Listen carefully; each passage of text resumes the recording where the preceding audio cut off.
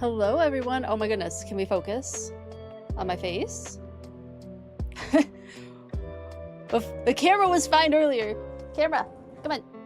Me. There we go. That's better. How is everyone doing? How was your weekends? Let me say hi to everyone really quickly. Hello, Zelda. Hello, Lily. Hello, Boy. Oh my goodness. Paladin, thank you so much for resubscribing. I really, really appreciate it. 9 months. Oh my goodness, that's so wild. Thank you for the Ice Out Redeem, Vicky. Thank you, thank you. Hello, KG Art, how are you? Thank you for the lurk, Z. Hello, Lo-Fi Lord, how are you? Good to see you all. How was your weekends? I had a pretty good weekend. It was a busy weekend. I was at a convention, and this is one where I do a pretty decent amount of volunteering work for a lot of the con, and I'm debating like doing more too, because I really love this con. It's such a good group of people. The people who run the con are friends of ours, and they're just really, really sweet, wonderful people. So it's always good to go back to this con every year. But yeah, it's 2D Con, which happens in Bloomington, Minnesota every year. It's a gaming convention, so it's board gaming and video gaming. Their 2D Con main convention is a lot of video games. They host a lot of tournaments as well. There are board games, of course, but the main focus, I think, is like video for this con. There's a cosplay contest that I help out with. Panels, of course, I do my PokeBiology panel there every year. And then I do some cosplay panels as well. I'm starting to think about like other Pokemon panels I could do. I'll have to like noodle on some, like maybe something along the lines of like using video games for education. Like that was something that was noodling in my brain. So maybe I'll do something like that. But yeah, this con is like where PokeBiology really took off. This and Fusion were two of the big cons that like made me realize that PokeBiology was something special. So it's really cool to get to go back there every year. We filled the room again for PokeBiology, even at like a weird time, Friday at 3 o'clock. But yeah, hello Zero, how are you? So good to see you. But it's such a great con. Oh my goodness, thank you for the anonymous sub. Thank you, thank you. It's really kind. I really appreciate it. Thank you so much. There's a Pokeball thing, right? I saw something like that. So I think if you sub, there's like a Pokeball situation. I don't remember what it is. I'd have to go looking for it again because it's Pokemon week. Hello, Madash. How are you? So good to see you. Fantastic. So, oh, I got some goodies at 2D Con 2 that I want to show off. I didn't buy a ton because we're saving up for some stuff, but I wanted to get a few things. The first thing I got was a shirt. I have another shirt, but this one was too cute. Their dog's name is Miku, and so this is Indiana Jones Miku. It was just too cute to not get this particular shirt. So I got that shirt at the con. Oh, there's a dog treat in there. And then I got some art too. I think it was just the two things. Z will have to let me know if I'm forgetting anything. I don't think I am. Oh, stickers. Yeah, we got some stickers. Oh, and I got some earrings, which I forgot to bring down. I'll have to go find the earrings for next time. They're Pikachu tail earrings. Yeah, I got some stickers, so Vulpix and Ninetales, which I think look really cute. And then Z got a Zero Aura, or wait, no, not Zoroark sticker. We're gonna not focus except for all the way back here. Seems like that's the situation. And then I found a bearded dragon pancake sticker. Will it? No. I think I need to get a second camera for showing things off. But it's a really cute I'll post pictures of these in show and tell. But it's a bearded dragon pancake. And Z and I had a bearded dragon for many years. And it looks a little bit like her, and it's just the cutest thing. Because they do like to flatten like a little pancake. I miss having a beardy. And then I got some art. There was actually some Pokopia art. And there was a deal, there was a whole set. and I really liked 4 of the 5, but it was buy 4, get the fifth free. And so I got all 5, and I'll be scrapbooking these, and I have like an art scrapbook portfolio thing that I use as like my coffee table book. Hello, Wigwig. So good to see you. Thank you for the lurk. Thank you for lurking, everyone. I appreciate it. Hello, Roshi. How are you? Good to see you. Lily, did I say hi to you already? Hello. So good to see you as well. Hello, Kippy. Yeah, the pancakes. Pancakes are tasty. So here's the art. Let's see if it'll show up on the camera. Kinda, sorta. So I got this Bulbasaur doing the cute little vine heart. And then it's Tinkmaster and Dragonite. Smearguru and Ditto. Aren't they just super cute? And then the artist it's Hugo's Nook. So you can see that on the image. Chef Dente. See, now it focuses. I don't know what's up with the camera. And then Professor Tangrowth, of course. Isn't that just the cutest thing? So I had to get all 5. There wasn't a ton of Pokopia art, and that one was really cute. And the artist and I had a phenomenal discussion. We had so much fun talking together. So it felt good to support. Oh, and then the artist also had a bag. If I bought all 5, I got the bag with other art on it. So, cute stuff. Isn't it pretty? So I'll be scrapbooking that at some point, or putting it in like my art scrapbook situation. And then we hit 800 followers. So that means we open a Pokemon card pack. Can't wait for your merch. Ooh, fun. Hello, the Art Loaf. How are you? So good to see you. Let's see. I have 2 pitch black. Hello, pink bubbles. Lizard. Thank you for the lizard redeem. So I have 2 options for Pokemon card packs. I'll throw a poll. While the lizard choir is going, I'll throw a poll in chat. Lizard.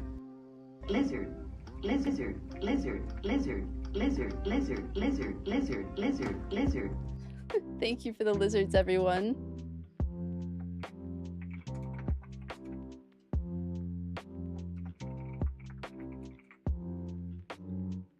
All right, there we go. Oh, hello. Here for the watch hours. Thank you, everyone. Hello, Daydreaming Knitter. How are you? So good to see you. Love the bag, too. Mostly lurking today. Sounds great. Thanks for hanging out. I really appreciate it. Thank you. Also, thank you, everyone who's been watching my YouTube channel and, like, watching the VODs and lurking in the VODs. It's doing a lot, and I appreciate it so much. I am very, very close to... I've actually reached 1 monetizing goal, and I'm very close to the big monetizing goal of being able to have AdSense, which would be a huge deal for income. So I really appreciate everyone who's been lurking in those YouTube videos. It means a lot. And then obviously, like, I stream to YouTube as well and save those as VODs. Totally fine if YouTube is a better option for you. Like, that's why it's there. Oh, I'm glad you like the art, Pink Bubbles. Your one and only lizard redeem left. Thank you. I appreciate it. I use the it's ColourPop, their Mandalorian set. It's like one of my favorite sets. Came here hoping for lizard and now your life is complete. Oh, good. Good. I'm glad. Okay, pitch black it is. We shall open pitch black. Okay, we're gonna do our best with the cards today. Because I know that hasn't been super helpful. I wonder if I could just, like, no. The dog cam is wired behind the backdrop, so I can't quite bring the dog cam around. We'll do our best. The dog cam is set up. I could, like, reach to the dog cam. Forgot to charge your tablet? But it will be back to... Okay, sounds good, Paladin. No worries, no worries. I could just reach over to the dog cam. Does that sound agreeable?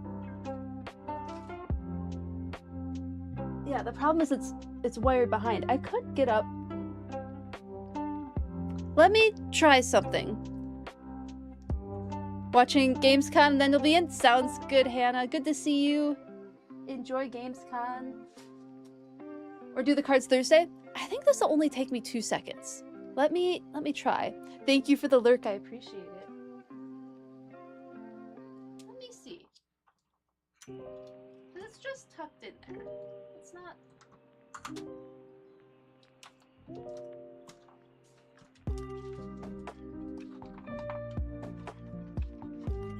don't think this would take too long.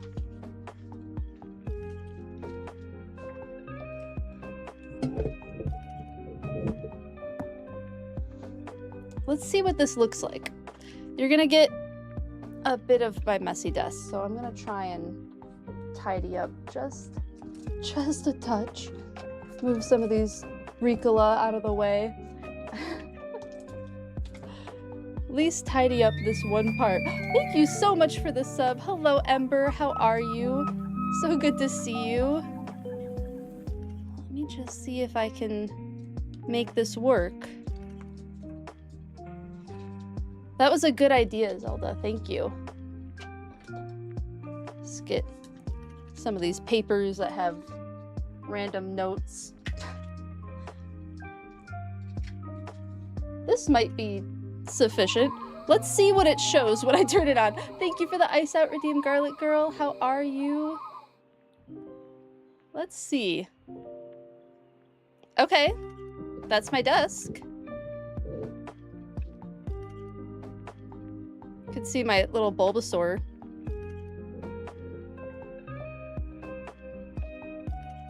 So if I put a Pokemon card,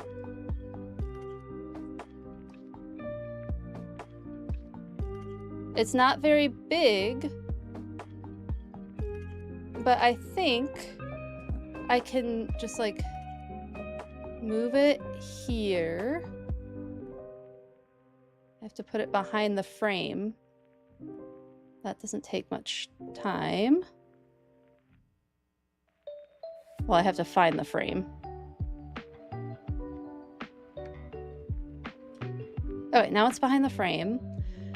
Do we maybe want it increased in size a little bit, and then I'll just have to do a quick transform.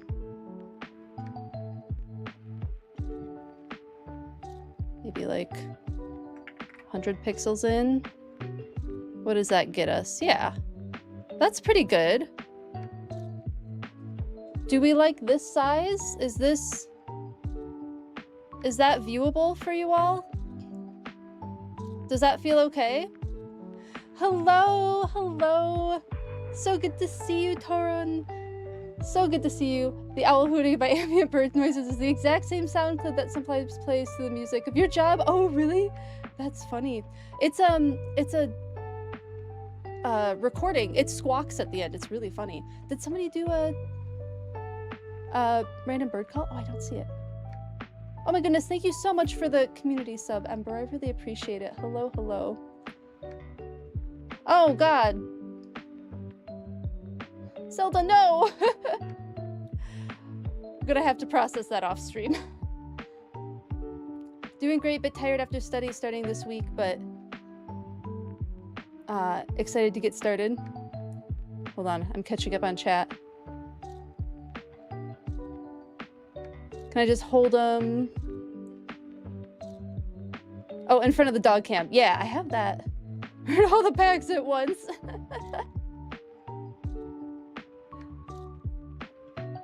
You're okay. Thank you for the lurk. I appreciate it.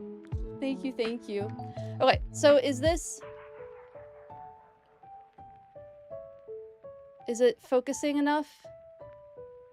Or is the Bulbasaur in back? Let's see. Are we struggling on this focus? I wonder if the Bulbasaur in back is actually... Yeah, because the eyes on the Bulbasaur are taking the... There we go. This looks pretty good, I think, as long as I don't lean forward too much and like get my own face in there. Let's do 150 pixels. Do we like that? Does this work camera-wise? Okay, come on. This camera needs to focus on me again, though. We're doing this because you don't want to focus. New camera.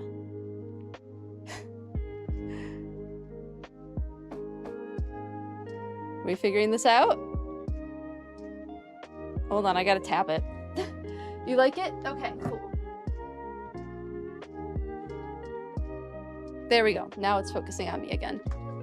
Skrelp! Okay, so we can all see. Thank you so much for the follow. Oh my goodness. Love your name. Love your handle. All right, so we're good. We're good with this for opening card packs. I might move it a little bit closer to me, just so I don't have to reach so far.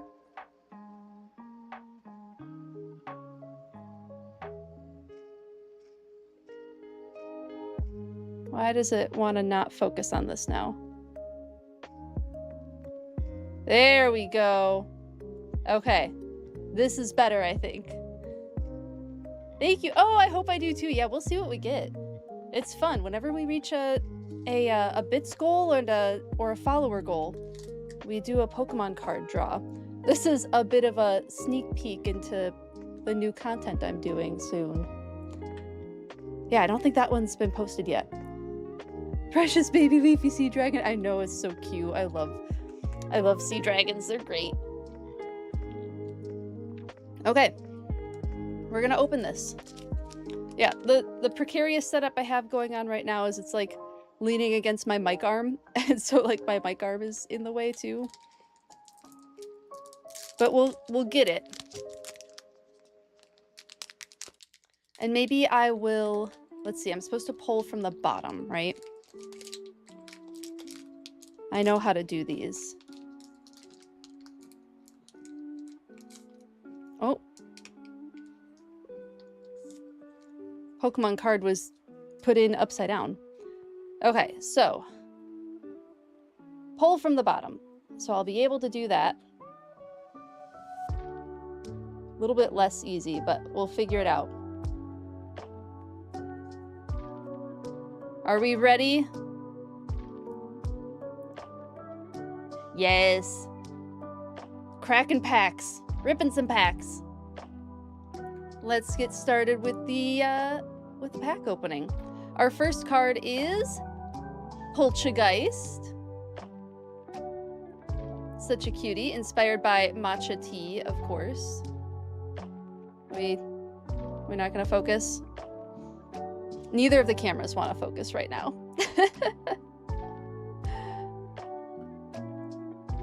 Matcha tea, of course, being a different way of processing green tea. Only a few different regions in the world that green tea are grown. Well, originally, I think there's more places that grow green tea now, but like the traditional green tea was only grown in a couple of different places. Very fun. And we'll be able to like leave them out now too. You also have trouble focusing? You and me both. I'm very ADHD. Come on. Camera. It's supposed to like, it has a setting on there. It's supposed to focus a little better than this. Wonder if I bet my eyes looking away is not helping. Okay, the next card we have is Volby. We got another Volby, inspired by vultures. Let's see if it'll focus. It should at some point.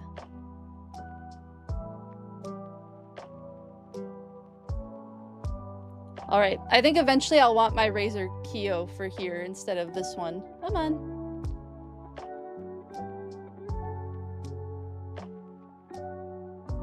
It doesn't want to focus. I'm sorry, y'all. These are less fun at the moment. I will get these fixed.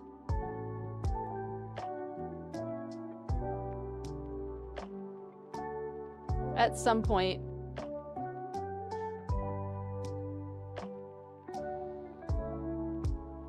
There we go. Just gotta get real close to the camera. So, Volby inspired by vultures, species of various species of carrion birds. Quite important to the environment. I was reading somewhere that vultures had declined in, I think it was somewhere in India, and due to the decline of this species of vulture, there was so much more like carrion and dead animal material just around the land. It caused a lot of disease. So vultures have a very, very important place in the ecosystem as part of the cleanup crew, eating carrion, eating carcasses, that kind of a situation. Volby and its evolution, I think, are inspired specifically by a species of vulture that can digest bone, but I don't remember what that species is off the top of my head. But very cool birds. And that bald head is really important too. It helps them stay clean because they're sticking their heads in kind of like what we would consider gross things, but to them is a tasty meal. And that bald head helps them with keeping clean. So, quite important to vultures. Our next card we have...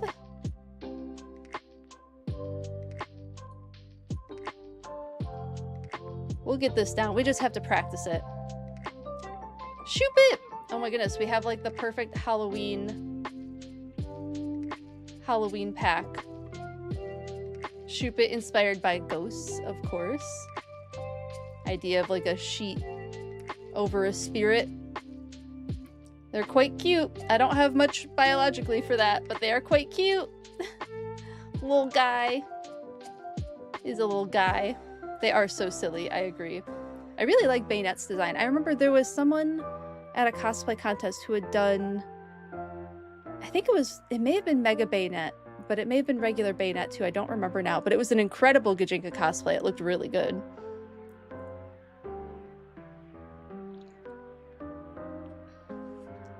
Who are we getting next?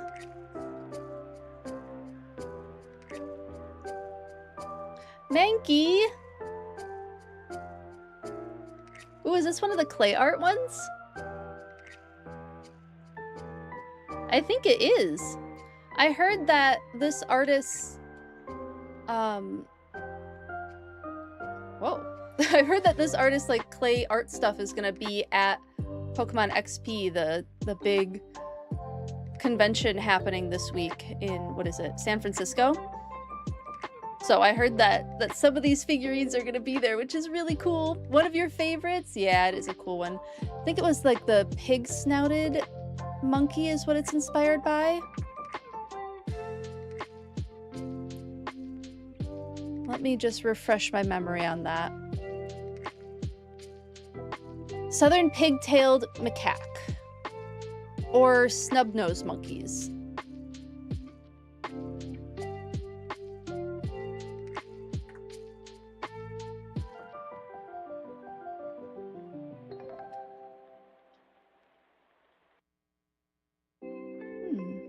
Weird, not loading.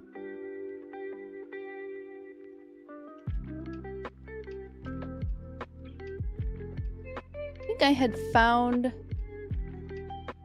a Pokemon that looked pretty similar to it. Yeah, there's a few different species of snub-nosed monkey. Both of them, I believe, are Old World monkeys.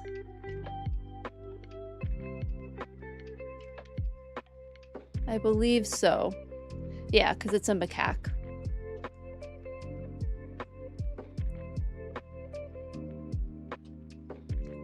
They're very cute. Very cute species. Next. The Primate Annihilate evolution may be your favorite in Pokemon. It's a really cool one. I didn't really appreciate it until... Like, I used Annihilate in Scarlet and Violet more than I expected to, because it's not usually a style that I gravitate towards. Annihilate was fun to play with. It was fun to make builds for, and it's a fun Pokemon to play with. Also the like weird storyline stuff around it. Super interesting. Okay, the next card. Might just try and figure out how I can make my camera work for this. Angry little sun, for real. Okay, our next card. Ooh, Sea King, one of my favorites. Sea King is inspired by goldfish, potentially vealtail or ryukin goldfish. Goldfish are carp species. So if you think like Asian carp or like carp that you see in rivers or places like, or ponds or whatever, they're a species of carp. They've just been, pretty sure you can consider goldfish domesticated. They've been bred for thousands of years to get these beautiful colorations. The split tail koi fish are also a species of carp. Same thing, bred for many hundreds and thousands of years to get these incredible colorations that we see from them. So Sea King is a goldfish. So fun.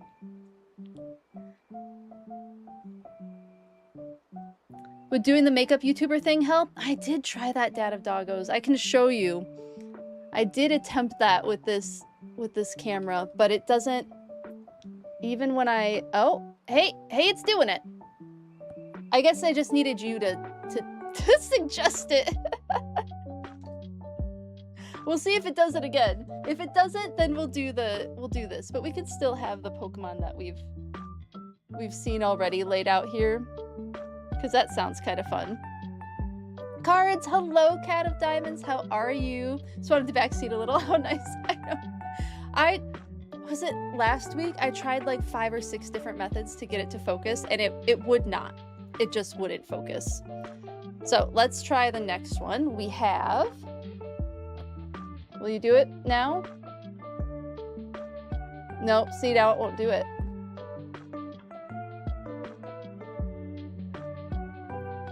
Sometimes you have to like block the face. Nope. It's fighting me. It's still fighting me. We have Jet. It is being funny, I know. She is such a cool character design. So interesting after, like, there's a lot of like anti-capitalist stuff in previous games, and in this one it was like, no, this company's actually not that bad. Just, you know, full of nepotism. A little bit, a lot of nepotism. I mean, what big corporation isn't, really? You're in the part of the crunch where you're sitting in a mock-up with safety pins and cling wrap and tape on you while you take a break to eat a meal. Oh, I've been there, Cat of Diamonds. Godspeed to you. You got this. I believe in you. I'm so excited to see it when it's done, but make sure you get lots of water, eat well. You know the drill. You've done crunch before. You leave next Tuesday. Oh my goodness, a week.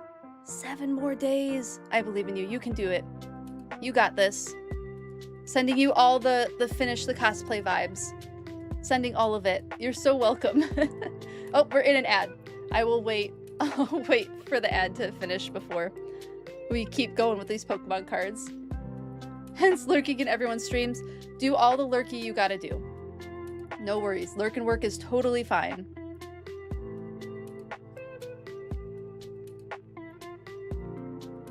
Absolutely no worries there. Yeah, what you all can't see back here is a lot of Pokemon card pack wrappers. Oh, I forgot to show off my 2D Con name tag. They gave me, oh. Really? Is it that bad? I don't know if this camera knows what it wants. Anyway, I got a name tag. And this is my I have another name tag too. It's really sweet that they do name tags every year. Has the 2D Con logo in like a lighter gray. Sorry, the camera's drunk counter command. I'm writing that down. We do. Maybe even a command, like a redeem for it. Camera is drunk or something.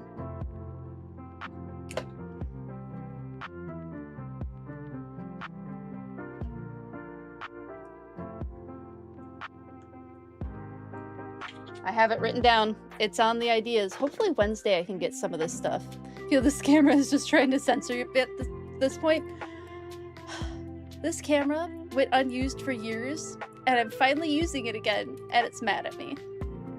It's rude. Yeah, I think I need to play with the settings more. I thought I had some settings turned on that were helpful. They seem to be less helpful than I had hoped. We'll see. We'll see. Okay, back to the cards. We can keep trying. Maybe it's because I'm whipping them too fast. Maybe if I move slow, it will want to focus on the card. Our next card. Hey, speaking of this line, nope, not gonna focus. We have Annihilate. Ghost primate Pokemon. I would assume Annihilate is probably inspired by a similar species. Let's see. Annihilate. Origin. Southern pigtail macaques again. Snub-nosed monkeys. Japanese macaques. Gibraltar macaques. Oh my goodness, thank you so much. Oh my goodness. Thank you so much for the sub. I really, really appreciate it, Dad of Doggos. Thank you so, so much. In honor of your son. Oh, well, I really appreciate it. Thank you so much for the subscription. Yeah, again, what is a Barbary macaque? Found in Morocco. Only wild monkey population on the European continent. Oh, interesting. And then, yeah, the southern pigtail macaque as well, which is found in southern Thailand, Malaysia, Indonesia.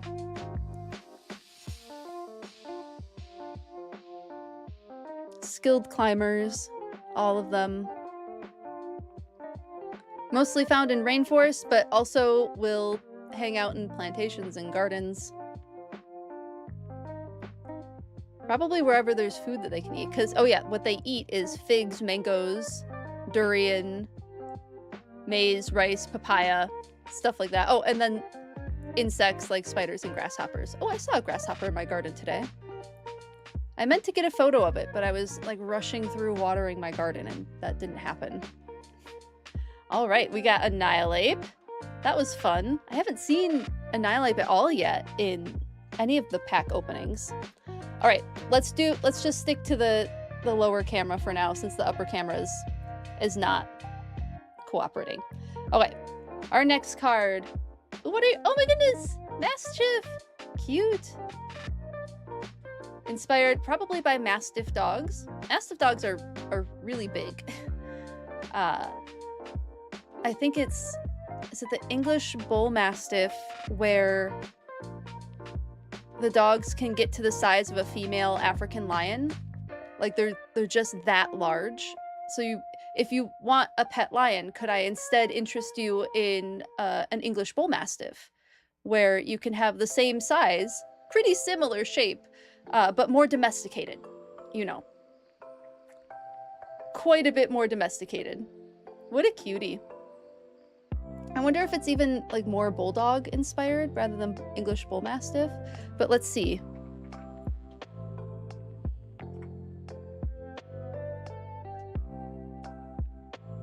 A puppy of the Mastiff breed of dogs. Oh, more specifically the Spanish Mastiff, which makes a lot more sense considering it's from Paldea.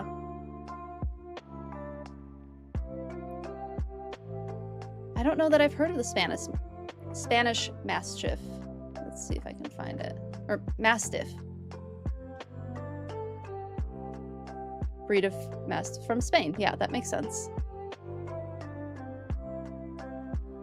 I have the AKC open right now. They are very affectionate with family. They're in the middle with young children, so it's probably one of those things where you have to like acclimate them to children. And then on the good with other dogs, again in the middle, so another one where you have to acclimate them for other dogs. Yeah, they in the middle for shedding. Not much grooming requirements. The drooling level, it says, is always have a towel on hand for this breed of dog. Smooth double coat, short coat length. They're very vigilant and protective. Decently adaptable. Needs a little bit of routine. Playfulness, really only want to play when you want to play. Again, in the middle on openness to strangers, so they need to be acclimated. So this is one where if you get a puppy, you got to take the time to really acclimate them to situations because they could become a little standoffish. They're not quite couch potatoes. They only alert bark, I guess. Probably less barky than a corgi. Need some mental stimulation. Decent, like in the middle, easy to train with, like, you know, golden retrievers, labs being considered some of the easiest dogs to train. Yeah, if you're ever curious about breed information, I recommend looking up the AKC's like breed descriptions because they're pretty helpful. Hold on, let me get caught up on chat. I know I'm behind.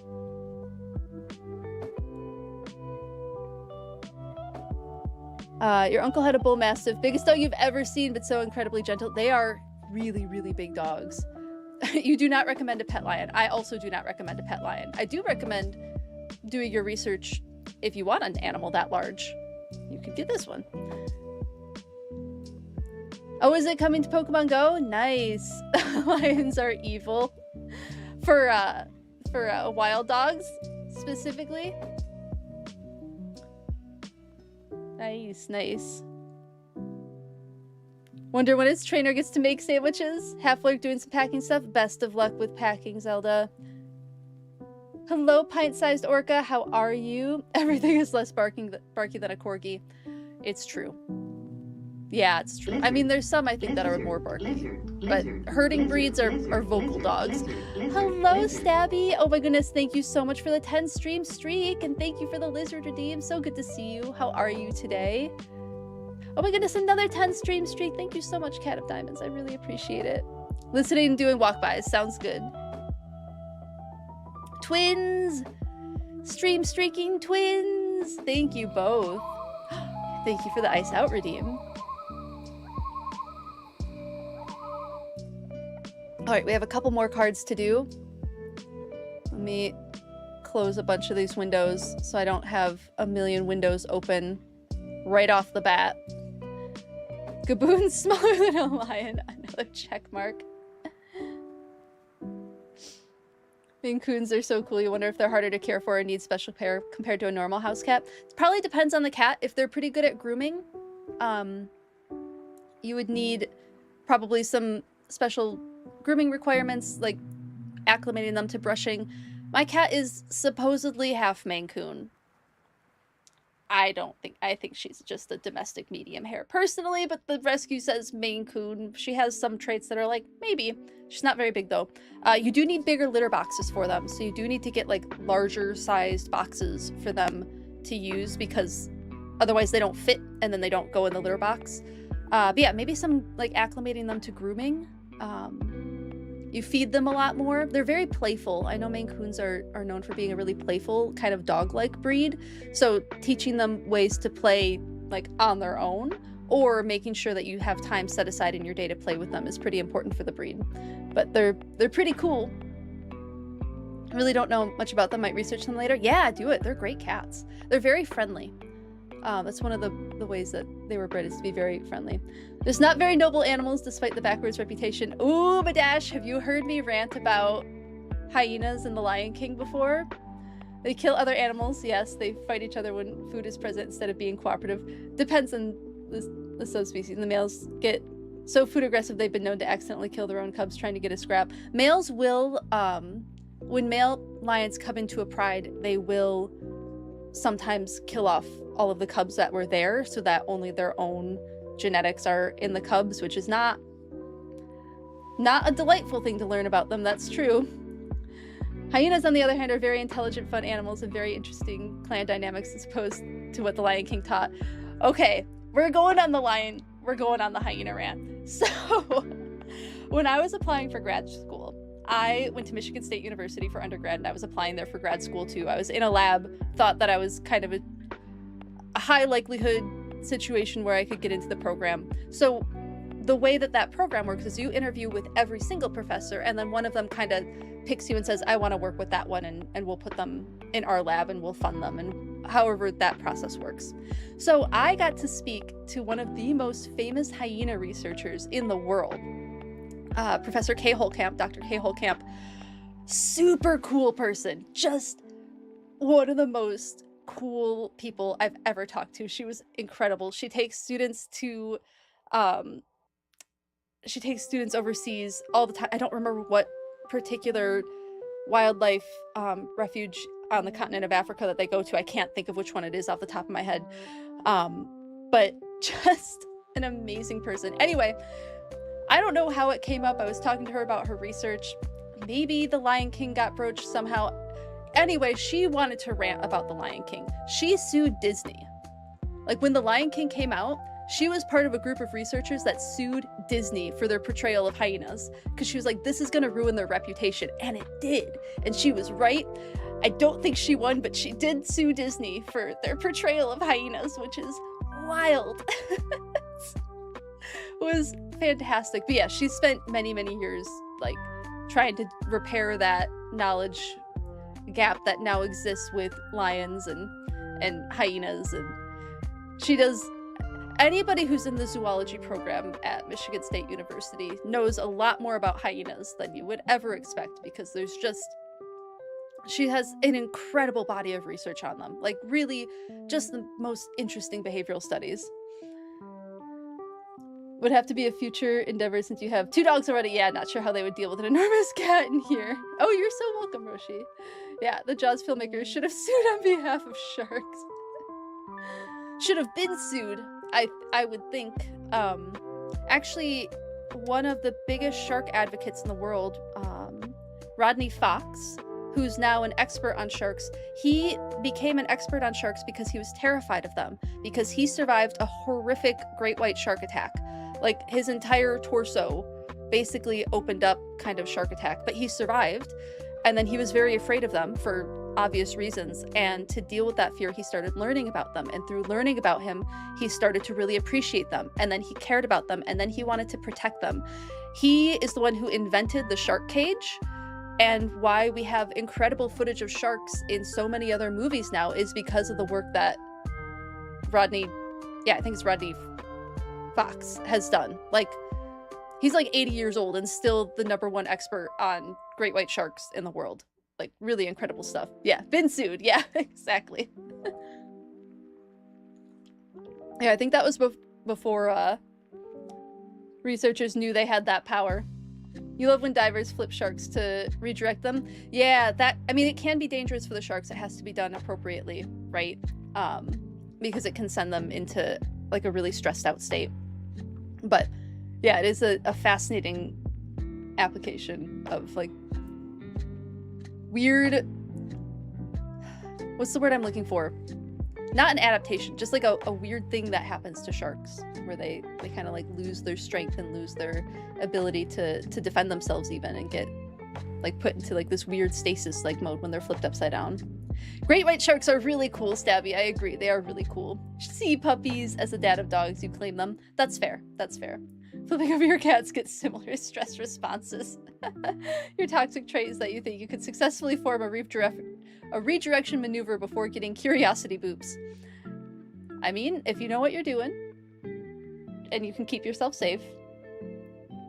I know some of the like safety things that like surfers learn to protect themselves from sharks are like nose punches, punching them on the nose, right? Getting them in the eye. I think it was poking the shark in the eye that is how... Pretty sure I'm getting the name right. Let me just make sure.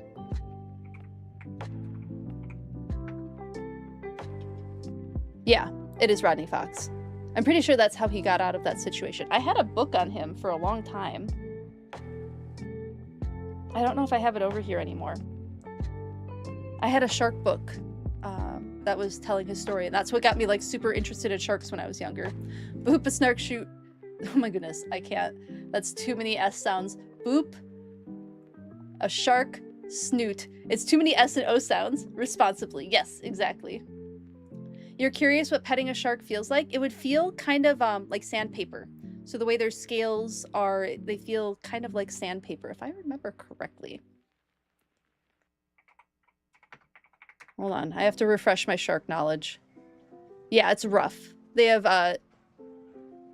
dermal denticles or placoid scales. So they feel a little bit like sandpaper. And it can, like, too much petting can hurt humans. It's not, our hands aren't quite made for petting sharks. Oh my goodness, Madash. I'm gonna try it.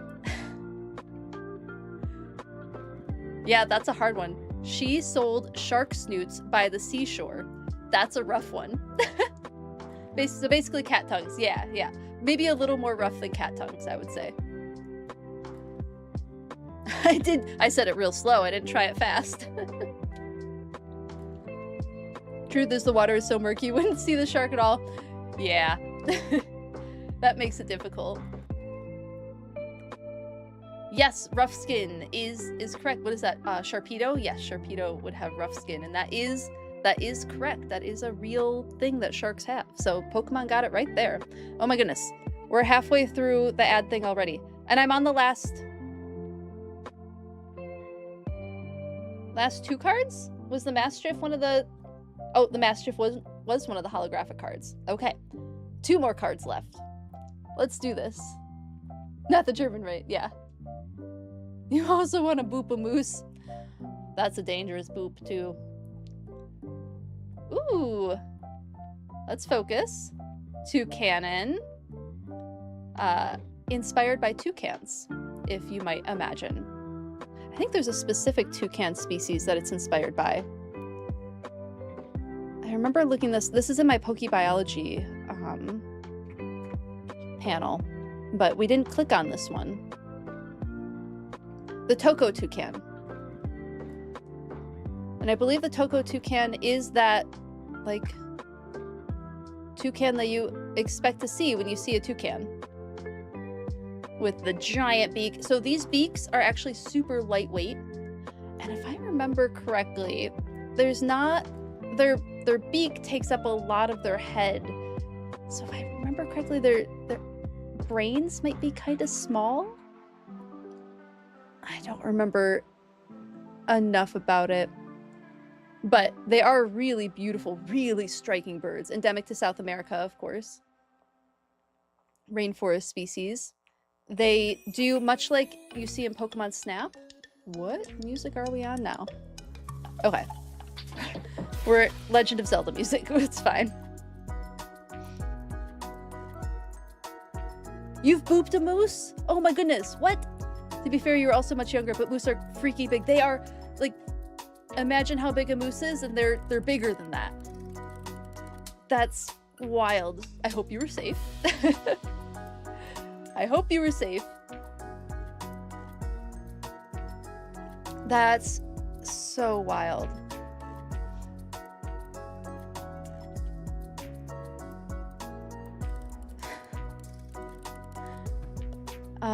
Oh, so fun thing about the Toucanon line that I was just refreshed on. They're related to woodpeckers. I don't think they're closely related, but they are like decently closely related to woodpeckers. So I thought it was kind of neat that they had the woodpecker going into the toucan situation. Yeah, they're fruit eaters, if I remember correctly. Yeah, they'll eat any available sugar-rich fruits and show a high level of variation of their diet depending on the surrounding habitat. So whatever fruits they can get their big old beaks on, they're going to eat. Yeah, that beak is a lot more lightweight than you'd expect it to be. It's pretty neat. Okay, we're on the final card. Hello, chickadee. Don't they use their large beaks for body temperature regulation as well? That's a great question. Let me see.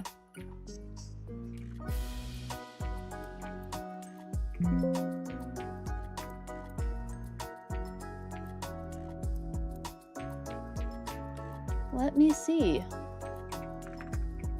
I could see that because, like, air flowing could help, like, cool down their brain.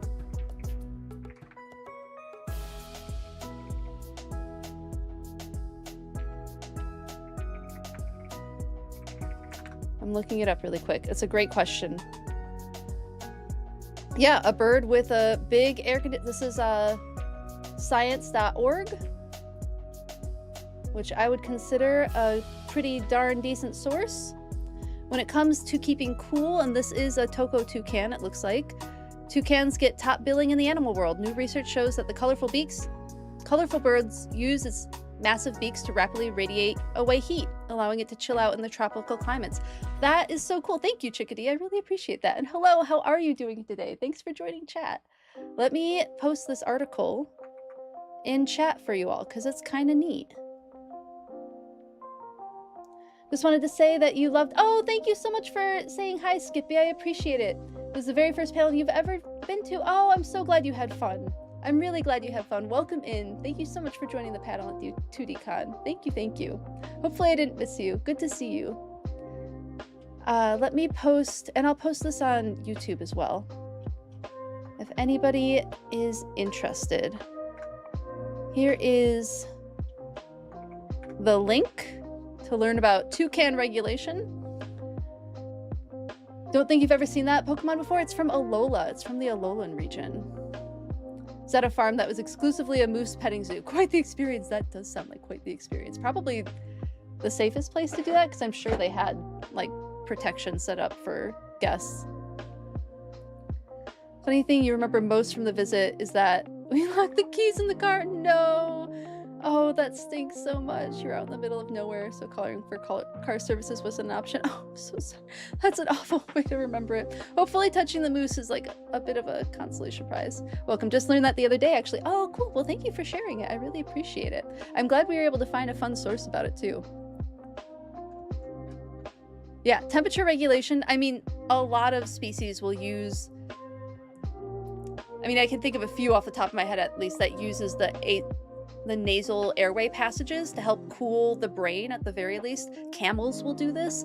Toucans apparently do this. Anything with like a really longish snout is going to have the ability to cool off that air before it gets to, or cool off the blood vessels using inhaled air to cool off the brain. It's a cool process. It's a very interesting trait. The best consolation prize. That's good. That's good, Torun. I appreciate it. Glad that it was something. And I am saying your name correctly, right? I've been practicing it. So let me know if I should go with the second half of your name or if I'm doing good. Okay, we're on the last card. Final card. We have... It's another energy card. Well, at least it's a pretty energy card, right? Torun. Okay, I'm doing great. Good. Thank you. With temperature dysregulation, it's always funny to see if your body will decide it's hot or cold in 90-degree heat. Oh, man, I feel you on that. I've recently started struggling with some temperature regulation, and it's frustrating. And then, yes, we got another energy card. Well, that was a fun pack. I think the toucan might have been my favorite one. Mastiff was a fun one too, but toucans are cool. Yeah, I'm doing all right. I'm doing all right. I have some tools that I can use. Okay, we'll turn off the dog cam now. Thank you everyone for your patience with trying something new. I know it's way more fun to hold it up to the camera. This camera's just gonna be real silly about it. All right, I think it's time to jump into Pokopia. I have... Let me get my blanket all set up. Speaking of temperature regulation, get my Ditto on my lap. Time for Pokopia.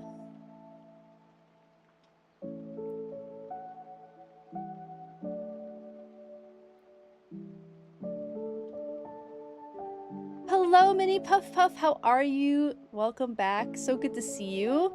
I hope you had a good weekend. I hope everyone had a good weekend. If you want to share what you did this weekend, I'd love to hear about it. It's an open question to everyone. I was at a convention all weekend, which is fun, but conventions tend to be more work for me now than they used to be. You're good. Oh, that's good. Good.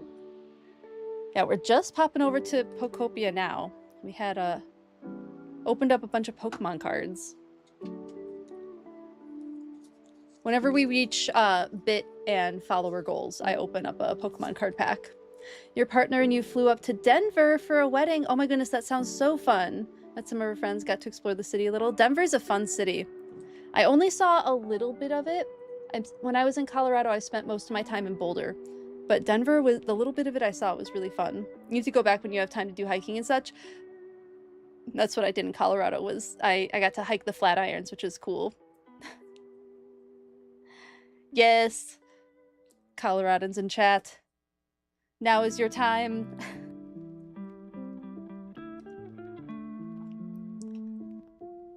Let's see if the switch is even on still. One bird alone cannot crack a fruit seed, but two can.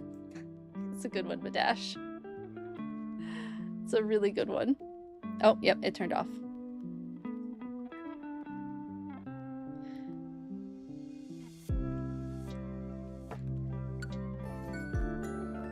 I'll get the music turned off here in just a second.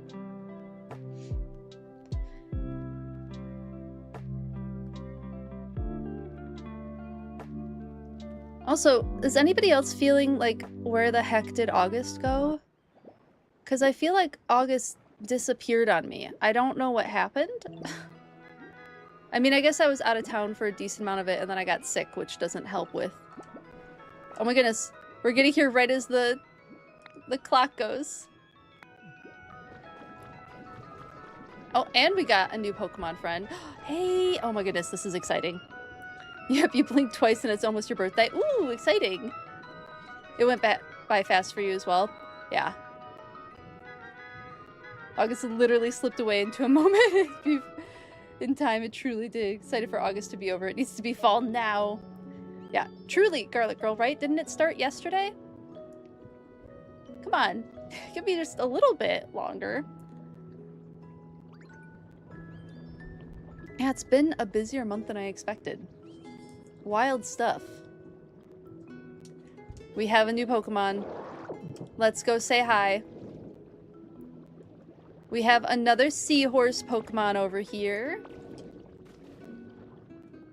With Kingdra. Kingdra is one of my friend's favorite Pokemon. Now let's see, what is this place? It certainly has a pleasant atmosphere. What's that? You arranged this place for me? That's very generous. It's quite comfortable.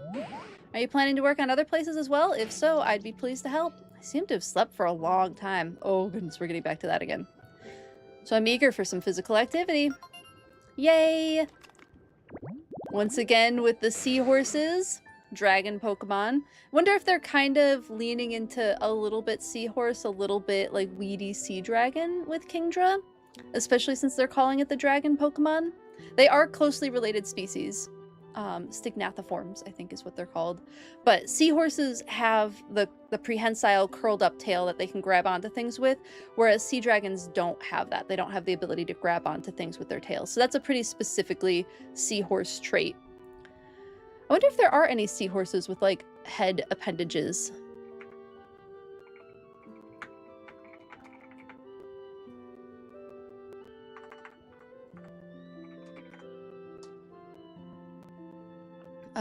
If I can find stuff without AI, that'd be horned seahorses. Let's see. There's no photos of them. I did find a scientific name, though.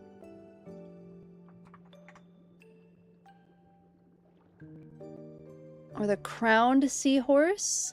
I mean, Kingdra would be a great name for a crowned seahorse.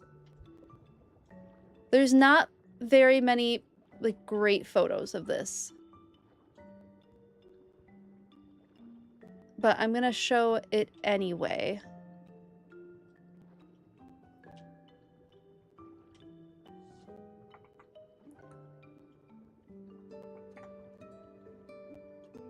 Let me get to the research page.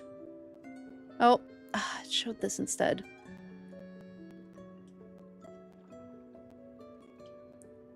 Nope. All right. It's gonna be difficult.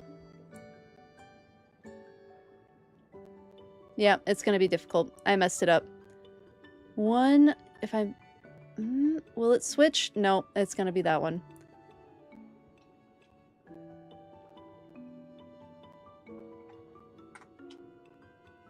I can show you this. Here is the horned seahorse. You can see it has like this protrusion on top of its head. So there's a chance that this is partially an inspiration for Kingdra. I could see there is a horned seahorse. So maybe it is like fully seahorse still and not just like sea dragon mixed with seahorse. Could be a little bit of all of it, of course. That's totally possible. Let me fix my setup really quick. I have to move everything over. Once OBS decides that one thing is what it's going to show, it doesn't change it. So, to move everything over, which is annoying. But I got it. I fixed it.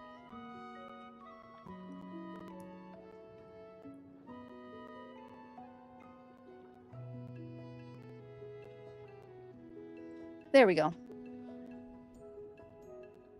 Your brute forcing fall. Halloween decorations are up already. Nice. You had a pumpkin spice coffee this morning. Delicious. Your sweaters are out. You just need the Texas summer to cooperate. You are brute forcing fall. I mean, enjoy every second of it. Enjoy every second of all of your fall awesomeness. Like, you just walked the Stockholm Pride Parade. What do you mean September is next week? I know, right? Pride feels like it was a while ago for me, but everything, like, August itself just, like, blinked and it was gone. I can add AI to the end of my Google search to eliminate AI over... Thank you. I appreciate that. Yes, I will remember to do that in the future. But usually I just, like, skip past that. But I will try to remember to do the minus AI stuff. Forgot about something. You suddenly realized it was blueberry picking time. They're already becoming overripe. Oh no! Hopefully you got a few good ones. Sometimes they don't all ripen at once, right? Fingers crossed you're able to get some good blueberries. I must have a cat hair in my makeup. Kayana did snuggle me earlier. That happens sometimes. Yeah, the dragon Pokemon. Oh, let me read the Pokedex entry. Where did my camera go? Scales shed by this Pokemon have such splendorous gleam to them that they've been given to royalty as gifts. Ooh, interesting. Yeah, the horned seahorse is not that pretty looking, but Kingdra can be. You got some, but only about a liter or so. At least you got a little bit, right? Stockholm Pride is the week leading up to the first Saturday of August. Gotcha. Later than most places. Yeah, they do that in, no, wait, it's June. The last weekend in June is Twin Cities Pride in Minneapolis, Minnesota, which is where I live. So last weekend, so it's a month before Stockholm Pride, I guess. Yeah, the US mostly stays within Pride Month. I know there's some areas that will do outside. Like, there's a Pride Parade that I used to walk in and perform at the festival that happens in September. So there are some places that go, like, outside of Pride Month, but it's usually the places that are trying to not, like, compete with big cities. Sounds about when your friend sends you Pride selfies. The end of June.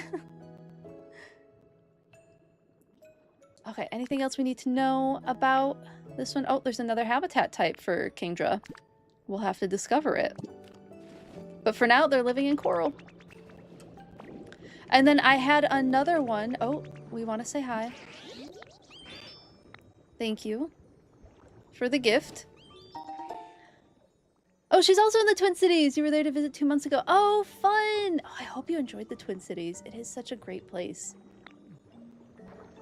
Do you remember doing anything? I mean, only if you want to share. You don't have to share if you don't want to, but do you have any, like, fun places that you went that you remember? There's so much to do. There's 2 waterfalls, there's art museums, there's 2 zoos. For being a pretty isolated city, we have lots of things to, like, isolated in the sense of, like, we're not close to any other, like the closest big city is Chicago, and that's 8 hours away. So we're pretty far away from other big cities.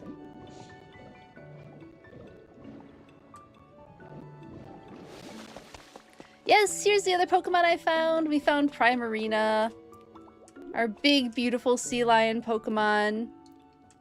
She's so pretty.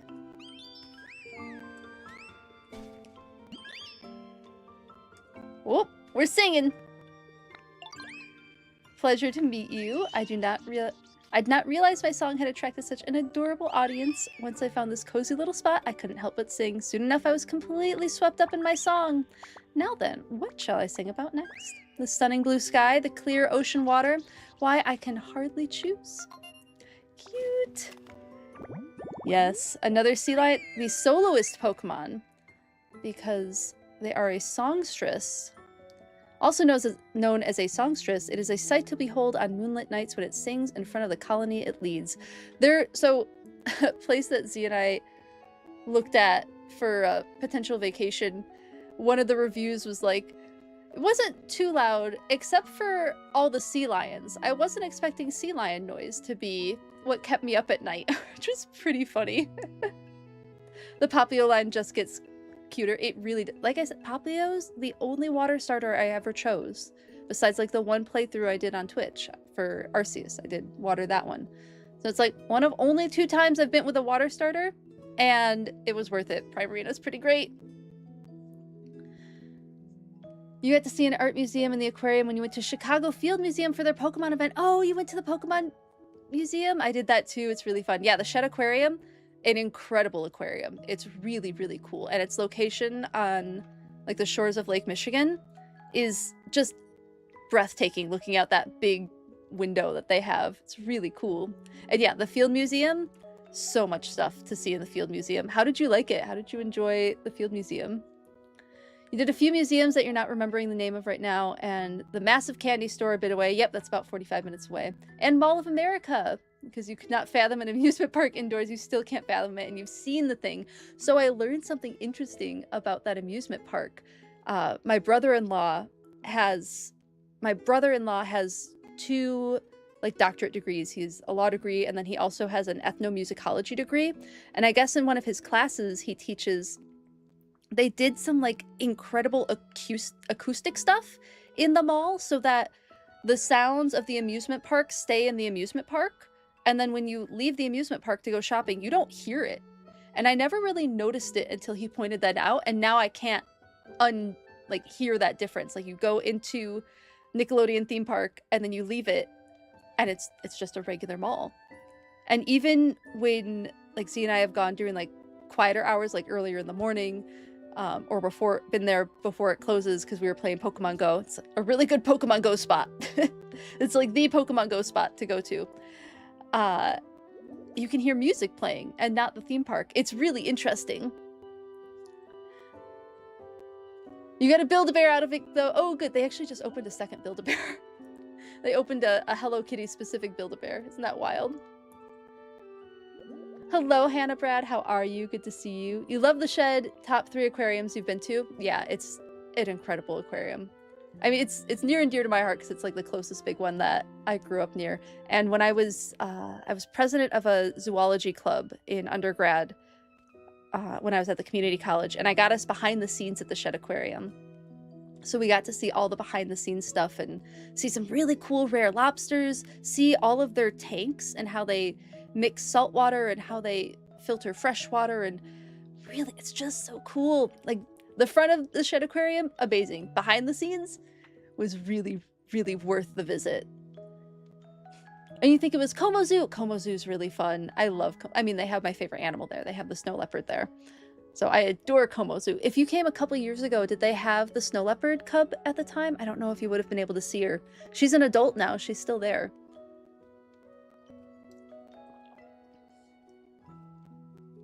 Oh, he didn't come see you.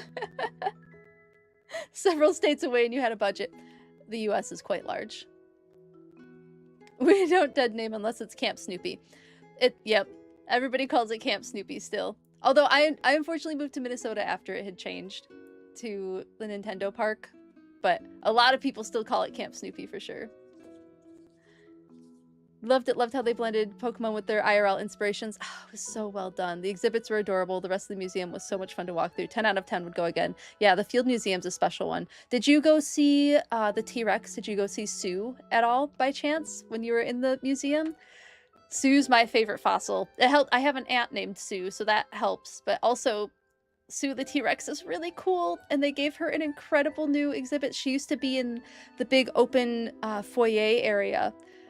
And they moved her, and I was crushed at first until I saw where they put her. Favorite exhibit in that museum, for sure. Your kite from being anxious. Oh, yeah. Hearing what? Yeah, that's hard. I think, you know, Hannah Brad, take some time for yourself. Do things that help with, like, lowering anxiety levels if you need to. Like, make a hot chamomile tea or whatever relaxing tea that you like. Get into a good calming headspace. I know that usually helped me when I was getting anxious about college. Don't remember. Oh, no worries, no worries. Gonna check your Instagram. There you go. That works. Sue! Kippy, you love Sue. Your favorite thing about Sue is she was found exactly one day before you were born. What a cool connection to have with Sue, Kippy. That's so cool. You're on Pokopia? Good. Yeah, that's the perfect way to get some good downtime in.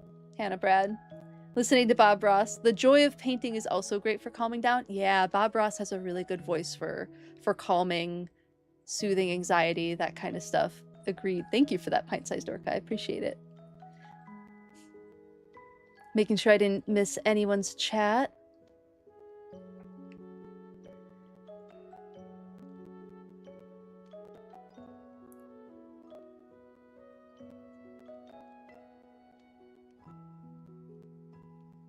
Oh my goodness, Hannah Brad, thank you so much for the 5 stream streak. I really, really appreciate it. Thank you, thank you. There's an aquarium in the mall. Yes, yeah, there is and actually the Animal Crossing exhibit is there right now. I have to see what other weekends they have for it. I gotta get there before it's done. I don't think I'll get to see any of the characters. I think I missed out on those. But yeah, the Animal Crossing exhibit is at the aquarium in the mall. It's a sea life aquarium. I actually got to kind of sort of meet the vet that works on the fish there because I brought a goldfish to see her. I didn't get to see her in person. It was COVID time, so I like handed my fish in a Tupperware to someone and they took the fish to the veterinarian. Either way, I got to talk with her on the phone and it was really cool. She's really, really cool, super smart aquatic vet. There's an aquarium in the mall in downtown San Antonio. Yeah, I wonder if it's also a sea life. They tend to be in malls. Oh, you missed the Animal Crossing event. There, we were at a con. That happens for sure. Learned how to crochet in college to help manage anxiety. Yes, crochet is great for that too. The repetitive motions really help with calming the brain and bringing it back to the body. Yes, agreed. Yeah, crochet is fantastic for that. Or any sort of like hand activity. Crochet is one that I like to do. If I have any needlework that's prepared, I'll grab that. Weaving, I really enjoy weaving. And scrapbooking, like junk journal. Okay, specifically junk journaling and not scrapbooking because junk journaling has like doesn't have to be perfect. That's been one of my really big like anxiety soothing activities too. It's just like something with my hands. You bet your own money it's a sea life? Yeah, for sure. You paint your nails for that reason? Awesome. The fact that there were full body mirrors for sale next to the steaks. What? Oh, you have a picture of the inside of a Costco. Yeah, Costco's are big. Full body mirrors next to steaks is something Costco would do for sure. What type of weaving do I do? Ooh, great question. I have a Becca heddle loom, single heddle loom, and then I have like some lap looms that I can just do like, you know, pot holder kind of things, trivets on. But mostly, so it's just mostly those two is like the lap loom that I have and then the single heddle loom. I actually, you know what? It's not that far. I can show you what I've woven on it. I have it right here because I'm planning on making a shirt out of it soon.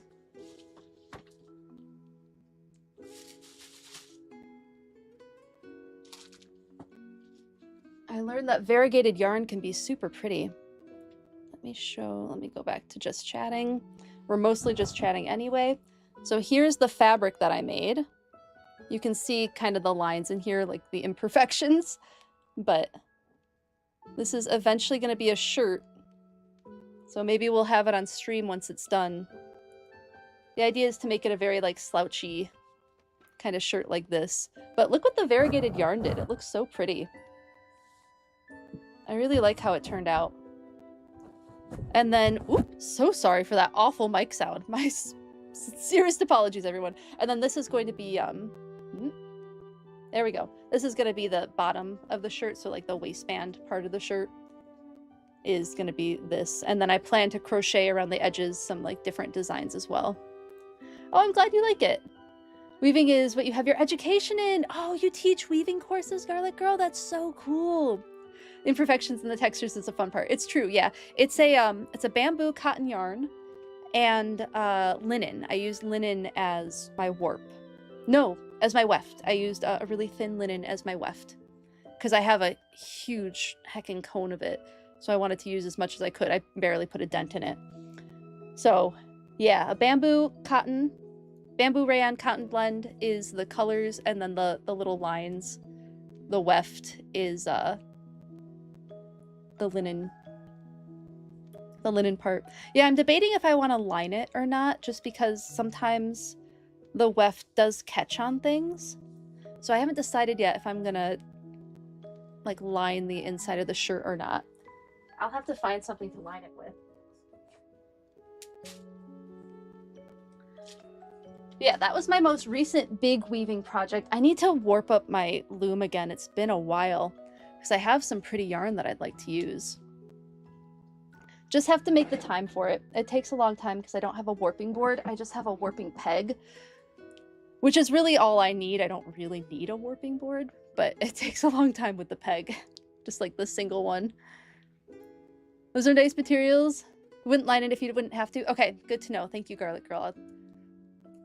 I think I'll take your advice because one, it will take me a lot less time, and two, I have an expert in chat who says that I shouldn't have to. So I appreciate your thoughts on that.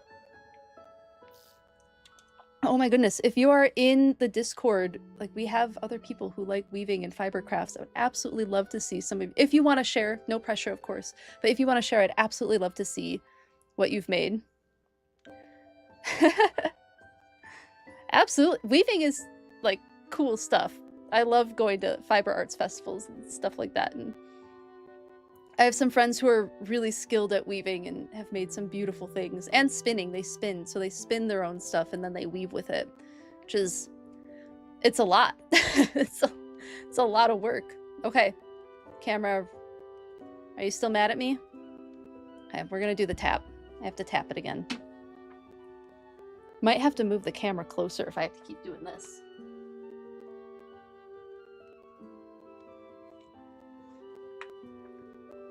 That, or maybe finally get the app set up on my phone. That might help. You just got back to your weaving your shawls yesterday. Oh, yeah, I would absolutely love to see it. Would love to see your shawls. Thank you so much for sharing. I appreciate it. Okay, back to Pokopia. Today's oh my goodness, excuse me. Today's apparently a tangent-filled day. But yay, we got our sea lion, our second sea lion. I think we're just waiting on one more.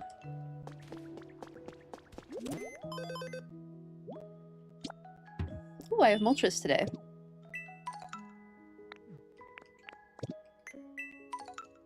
And I have a ton of flowers. Okay, I have a decent shop.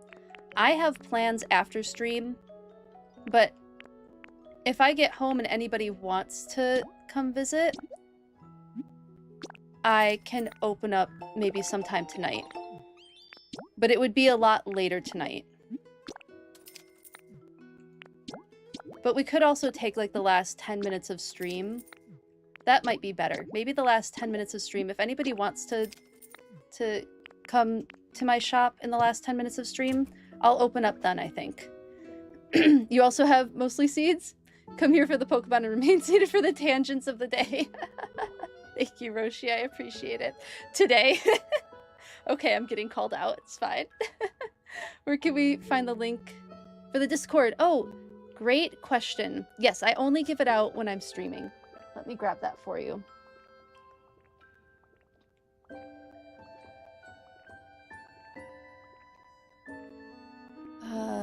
me grab that. Everyone got seeds today? It's a seedy day. You're so welcome. A Dream Among the Sharps. That's such a cool name too. Thank you for asking. Yeah, there is the Discord link. And then did I do my challenges stuff? Yes. Okay. What do I even have? I don't know that I've played since the last time I was on stream. I don't think I have. Let me throw some of the seeds that aren't relevant to me in here. They want to bankrupt you. So many seeds. Okay, yeah, I have plenty of space for this. I've been putting the seeds that aren't relevant to my builds in this. So I think today I really want to work on the coral reef. I had some ideas. I was looking up like different types of IRL corals and like what they look like, how they move, that kind of thing. So I have some ideas for what I want to do. And I think the big thing is like, do I want to use flowers from the terrestrial areas as like stand-in corals? And I don't know if I want to use the flowers. Maybe the shrubs. But let's look at some coral. Because there's different types of coral. There's hard corals and soft corals. They're both typically colonies of those polyps that we talked about last time.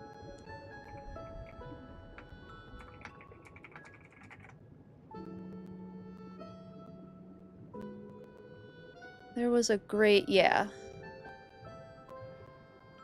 NOAA has some good sources. Coral Reef Alliance, Ocean Conservancy. Let's open up some of these. So when we talked about corals last time, we talked about these polyps, right? Here's an image of the polyps. Let's see if I can make that bigger. Here it is. Here's the polyp. So these coral polyps will deposit calcium carbonate that forms the structure for hard corals. And soft corals also have these polyps, but they don't deposit the calcium carbonate, right? So we have the epidermis, we have the mouth. They also have potty mouths as well. This particular coral species does, at least, where they intake food, they digest it, and then they expel through the same hole their waste.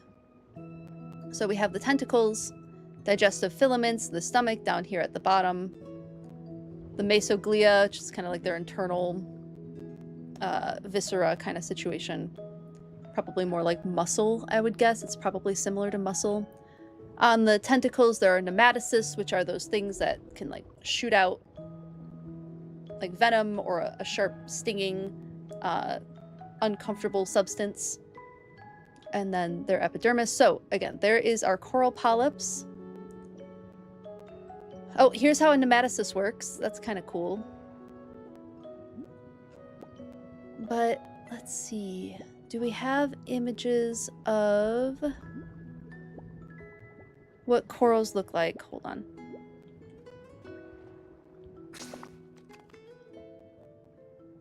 So we have some soft corals here.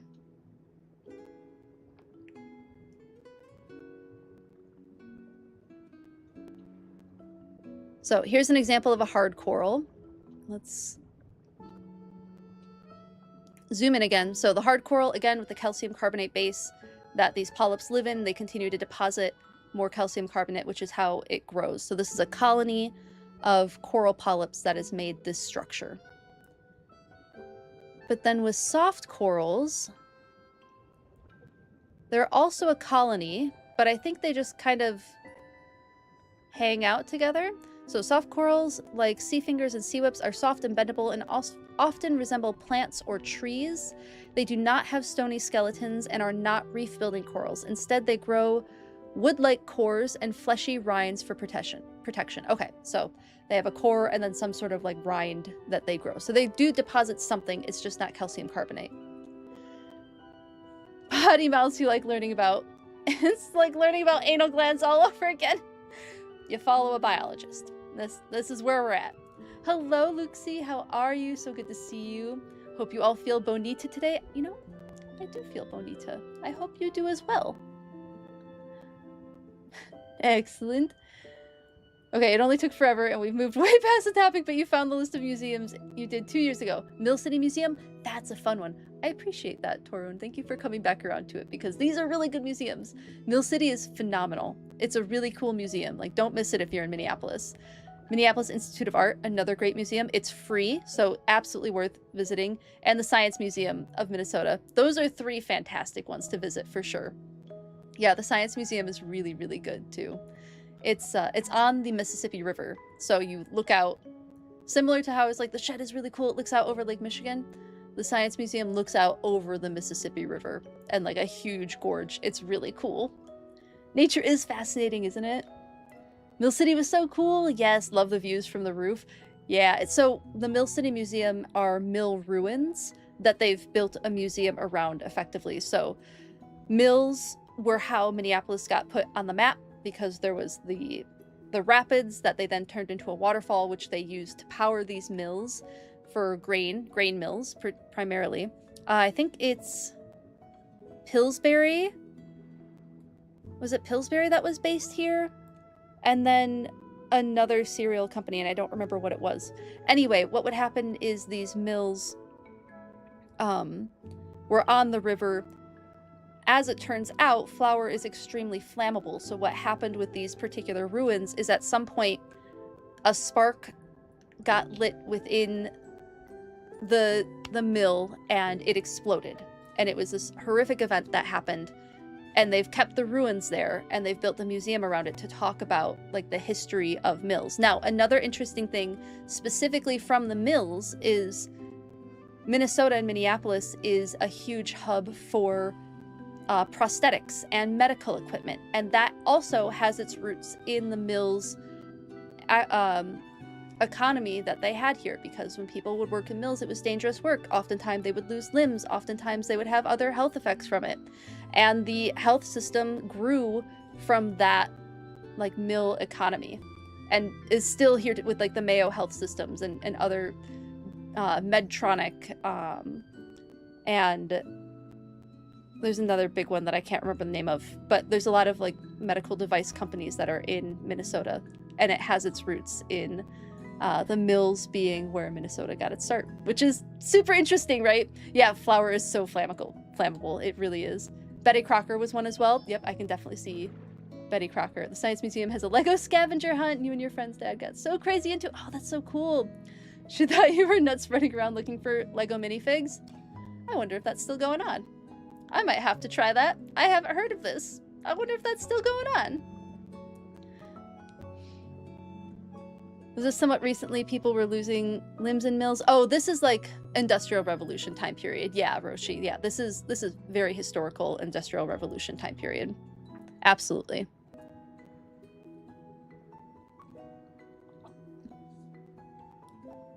You learned about how milling flour and being a baker used to be some of the most lethal jobs. Yes, yeah. Yeah. It is so flammable. Jobs were absolutely, I mean, thank your union, right? We have unions to thank for jobs being a lot less dangerous and a lot less lethal. It was mentioned in the Johnny Cash movie. Union strong! Yes, we are.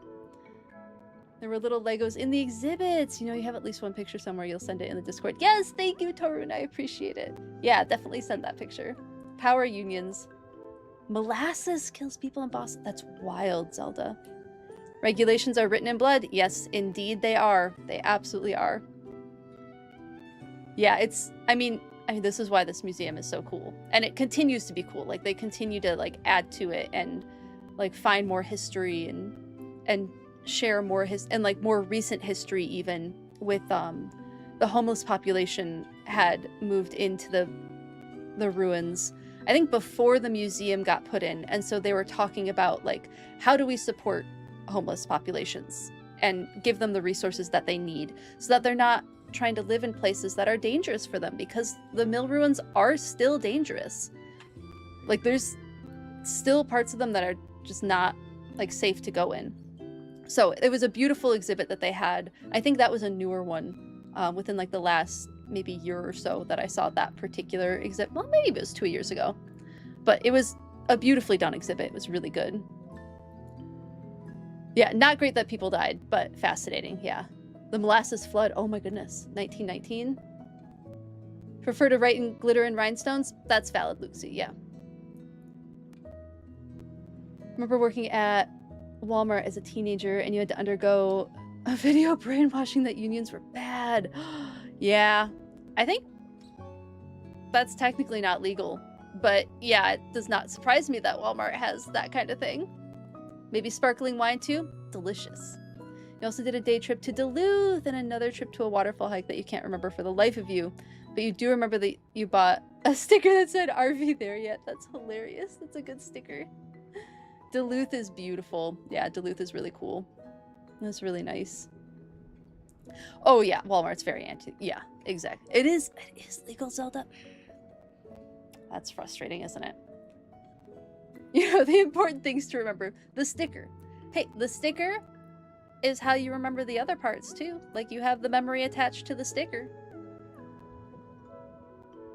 That's why Walmart failed in the EU. Interesting.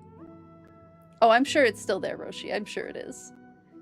There's a great John Oliver about those training videos. Fascinating. Yeah, that's super interesting.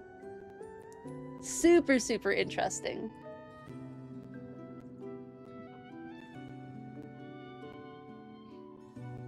Oh yeah. Yeah, Walmart. I'm sure all the big box stores have pretty interesting training videos. Posted the molasses flood. Thank you, Zelda. Yeah, I'll read that after stream for sure. Let me check in on it.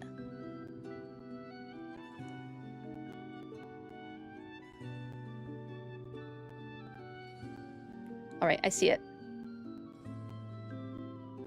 The Duluth Aerial Lift Bridge is a very common study source for bridge engineering. It's a really cool bridge. I did get to see it go up and down in person. It is really cool. As an American, you apologize for Walmart. We're mostly the ones subjected to it, to be fair. You have a picture of what looks like a young snow leopard. You saw baby Willow. Oh my goodness, that's so cool. She's just the sweetest. So Willow was born with an eye defect. I don't remember if she was born blind or if she was born with a bad enough eye defect that they had to remove both of her eyes. And so she's a blind snow leopard that Como Zoo has continued to take care of. They rehomed the father to a different zoo so that his genes can still be passed down to other lineages. But her and her mother live together in the same exhibit. And they're so sweet together. They're so snuggly. Willow follows her around. They have accommodations in the exhibit for her so Willow can still climb and do all sorts of snow leopard things. It's really nice. Might be. It doesn't look like a baby though, just young. Yeah, she's 3 or 4 now, I think. So yeah, she would probably be young and not necessarily a baby at that point. A 50-foot wall of molasses coming at you? No, I don't want to imagine that. That's really scary. That's really scary. So cool. Oh, I'm glad you got to see them. They're not always on exhibit, so it's such a treat to get to see them on exhibit. I'm glad you got to see them.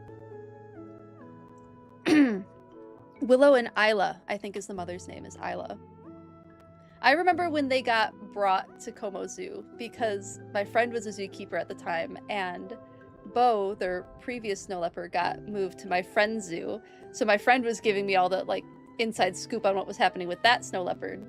And so I went to a snow leopard, like, free thing that you could go to at the zoo. And I was, like, the only adult there. It was mostly for kids. So it was a zookeeper talk, mostly aimed at children. But I as an adult, unironically went because I love snow leopards. And I got to chat with the keeper afterwards. I was like, hey, just so you know, my friend is the zookeeper for your previous snow leopard. He was like, oh my god, how is he doing? I want to hear all about it. So it was just a cool moment to get to connect with the zookeeper that way. But they did tell the story of how they got their 2 snow leopards in. They imported both of them from Europe. One was from Germany and one was from France. I don't remember who was from where. And the male, I remember that one went pretty seamlessly. He was still like out cold. They put him under for the trip to reduce stress, and they went and picked him up at the airport and brought him back to the zoo, and it was fine. The female, Isla, however, woke up at some point on the plane ride over, and U.S. Fish and Wildlife Service, of course, is there to manage incoming and outgoing animals into the United States. And when the zookeepers rolled up, they were like, "Is the cat yours? Get this cat out of here." Because she was pissed for a really good reason. She was not happy, but she's very happy in her exhibit now. She's very, very well taken care of. So cool. So cool.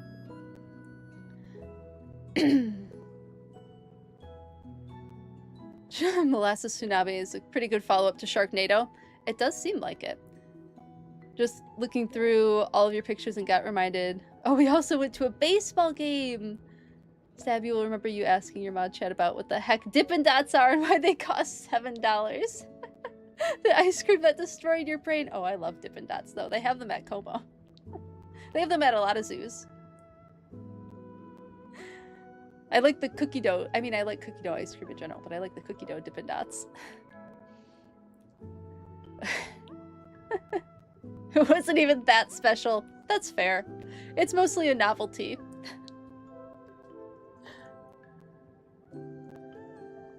Silly little ice cream ball situation.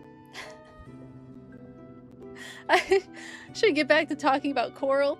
Love the banana split dots. That's a tasty one too. It was at Target Field. That was one of the first engineering projects you touched out of college. Paladin, that's so cool. So Target Field has a cool thing with heating, right? Where they use, Minneapolis has an incinerator and they heat a lot of downtown, and I think including Target Field with the heat from that incinerator, if I'm remembering correctly. But I remember there's some like cool things about Target Field, and that was one of them. You had an incredibly burnt hot dog. Target Field did not treat you well then. I'm so sorry your baseball game went that way.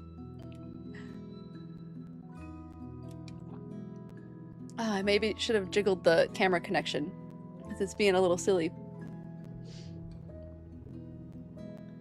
I like baseball games. I like going to baseball games. I don't know that I necessarily love baseball, but I like going to like minor league games. I think those are very fun. CHS Field, okay. CHS Field is supposed to be really fun games.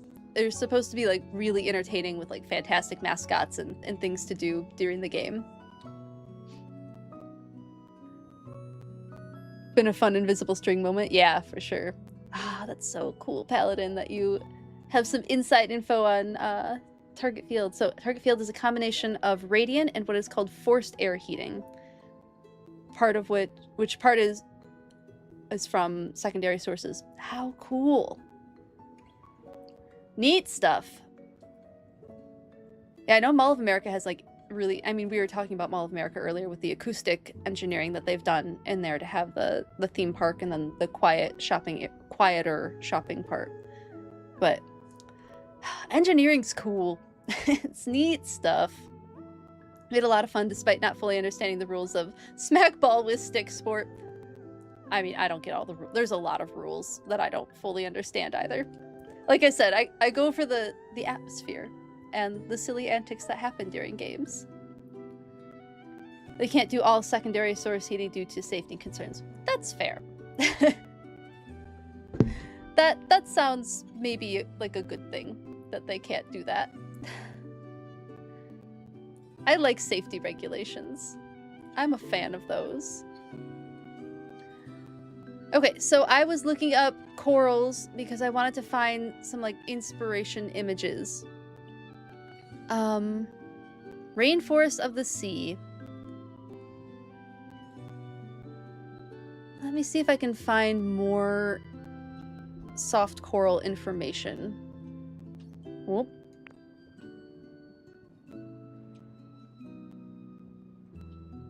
Does Florida Fish and Wildlife have some good info on this? Okay, these are kind of helpful.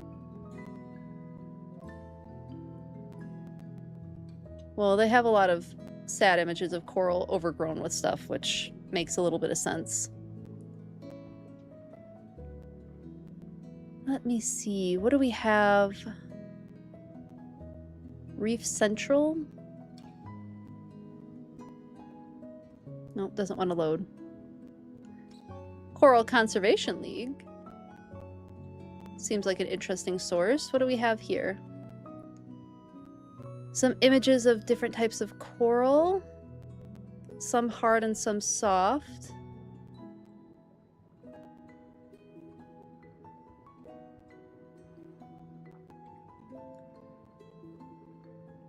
I bet I can use the planet lights as coral as well.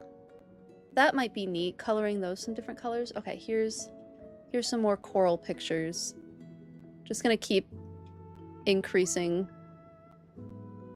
so that these pictures can kind of be seen. So lots of colors. The other thing I was thinking is because it says soft corals kind of move like plants and grasses, I was thinking of bringing the different grasses from all of the regions underwater and specifically using them in the coral reef, but maybe not any other type of habitat. So they'd only get used in a coral reef type habitat. I think that might look really interesting, but then I won't use them above water. They'll only be below water. Some other more soft corals. So I think for, hold on, I gotta see, now I have to get my notebook back. Where's my other notebook?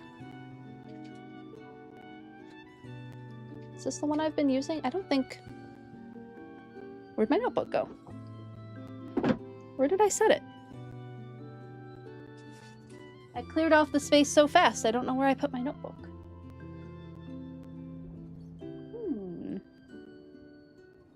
I don't think that's the notebook I've been using. Yeah, because I've been using my Animal Crossing notebook.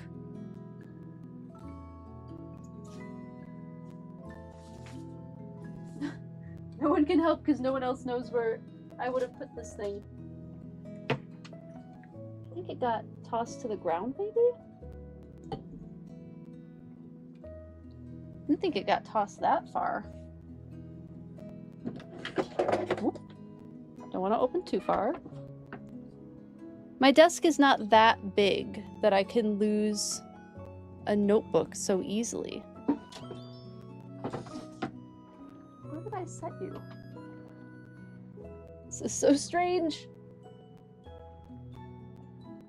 More examples of why I need to clean. Oh, there it is. I found it. It was on the other side of my basket. I found my notebook. Lucifer is the best part of Colorado travels. Lucifer is very cool. I will say I have gotten to see Lucifer, and it's very, very cool. The blue-eyed demon horse, or is the whole thing blue? I think the whole thing's blue, right? So coral reef items. The planets.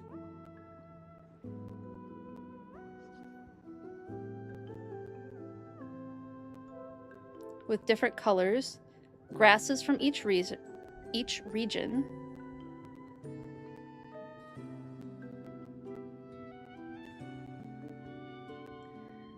And then what are some other items in the game that would make for some good corals?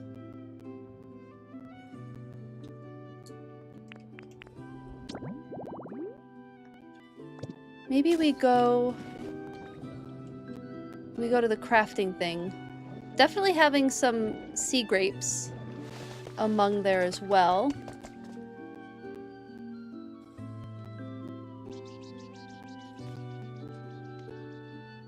Oh, catching up on chat. Sorry, I'm really behind. So someone earlier mentioned the flying to Denver. He wanted to apologize for the ugly horse at the end of the main concourse. Oh, the ugly hotel at the end of the main concourse. That is also a project you worked on. Oh no. The color palette of a coral habitat is so nice. Agreed, yeah. Some of the robust flowers. Pink, yellow, and red. The robust ones are the ones that are taller, right? You will not apologize for the demon horse statue. Yeah, that's a cool That is a cool horse. Saw someone doing something with the playground cube, setting those up like real-life coral frames and putting coral pieces on and around them. Ooh, Kippy, that's a great idea. Maybe we'll make an area where we're like restoring coral habitat.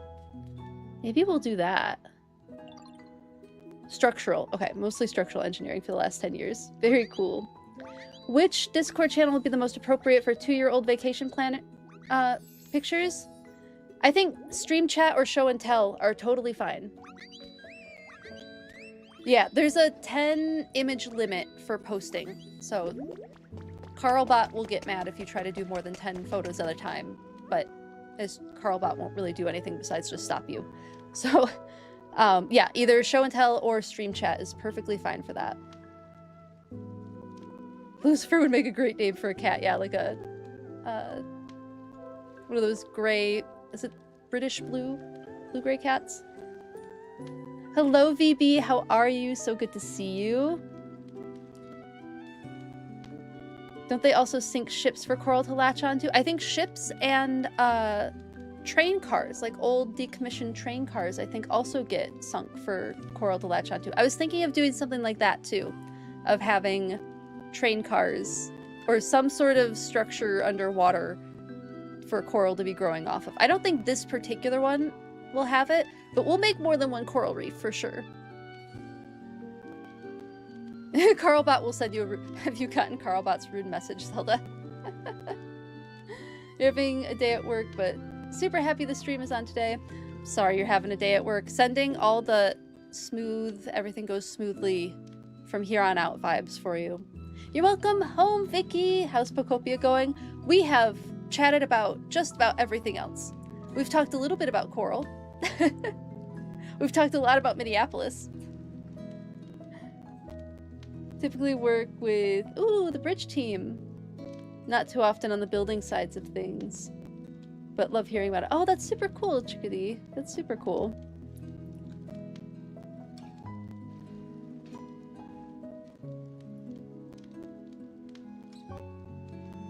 Guilty, you lose track of how many snakes you post. Oh no. For the Pokemon Go post. Carlbot is better than Nobot. I haven't had time to update Carlbot in a while. You'll never see corals the same again. Oh no. Okay, what can we use as coral? I was thinking the planets for sure. I think the planets will make good coral. Do the balloons... No, you can't make those a different color. I think I want some vine wall decorations. I mostly use them in terrestrial habitats, but maybe we'll see how they do in aquatic. The wreaths are so cool, but I don't think they make a lot of sense underwater.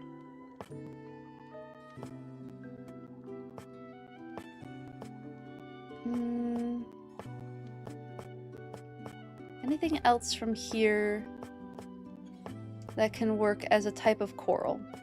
I don't think so. We have several of these already.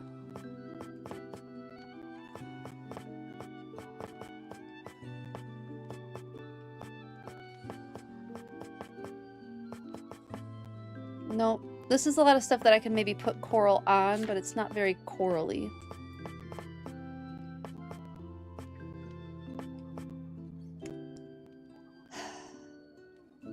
I think the berry table lamp is a little too terrestrial looking. I mean, lampions, obviously, we can throw some lampions around for sure. I think we'll make a bunch of model planets. And we'll paint these all sorts of different colors. You're guilty of your butterfly post a couple months ago. Those butterfly posts were so good, though. I love when you post your art, Stabby. I absolutely love seeing your photographs. Because I love nature photography, and you're a very phenomenal nature photographer. Do we think the resort light could look naturey enough? It looks a little, like, handmade. That's on a maybe list, I think.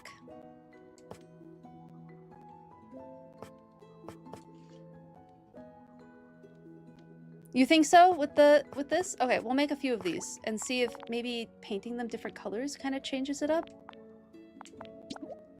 I'll make 10 of them.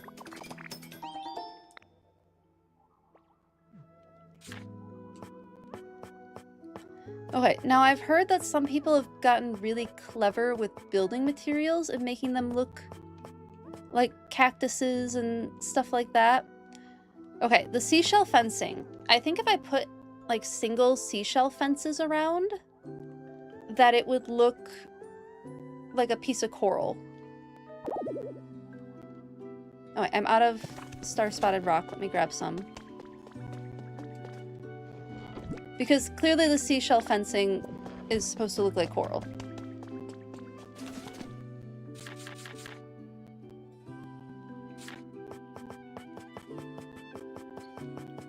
Where'd that go? There it is. Oh, I don't need 70. I think like 20 is good.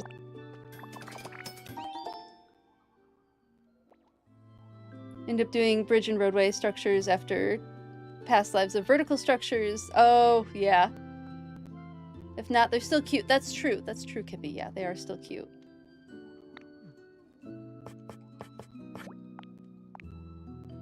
I'll do like 20 of these. I'm probably gonna run out of room.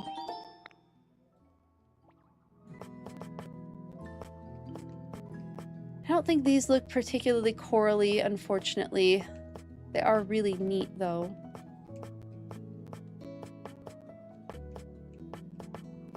Yeah, none of that's particularly corally.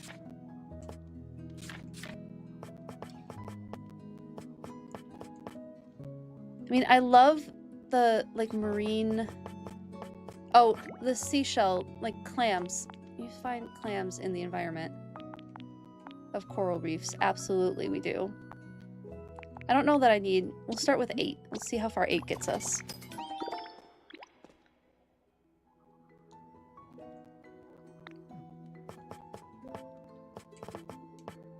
We'll do some more of these marine chairs, because then it'll be cute, because Pokemon will interact with it, right? They'll sit in the chairs, and I think that'll be fun. I think they look corally enough that I can get away with it.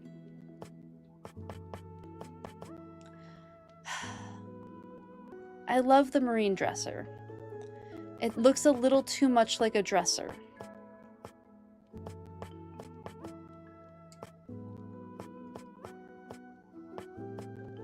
Ooh. Sorry for the weird sound stuff, everyone. Don't know what that was. I think I have a decent range of things.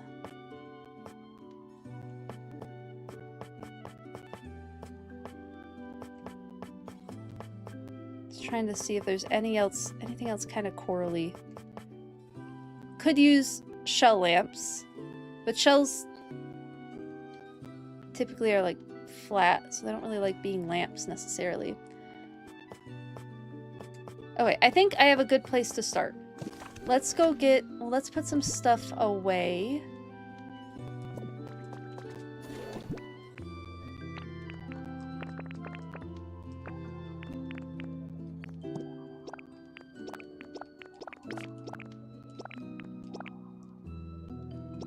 The sound that this thing makes is wild.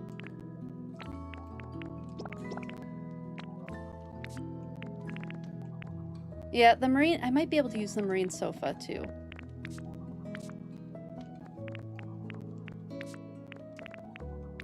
Okay, a lot of those just need to go...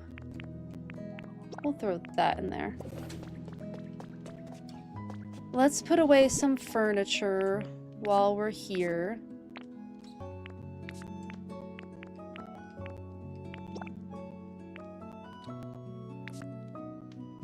And some blocks. I apparently never put away any of this stuff. What is it? Oh, that's the floating blocks. This is... What are you supposed to be? Iron blocks. Okay. And then this is tiles. Do I have tiles on me? I must. Yeah, here's some tiles. Are those the only tiles I have? And I do have iron plating. Nope, I have cracked tiles. This hopefully won't take me too much longer. This is all walls. Lacquered wall, plaster wall.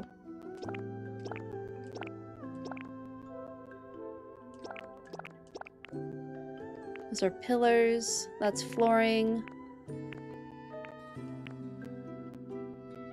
I'll consider that one a wall.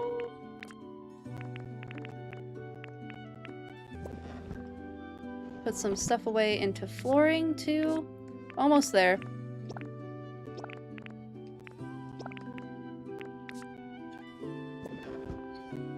And I have some pillars.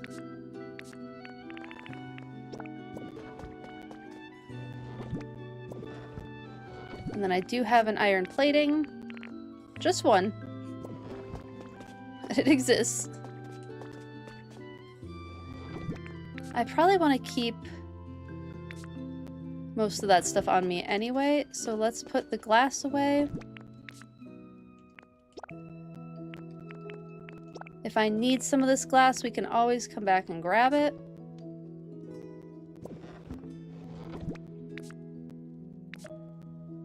I think these went here. I might hang on to the steps. Put all of the house materials away. I have enough of that. Doors.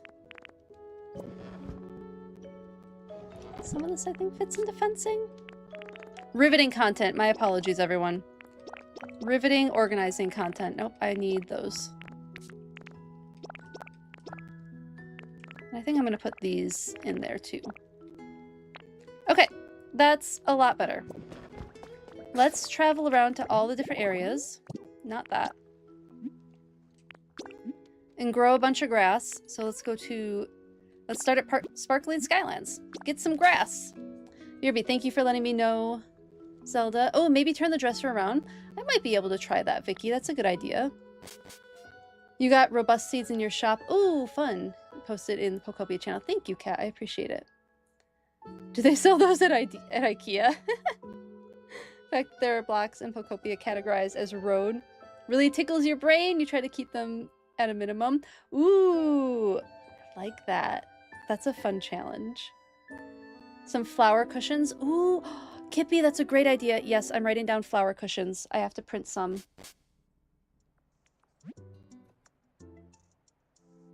Those would be fantastic as coral. Yes. Wildlife over underpasses. Oh yeah, eco ducks are super cool. Thank you for letting me know, Vicky. Have a good BRB. Hello, Hannah. How are you? Welcome back. We are brainstorming what would look good as coral. I have the, let me show you. Nope. Inventory. I have these, the model planets. I'm thinking the resort light. Seashell fencing, but not next to each other, but like scattered around. So it's on its own. These are my current... Oh, and then like marine chair, marine sofa, that kind of stuff is like my current idea for trying to make something that looks like coral that isn't coral. Ooh, a few extra skull fossils. Kippy, when we head back to Rocky Ridges, maybe we will pick up some skull fossils. That's a great idea. It's always riveting content. Oh, I'm glad. Or riveting, depending on who you ask. It's hilarious. Shop code. Okay. Thank you, Kat. A lantern from Phoebus. Ooh, I do have some of those lanterns. We can at least have them hanging around for sure. So that's the current project. Well, right now I'm getting a bunch of grass. The pop art sofas... Maybe. I think the marine sofas are a little bit easier for me to visualize as coral. The pop art sofas to me look a lot like sofas. Oh! Is someone here? Did I miss? Did I, like, just miss someone spawning in? I wasn't crazy, right? Like, we heard the shaking? Or was it me running through the trees? The dancing frog is super cute.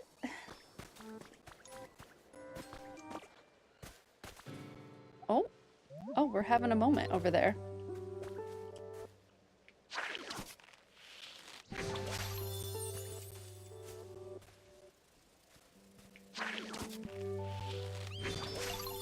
Oh, if I paint both sides the same color.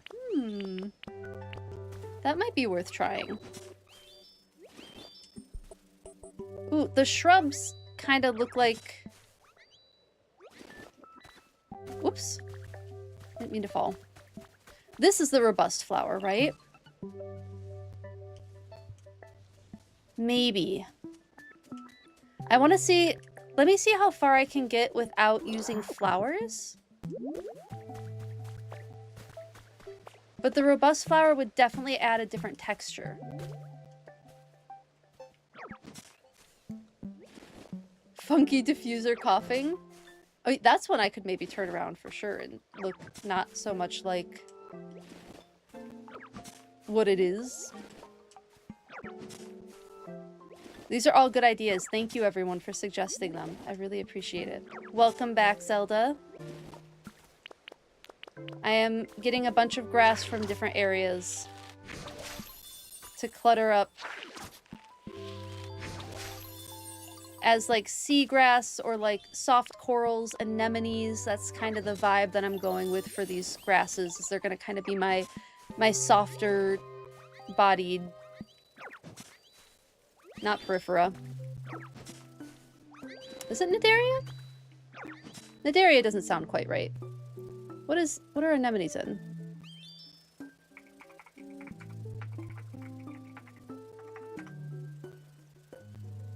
Oh, it is Nadaria. Yeah. Subphylum Anthozoa. Anthozoa was what I was thinking. So it is Nadaria. I was correct.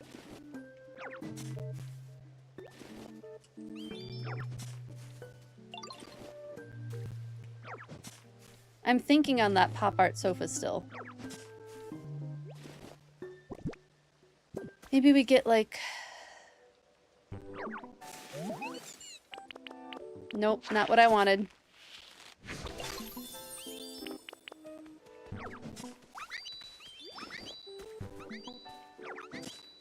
Can stay open for about 20 minutes. Absolutely no worries. I don't think I'm gonna visit while I'm streamed, but maybe after. Or later tonight, if you open up later tonight. But thank you so much, Kat, for offering. If anybody wants to visit Kat's island, that is in the Discord. That is an option. Let's see, 23 feels... Maybe we do like... 23 is probably fine. Okay, these... Do these look underwatery enough? I feel like they're on the edge. These shrubs. Maybe if they're like mixed in with other stuff.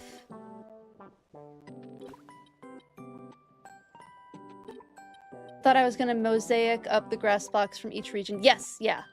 That is, yeah, I'm definitely going to mosaic up grass blocks for sure. Trying to decide if these shrubs work. I'm not sure. Okay, I'll come back for them. This is another one. The shrubs, the pop art couch, the coughing. If I need more texture, I'll come back for those. Ooh, let's go get that shining ground block situation. Oh, we got a fossil. We got a head fossil.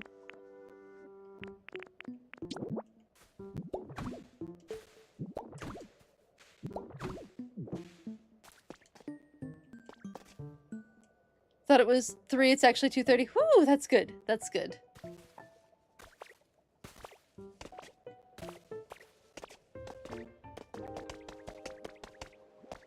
Okay, let's go to the next area. Oh, wait, I might have paper to get. Yes, I do have paper. I don't have other paper. I have a lot of paper to grab, apparently. I was low on paper, so it's a good thing that I got it. Cool. Roserade tea.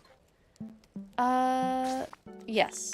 Let's do Rocky Ridges next, and then we'll grab some of those fossils, because I think those would be cool rocks to have throughout.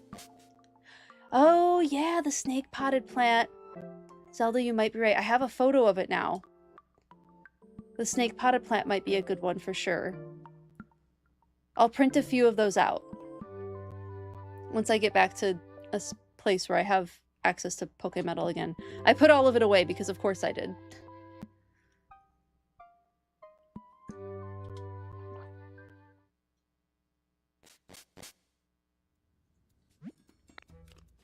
Don't mind, still just have a legendary living in here. I'll give you a better home, I promise.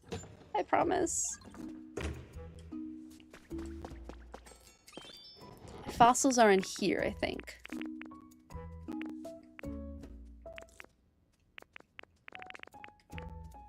The headbutt fossil. Let's grab a couple of these.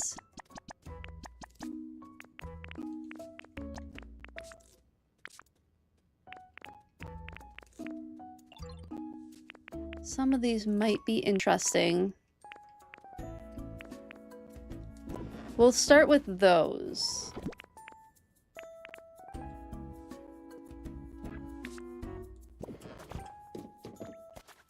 And then, again, just time to make a bunch of grass.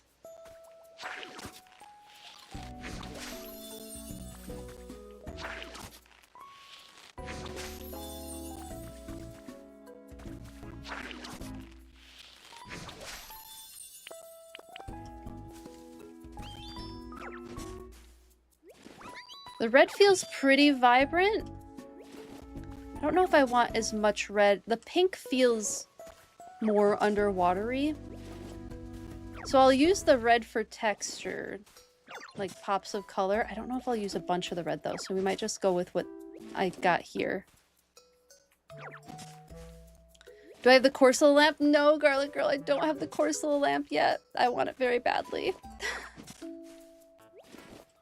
I will eventually get the Corsola lamp.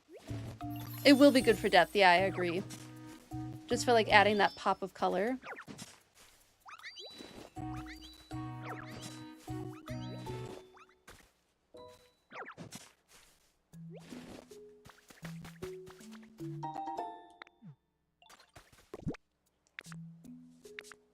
$15, maybe we do 20.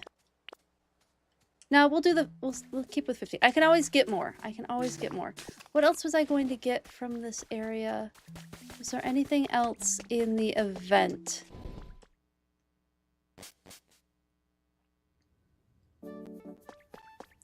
Yeah, I don't think there's, I mean, besides the lamps, and I have to go get more scales anyway. Besides the lamps, I don't know if there's much in the event right now that I want to use. And I don't think I want to use trees. Oh, there it is. Okay, 2 withered wastelands. I'm just going in like a weird order, but it'll be fine. Yeah, I'm still searching for the Corsola lamp. I haven't found it yet. Definitely something that I would like to find.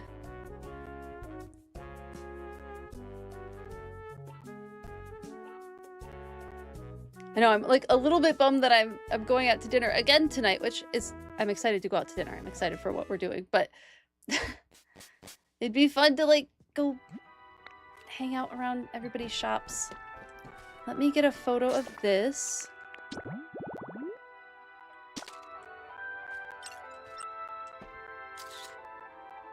So flower cushion will definitely be good. Any other event things? Like, I guess we could throw... I feel like maybe not the glowing crystals in this particular area. I think the only shrubs I like for underwater are the Sparkling Skyland ones at the moment. Let me get some Poke Metal.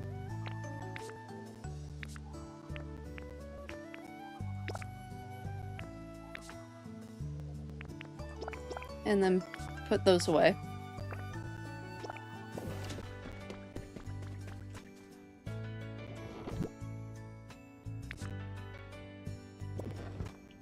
Oh wait, that's right, I'm out of room in the flower one.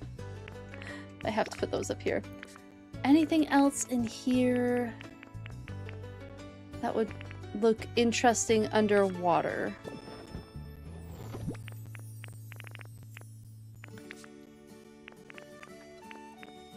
I'll keep noodling on the robust flower seeds.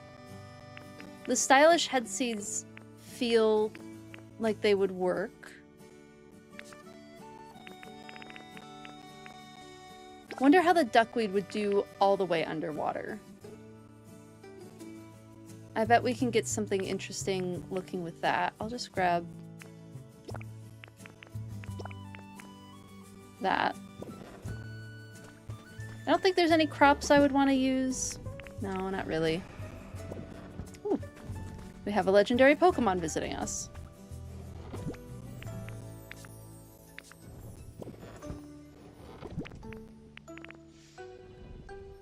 Can sit flat on dry land, so you bet it'll do. Yeah, hopefully it'll work pretty well. Ooh.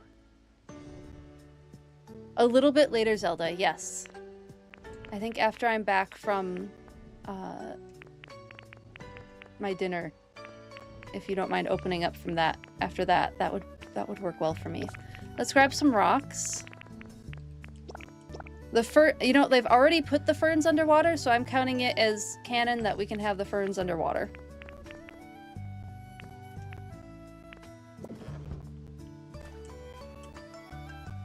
Hello, Planty Gamer. How are you? Your sister came for a visit yesterday, and all you could think of was, please leave so you can play Pokopia. Oh no.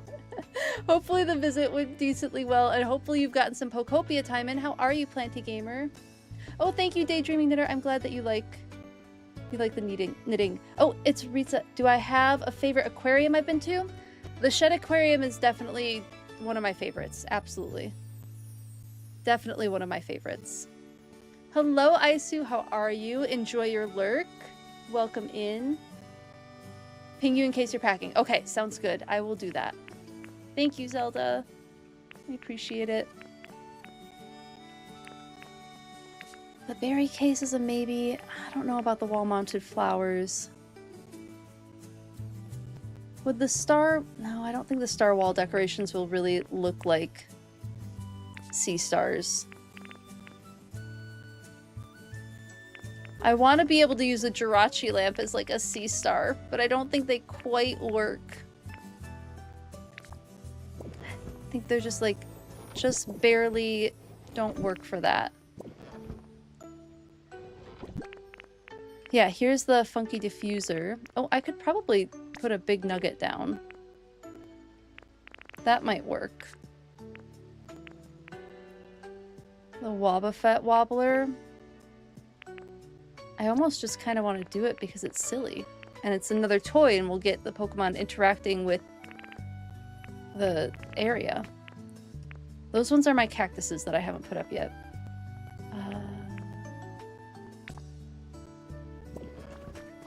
I'll call that decent. Any other like lights that work?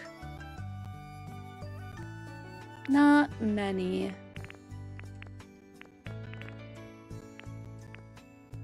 Alright, I'll go with this. I am going to be printing off the cushion for sure.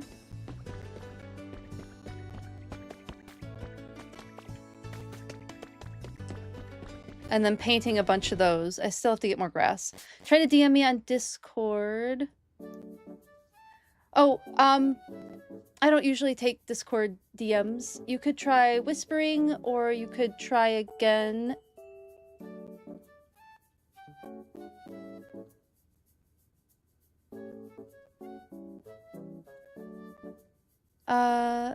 Yeah, I don't even see it in my message requests.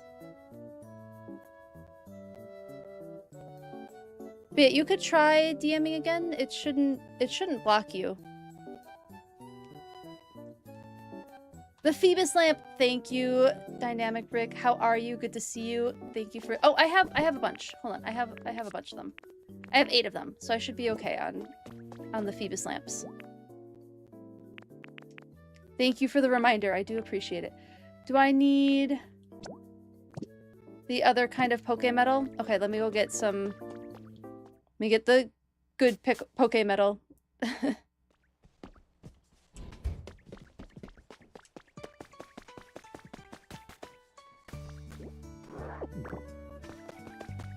I need the rare Poke Metal.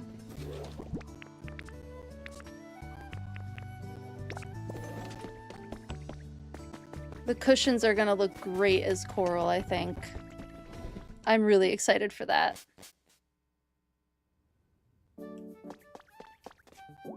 There we go. Ooh. We'll do 10 of those. Kitty's on day 10 of recovery. Oh, I'm so glad, Planty Gamer. I hope that Kitty is doing well after the surgery. What are the islands called? People visit in the game to take pictures of things.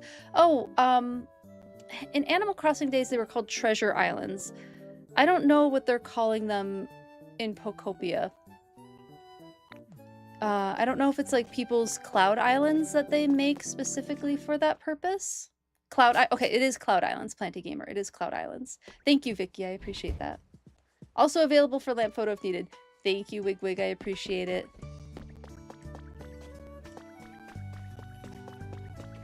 Oh, what's up, Heracross? Oh, got my lumber. Sweet. Past Dewfeathers, set myself up for success. Thanks, Past Dewfeathers.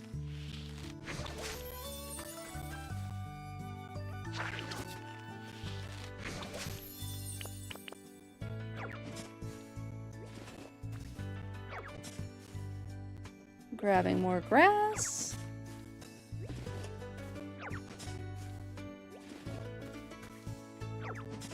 Yeah, no problem. I'm hoping I should be able to get the dual chat set up soon. Hopefully either later this week or by next week I want to have it set up. Thanks, Past Dewfeathers. Thank you for the quote.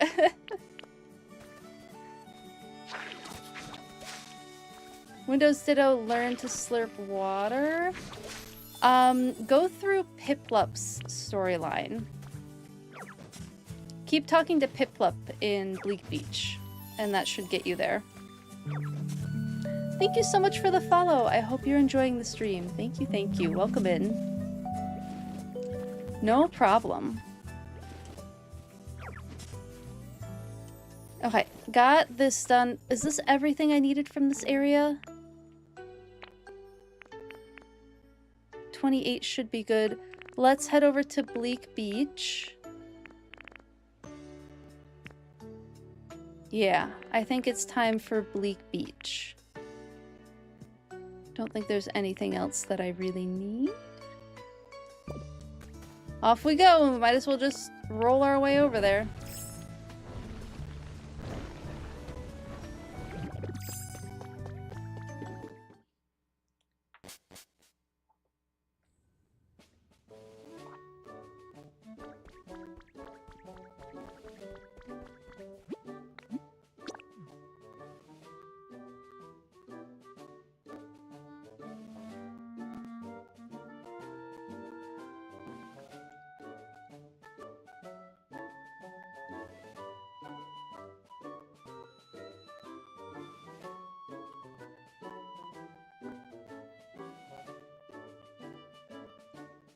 This will be the last type of grass that I need.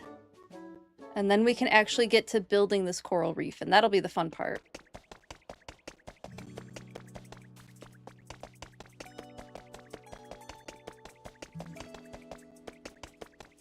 I could see if there's anything else around here that would be handy for it. I don't think there will be. But let's just check.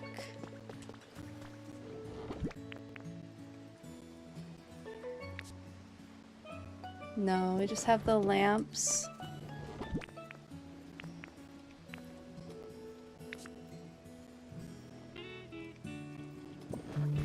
think we're good. Oh! Just followed again? Thank you for following again, Aisu. I could take the moss.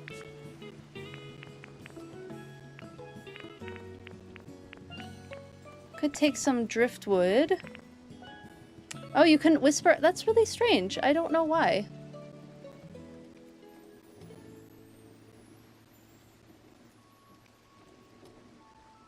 Yeah, I'm not sure why. You could try on Discord again. Oh, I see it now.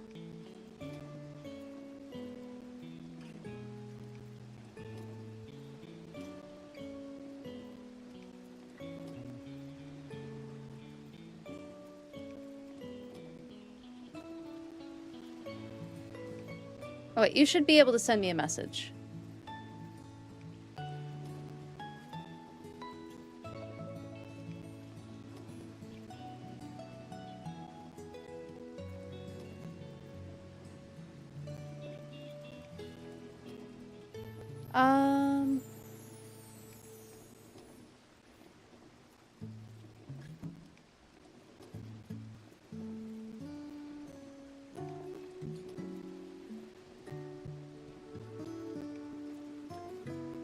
This isn't something I can quite figure out on stream at the moment.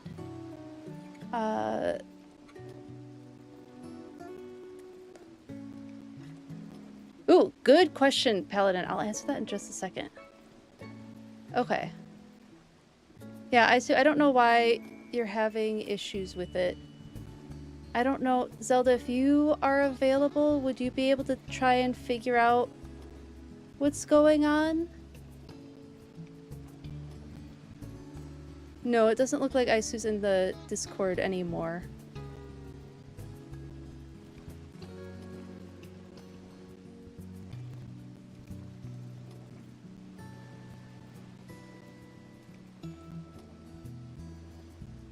Okay.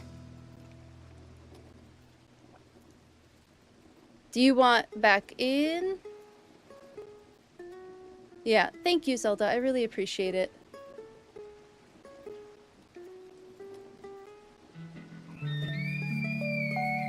Oh, thank you so much, Ghost. Thank you so much for the sub. Welcome back. How are you? So good to see you. It's your today work. Oh, there's so much stuff. Yeah, there is so much stuff. Okay.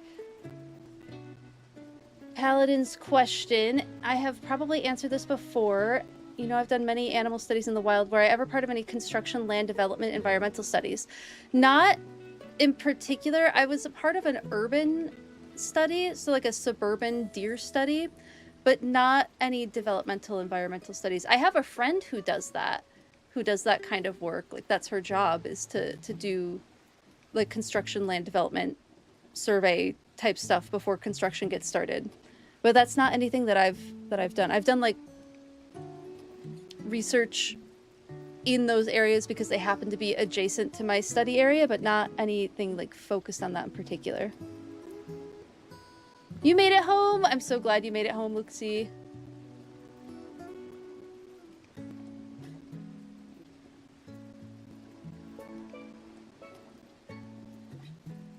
Awesome. Okay, back to figuring out what I was doing here again.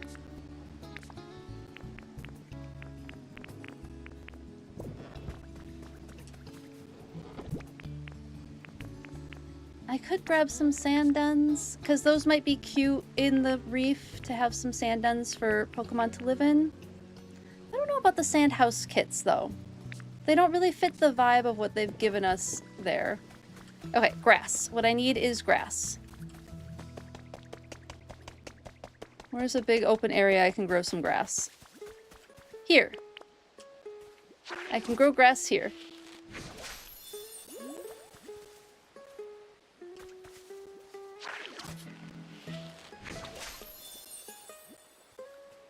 Yes. Oh my goodness, a late dinner. Well, I hope you get some rest after your dinner too. I'm so sorry, Piplup. This is all going away, which will probably make you sad, but Whoops, that's not what I wanted.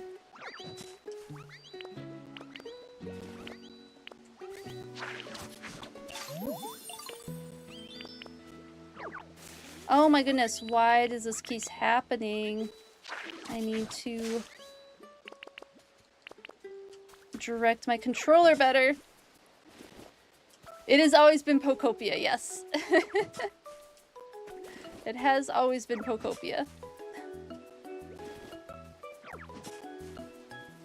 Like Utopia, but with Pokemon, so instead of Utopia, it's Pokopia.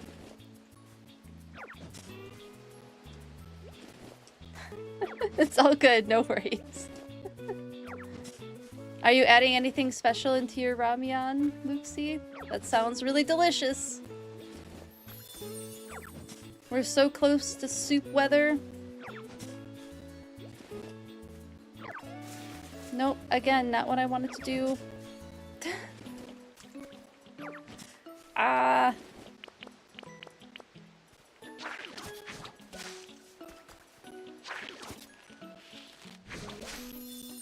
Okay, thank you, Zelda. I really appreciate you taking care of that. Thank you, thank you.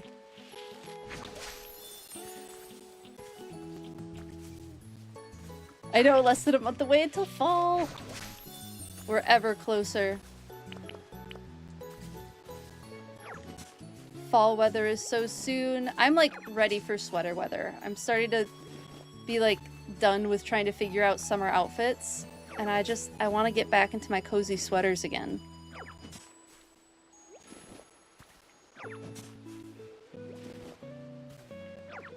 You like summer, but you're kind of over the heat for the moment. Yeah, that very fair. It's been a hot summer pretty much everywhere. So it definitely makes sense that you're over the heat. It's been a rough one. Lots of heat waves.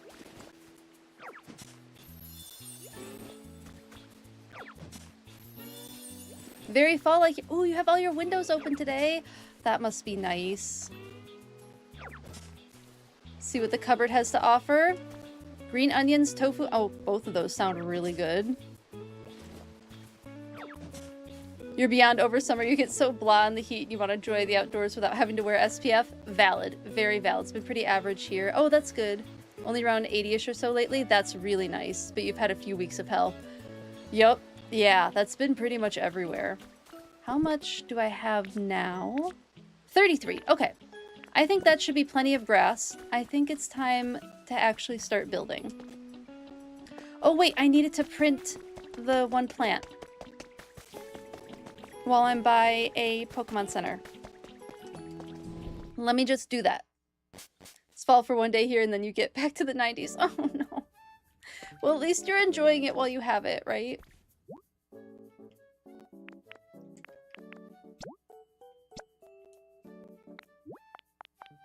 Ooh, this one's expensive. We'll make 7 of these.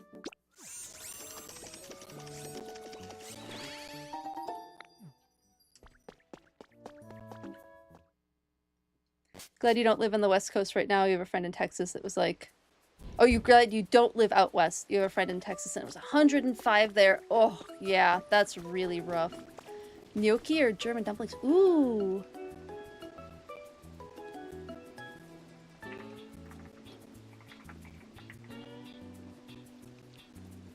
Both of those sound really good. I don't know what German dumplings are. I know what gnocchi is.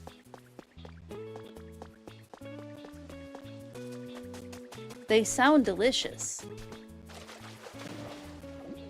I mean, dumplings are just delicious, right? Vote for those. A vote for dumplings. Are you in the mood for dumplings today, Luxie? Is that feeling delicious?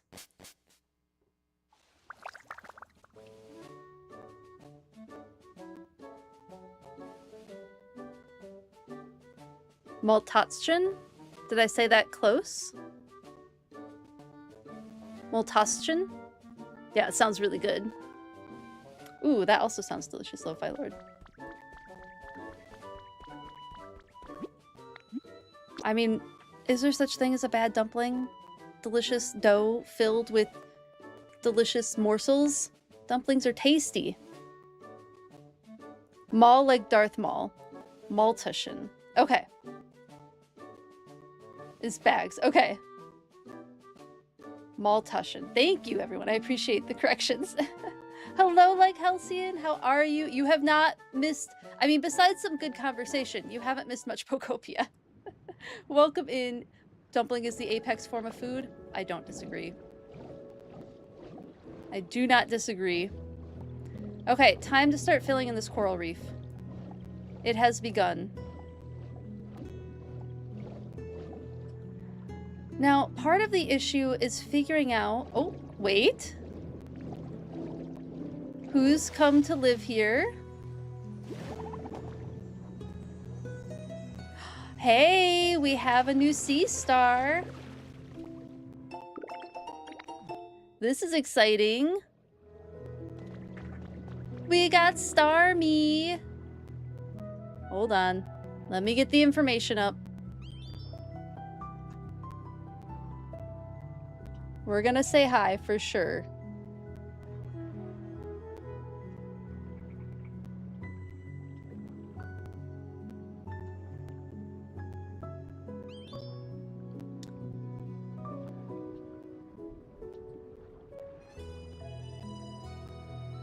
Yeah, I think it's this one. We're gonna say hi and then I'll show you this sea star. Oh, it's so pretty. Alright, so we have Starmie based on a sea star, of course. Another sea star that has more than 5 arms. Yay! Look at them! Spinning, spinning this home. It is so nice. Its texture is good. Its appearance is also good. Its flavor maybe does not matter. So cute. Yes, I made the home. Come on in. Thank you, Z. I appreciate you. Z brought me snacks. Okay, so we have Starmie, the mysterious Pokemon. The center section is named the core. People think it is communicating when it glows in 7 colors. That's kind of neat. Okay, so the species that Starmie is based on looks color-wise pretty darn similar to what we're seeing here. And it is another one that has a lot of arms. So Starmie having so many arms makes a ton of sense. Let me pull it up for you.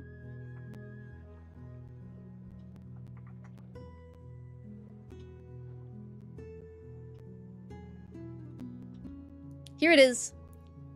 The Sunflower Sea Star. And if that doesn't look a lot like Starmie, the colors, the red in the middle, it's super pretty. Misty's baby, yes! So, Sunflower Sea Stars can reach an arm span of up to 1 meter, 3.3 feet. They are the heaviest known sea star, weighing about 5 kilograms. They're the second biggest sea star in the world, second only to a little known deep water sea star called the Midgardia Zendaros. Someone really likes mythology who named that. Whose arm span is 53 inches and whose body is about 1 inch wide. So, growth for the Sunflower Sea Star begins rapidly but slows as the animal ages. Researchers estimate that the growth rate of about 3.1 or 8 centimeters per year in the first several years of life, and then it slows to about 2.5 centimeters or about 1 inch later in life. But they're really cool. They're once common in the Pacific from Alaska to Southern California, dominant in Puget Sound, British Columbia, Northern California, Southern Alaska. The population has declined rapidly due to sea star wasting disease and warmer water temperature, which is caused by global warming. But I believe there is conservation efforts being done.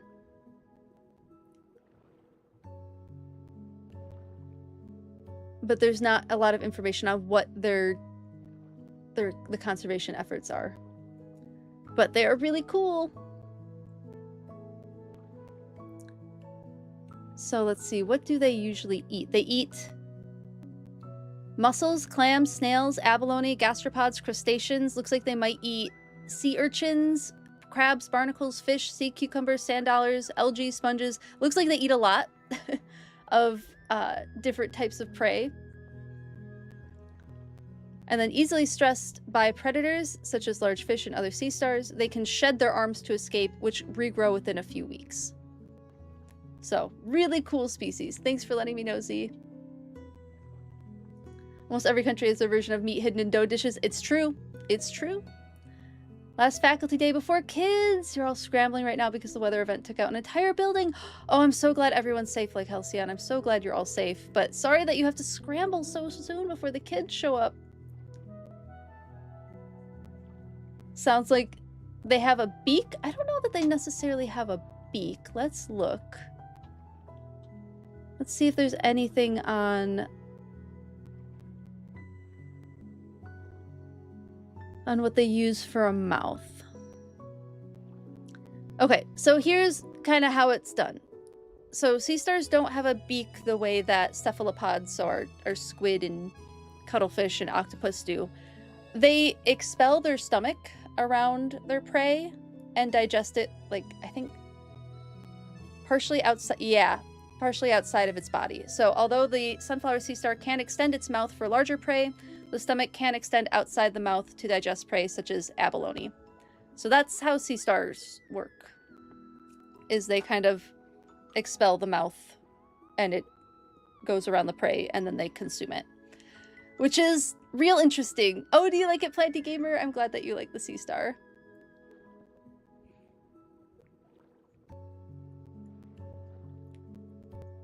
But yeah, they are really cool looking. They do come in other colors. Let me show you some of the other sea star pictures. Here's a red one, which is super pretty. Kind of a bluish one with more yellow in the middle.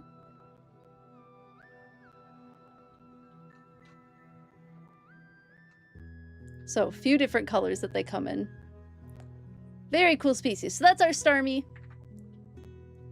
There they are. Get caught up on chat.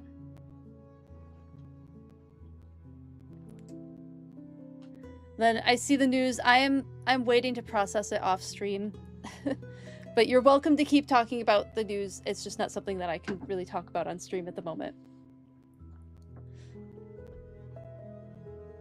Kind of looks like a pastry. It does look a little bit like a pastry. Yeah, like a suction cup. Yeah, but it's more like carnivorous plants where they like digest the stuff that's, so it's more like their digestive enzymes get into where it needs to be to digest the animals. Kind of how that works. But yay, we got another sea star. Very fun. You're all good, Lo-Fi Lord. No worries. Again, I don't mind it being talked about in chat. If I'm not responding, it's just because I need to process it off of stream. That's all. Absolutely no need to apologize.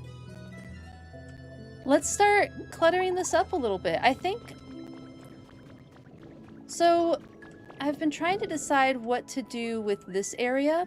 I've seen some people open it up so that you can kind of see down, and I like that concept. So I might do that.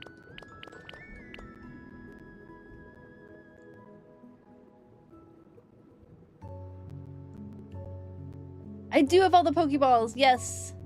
Let me know if you need to take pictures sometime, Wigwig. Or if you need help finding the treasure maps.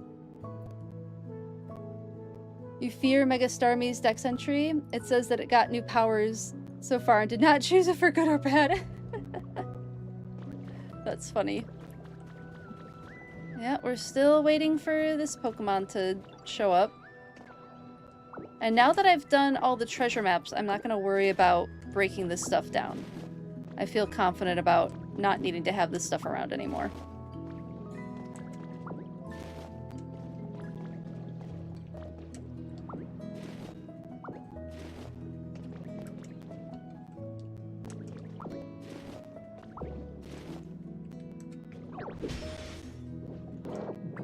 Nice to get some iron.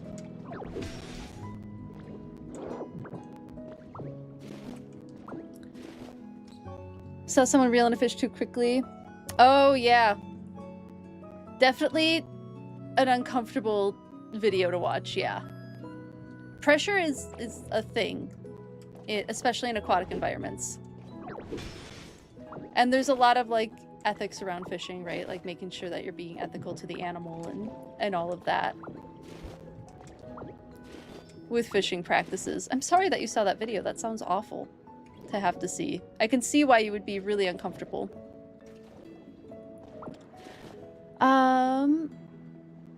You told someone else that you learned about the toucan bills being used for heat regulation. They responded that it's the same reason they don't use AC, large bills. That's hilarious. You're on fire today, Madash. So many good ones. It was a deep sea dwelling fish? Yeah.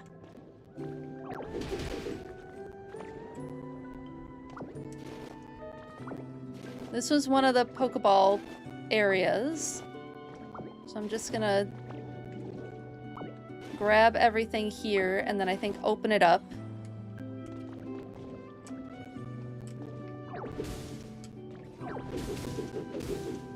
And we'll do some building down here.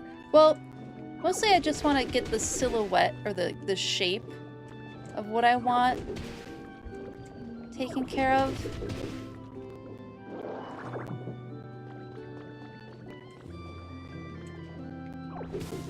Hello, Feraligatr. Fancy seeing you here.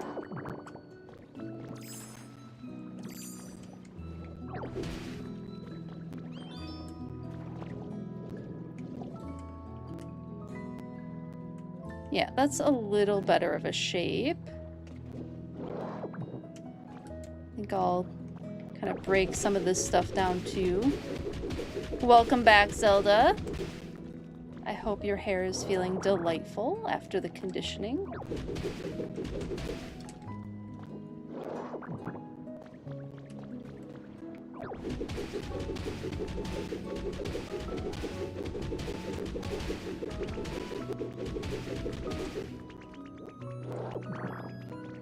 Oh my goodness. So many Pokemon want to talk to me. And give gifts. You know, I'm not going to say no to gifts.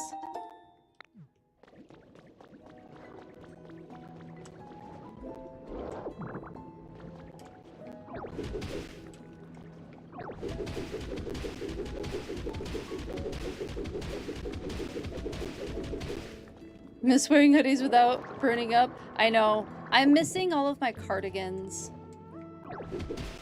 All of my cute cardigans. And like, technically it's been freezing in my office all summer. But I didn't want to wear cardigans during the summer. I could get a head start on it, but now my office isn't like overheating anymore. Or freezing. We finally reached the part of year where my office is a manageable temperature. Yeah, I feel that, Roshi. I feel very similarly. Totally valid to get tired of wearing them. Okay, and then I think what I'm gonna do is build...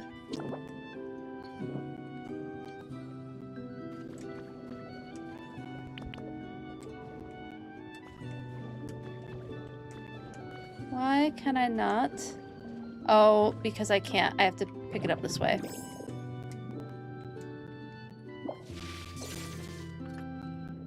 It's winter for you and you're looking forward to some sun? Oh, that's totally valid. The grass is always greener, right? We're all ready for the opposite seasons.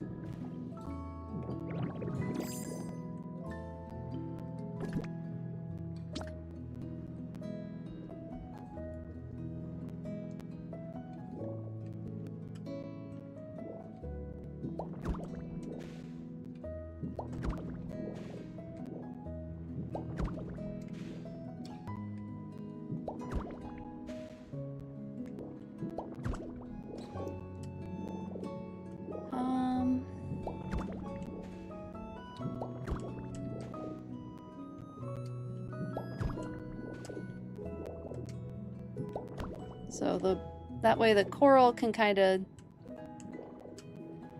move around this way. Because the problem is I can't I might have to use some of the tall seaweed to fill in some like blank gaps. I can add like shelves though. Right, kind of like this.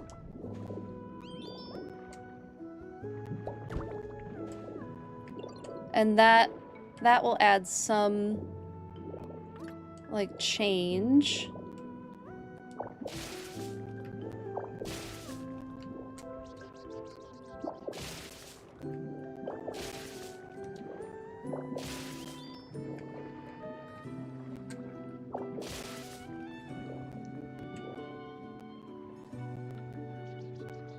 Yeah, in the southern hemisphere, the seasons are switched. So countries that are in the southern hemisphere have the opposite season, more or less.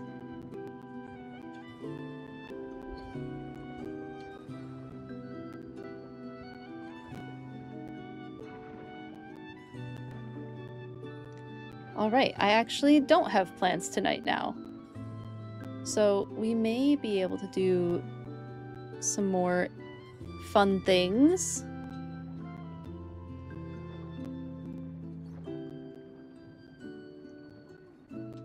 We'll see. I actually need to respond to this text message really quickly. Usually he's able to, but he's not on this particular message chain.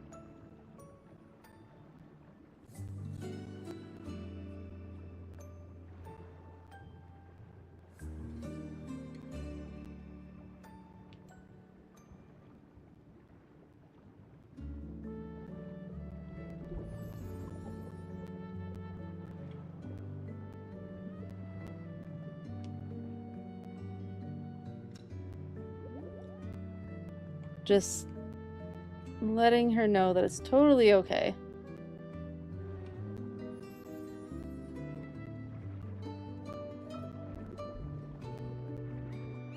Sorry, just a couple of text messages.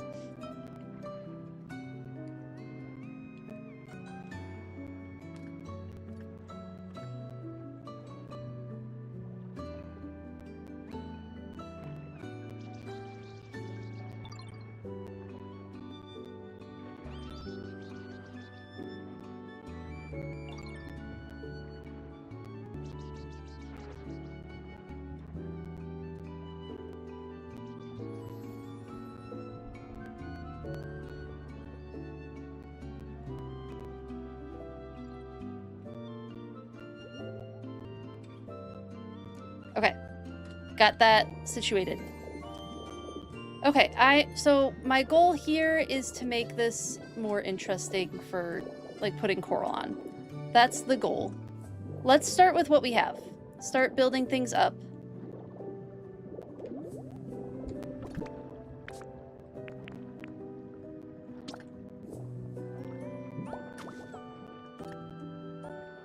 Oh, no worries, Zelda. No worries.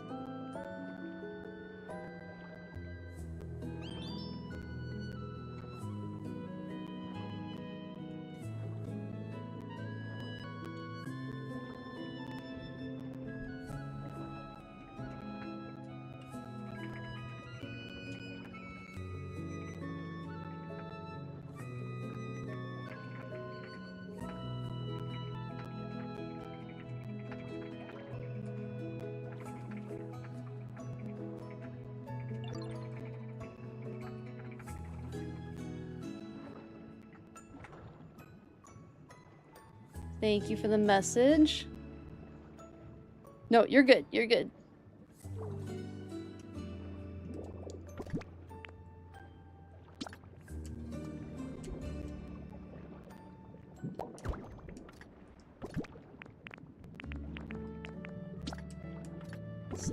Do I want to do flowers? Oh, we could try one of the grasses. Okay, it's clutter time. So I'm just going to go into clutter mode and kind of start setting things down that look like they should kind of go together.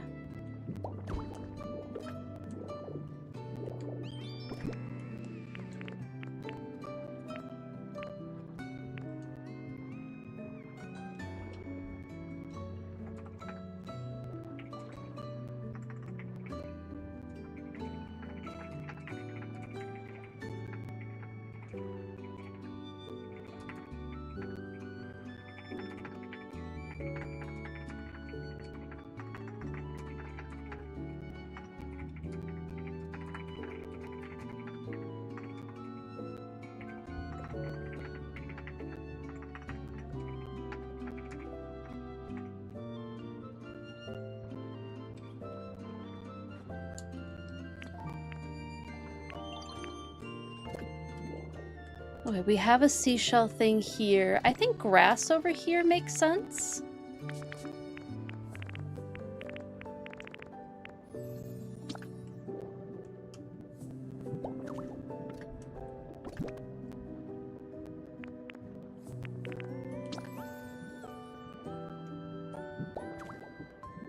Okay, the duckweed doesn't float.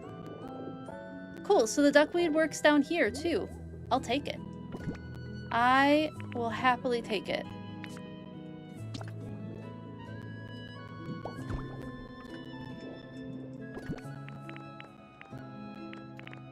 What else can we put over here?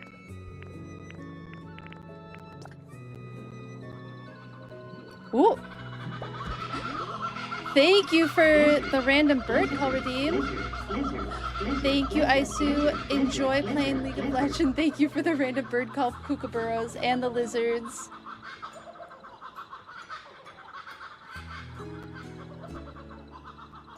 Sounds good. Thank you.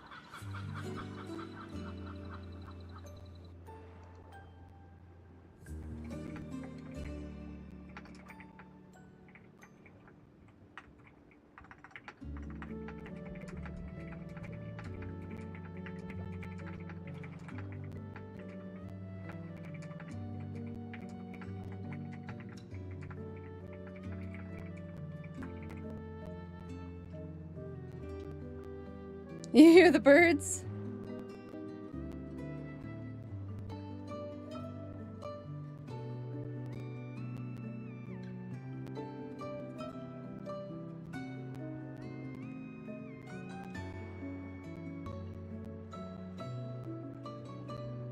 Sorry, more text messages.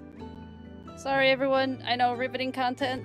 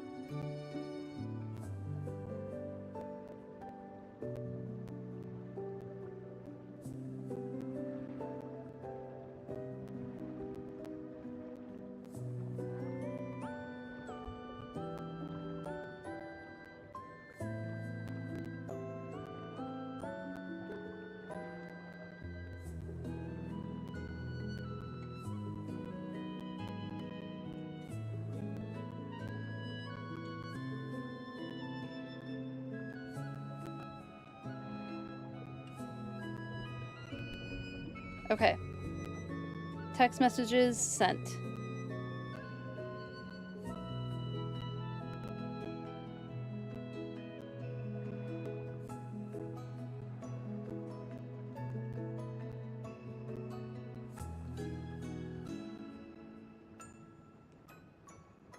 Okay. Back to decorating now.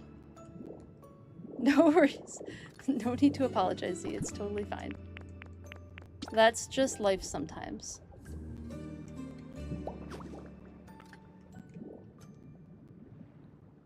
How dare I have my dinner plans canceled? I know, right? Oh wait, I had things that I was going to decorate and I didn't do it. Let's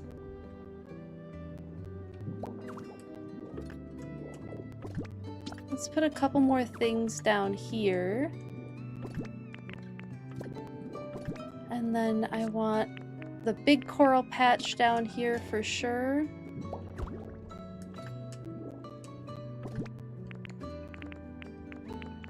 I almost wish we had like slightly more patches of stuff to clutter with.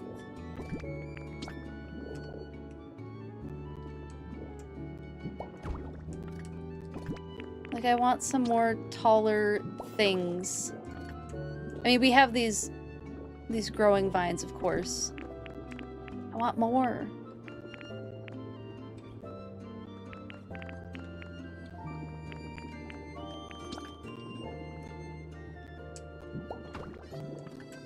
Why not have a seashell seat there?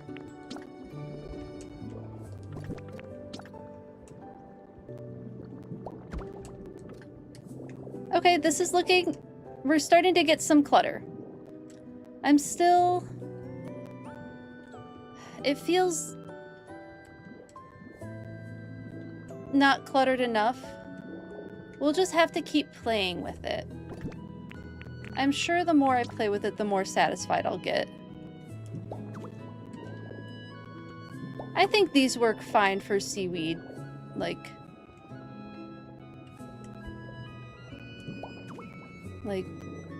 vines in this way.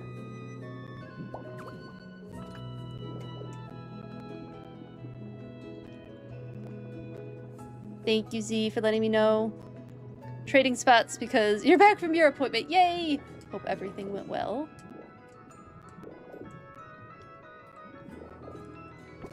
I guess the lampions can be upside... Oh, you know what can also be upside down? Let's paint some of these resort lights and see if we have another...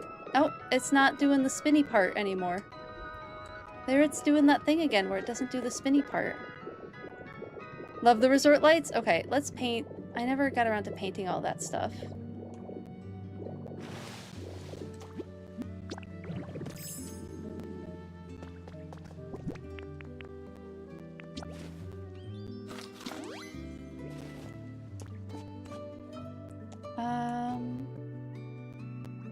You've been spending your time in Bleak Beach again? I mean, it's such a cool area.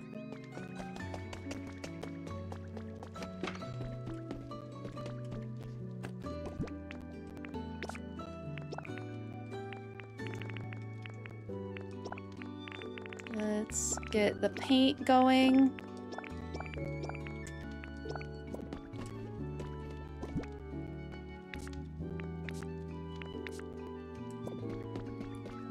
Do we have a smear guru? No, I have to bring smear guru out.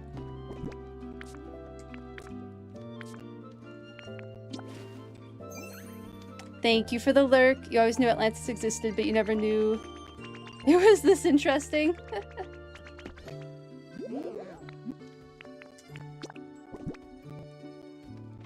Okay, we're painting flower cushions.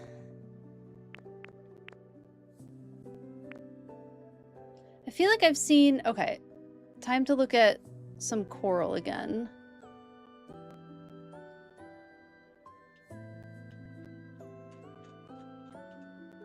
I see vibrant pinks. I see oranges. I feel like I don't have a ton of orange for coral.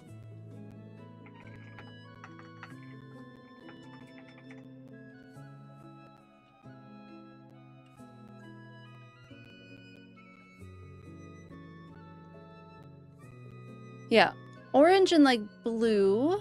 Orange. Okay, so I see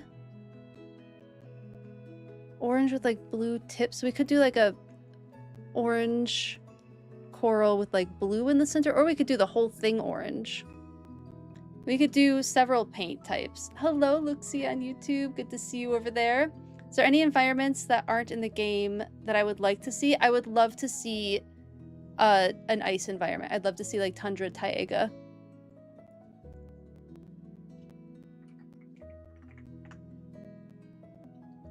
Would absolutely love to see that. How about everyone else? What other kind of environments would you all want to see? I know desert is another popular one. I feel like we kind of got desert a little bit with Withered Wastelands and a little bit with Rocky Ridges. They didn't do like a full desert, but they've like touched on the concept of desert. And then we got an area that looked pretty desert-like in Pallet Town too. So I would really like to see like a tundra taiga. Same, so many pretty ice types and not a ton in the game, so it'd be perfect for the DLC. Yeah, I hope so. Ice sculptures, yes. You don't want desert? Valid. As someone living on the tundra, you also want ice environment? Heck yes.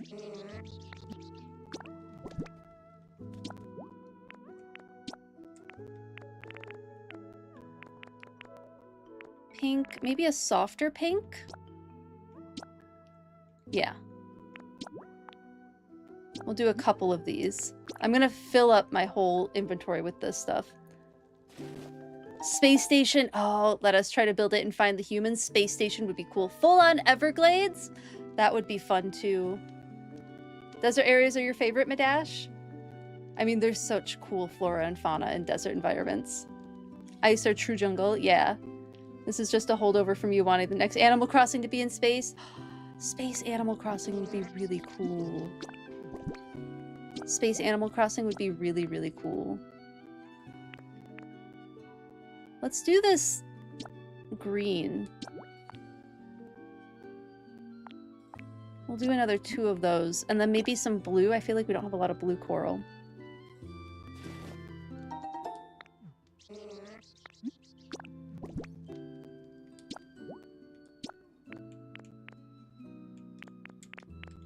Let's do a teal.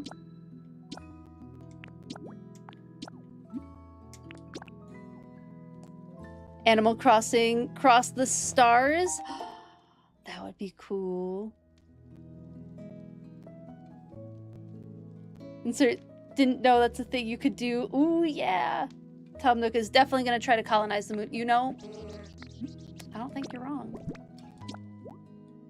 I don't think you're wrong. We have purple. Thank you for the ice out redeem, Roshi. Thank you, thank you. Let's do this blue. We could do that deep purple. Let's do this blue. And then maybe one of the deep purple.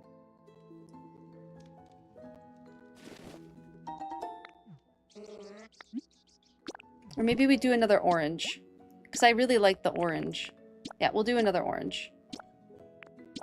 Because we have purple coral already. You don't see the color options? Oh no! Yeah. That does make things a little challenging for sure. Ooh, we can paint the coral chairs. I don't know that I like the other colors that they give us. I think I'm gonna leave it as is.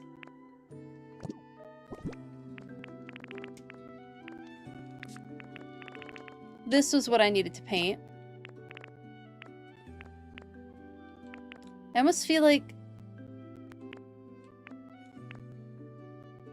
green, something green makes sense, like a ball of algae type situation. Yeah, I like this green for that.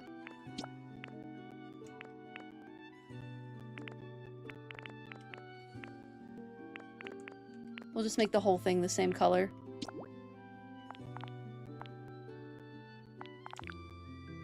Yeah, we'll just make all of it that color.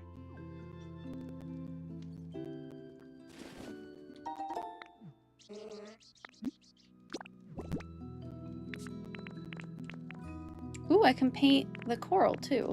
And the lampions. Where am I at with space? Okay. These also look like they would be fun, like balls of algae. I feel like they're not giving as much coral vibes.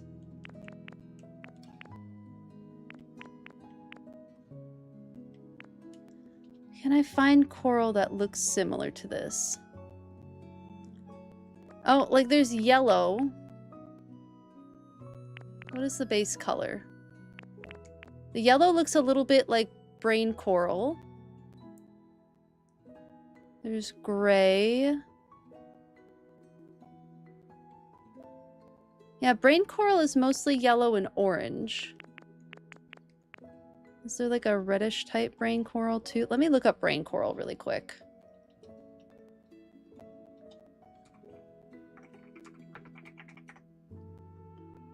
Do you all know what brain coral looks like? It's really interesting. It looks like a brain, but it is very cool looking. So this is brain coral. It looks like I should stick to yellow, orange, or brown. I think this is under UV light. The really bright ones, I think, are being shined under UV light. Maybe we stick to the yellow.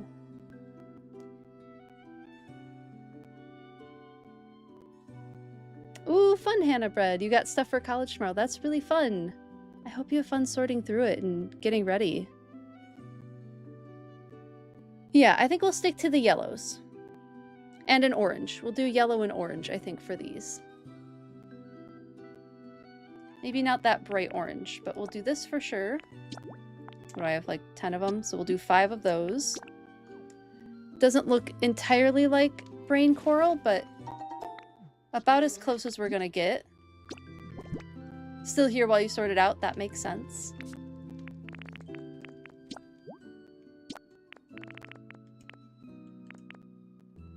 Yeah, we'll do the orange. No, hold on, I gotta do all of it. 15! No, that's too many, that's too many. We'll do 6.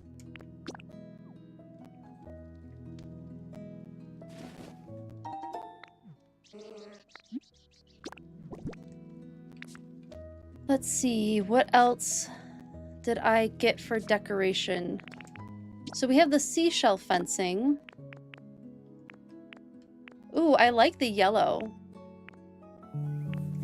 Thank you so much for the follow. I hope you enjoy the stream. Thank you, thank you. I kind of like the purple. I feel like I'm getting a lot of yellows. I like that darker pink too. Let's do some of these.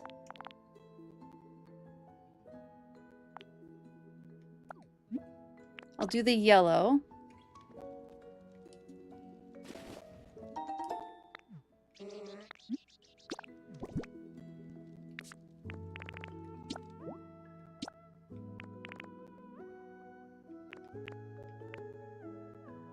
Ooh, the yellow or the orange? Let's do the yellow.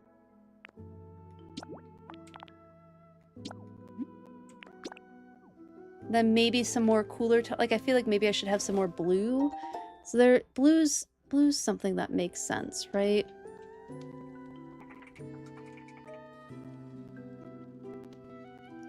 Let me see.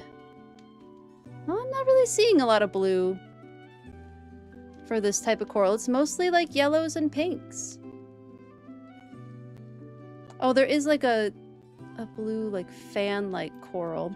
I could maybe get away with a blue.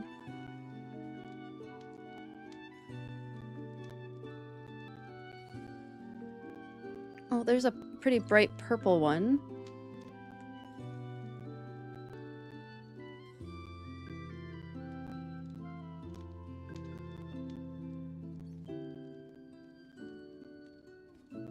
Yeah, we'll do a blue, I think. Hello, Mage Girl. How are you?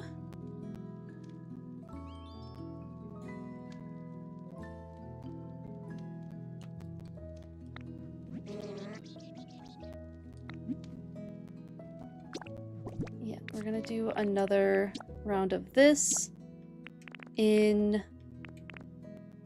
Could do that teal. Yeah, let's do that teal.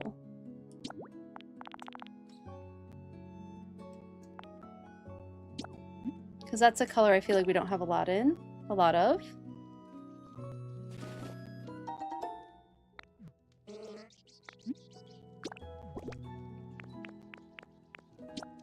What are the different colors for this? Oh, we could kind of use this as coral, maybe.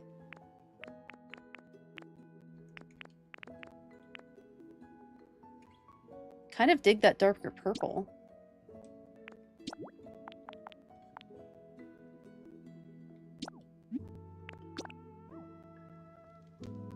It's kind of interesting. I think that's probably all the painting I really need to do. So I'll leave it there for paint. I mean, okay, what do the lampions look like? Okay, the lampions look more like lamps when you paint them.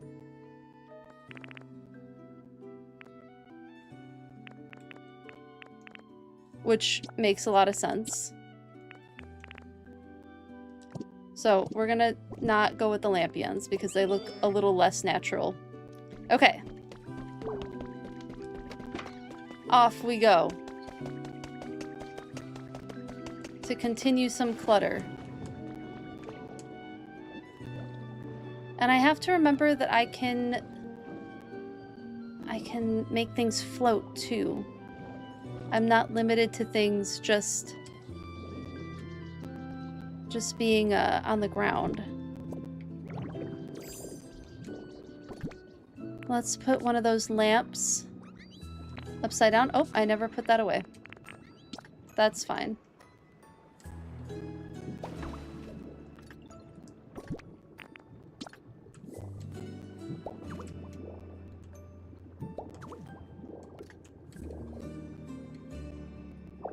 I think we'll actually grab these. I'll find another place to have those crossing the gap. Oh, are you really upset I moved that? You'll be fine. You will be fine. I mean, maybe I shouldn't upset that particular Pokemon, but they will be fine. Where's my coral congregation? There it is.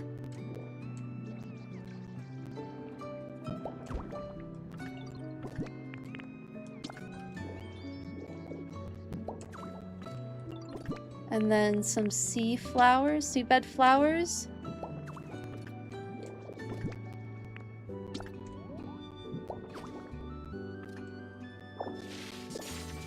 Actually, I think I want this here. And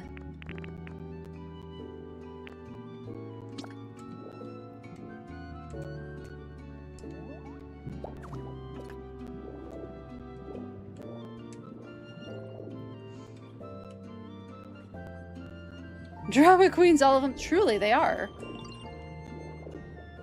Can't move anything without them getting upset.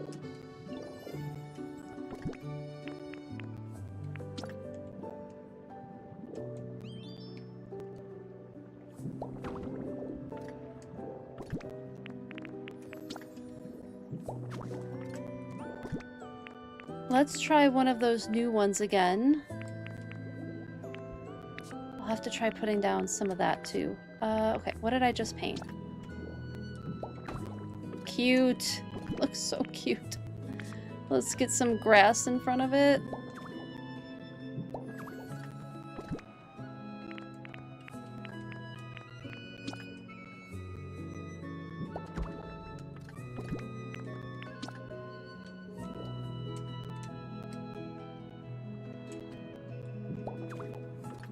There we go. Again, it feels like it's so flat on these walls. Like, how do I, is that all I need to do? Do I just open that up like that? And then stick some coral in? Does that look better?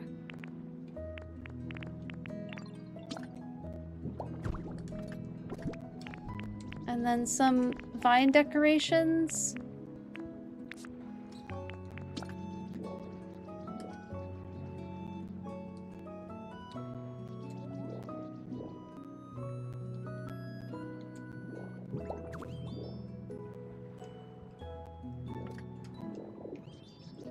Something like that.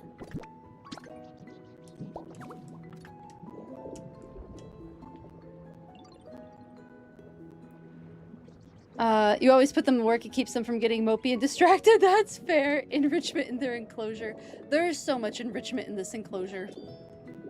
I feel confident in being able to say that. These Pokemon are enriched.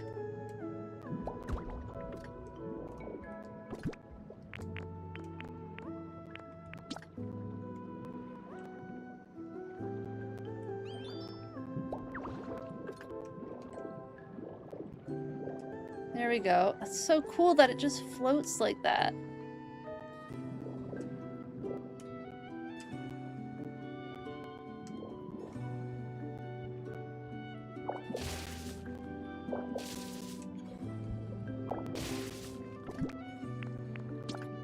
No.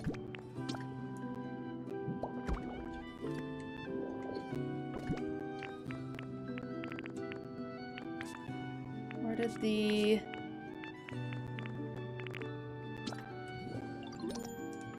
Ooh, the environment level increased. That's cool. Success there. Okay, those look kind of cool together. This is looking a little bit nicer. It still feels very matchy-matchy, which I don't love. Well, Primarina's having some opinions. That's okay. Primarina's allowed to have opinions.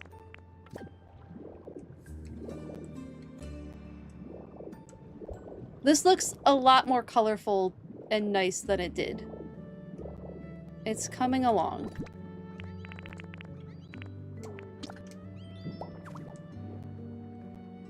I was missing the making process a little bit, so I'm glad we got back to it. You finally got Starmie to spawn? Heck yes, Planty Gamer! I did too today. Starmie twins. We are Starmie twins. Nope, that one's already there. Oh, maybe we try one of these fence corals. No, because then it tries to be a fence, and I don't want that. Maybe something like that, and then...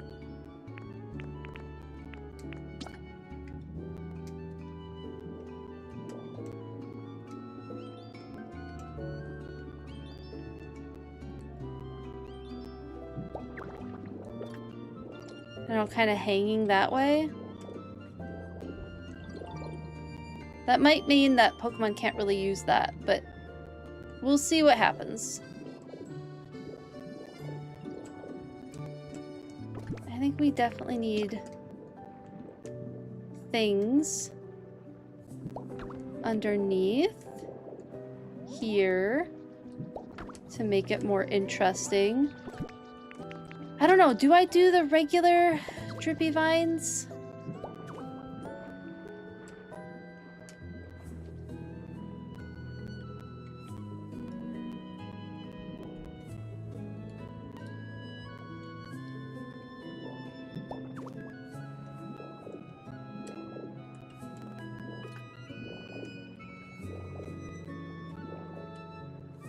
Because we're falling into that same issue again.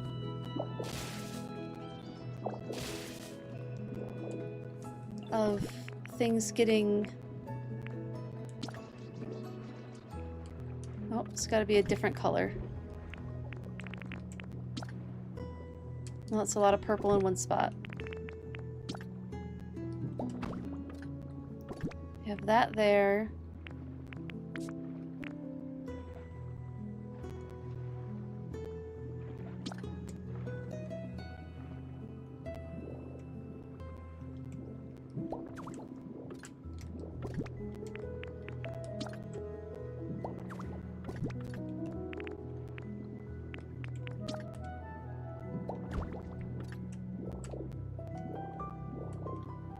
And then I can kind of build up this area a little bit more.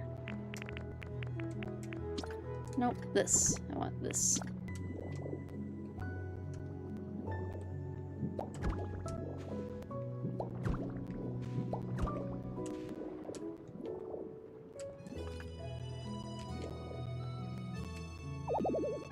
Oh, I'm out of food. When did that happen?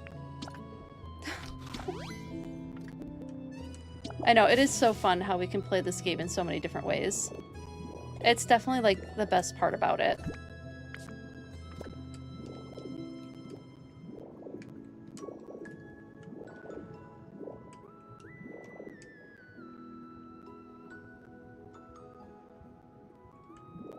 It still feels empty, but I think it's just... we're still in trust the process mode. I think it's still trust the process mode. Imagine a bit more satisfactory into Pokopia for food production and ores. Yeah.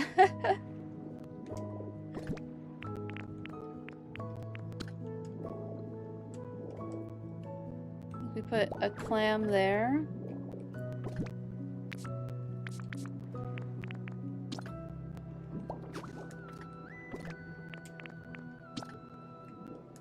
No, don't want that there. have a ton of red coral out and about yet.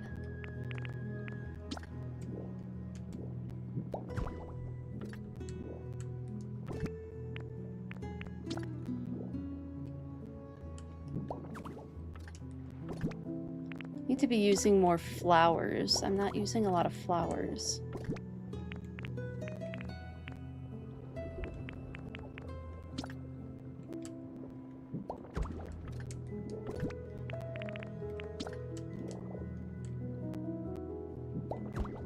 Yeah, that takes up a nice amount of space. I don't want to overuse these, but they do fill space so nicely. I have to remember that I want to save room for, like, seating here. Have to remember seating. Can't forget about that.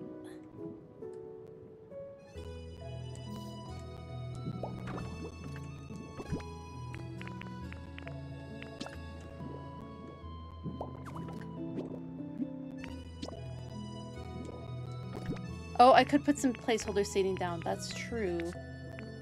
I just won't decorate there for a little while longer.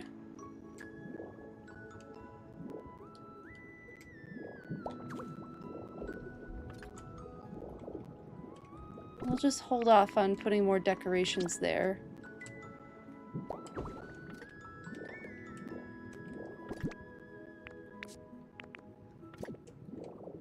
This feels like a fun place to experiment with this. Oh, wait. Did it open up? It did. Okay, maybe not here. I was going to experiment with the broadleaf plants, but I don't think this is the best place to do that. So we'll do that somewhere else.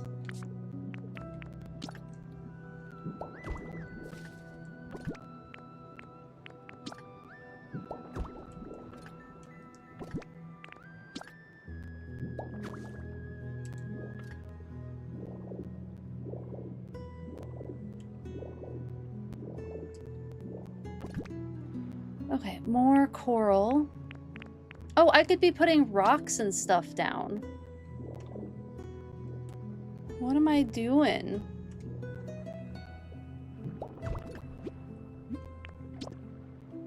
I have rocks and stuff.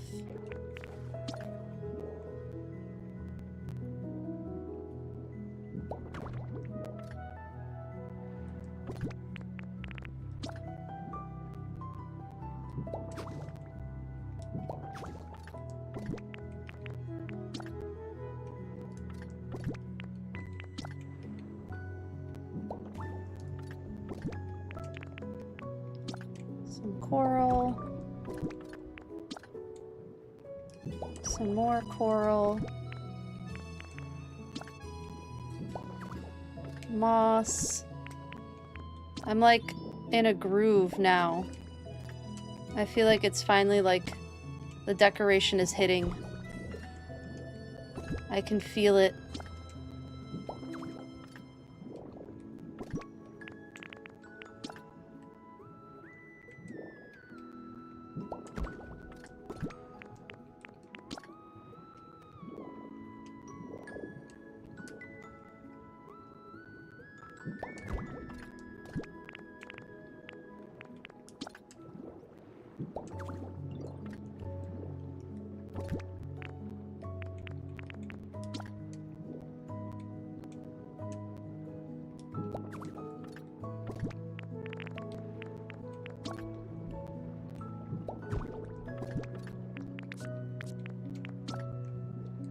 No, different color. We haven't done the seabed grass in a minute, and I think those are perfect here. Yes! Again, I want stuff that drips a little bit more. I'm feeling a lack of drippy vines. And I just think that's not what this area has. It's certainly looking more corally reefy.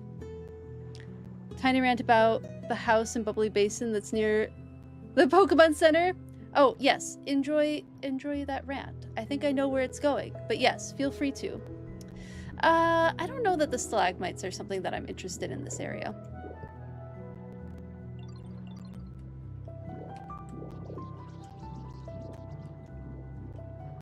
Definitely a good decoration option, but not what I'm feeling for this area.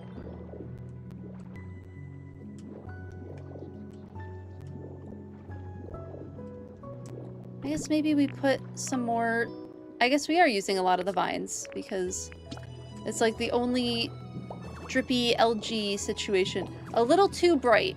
Okay. What is too bright about your area? Is it all the coral?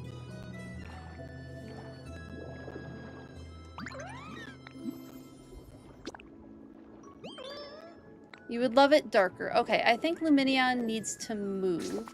What is Luminion's habitat? Luminion might just not be a coral reef Pokemon, and that's okay. What are your habitats? Swaying flower seabed and a marine mossy resting spot. So maybe we put them... Maybe we just like put them in a shady area?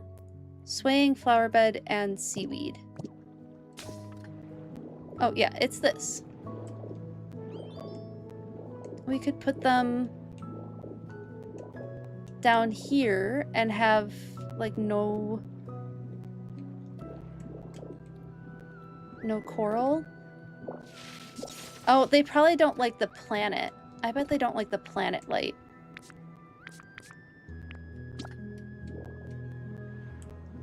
So it was 2 of the tall. Hopefully none of this has to be next to each other. Let's experiment a little with this habitat.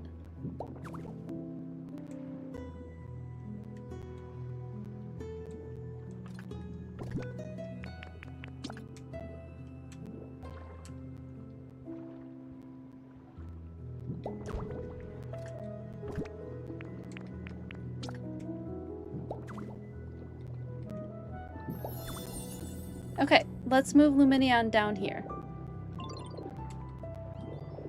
Luminion! Wait, where'd you go? Oh, okay, this is where you're at. There, you followed me. Come here.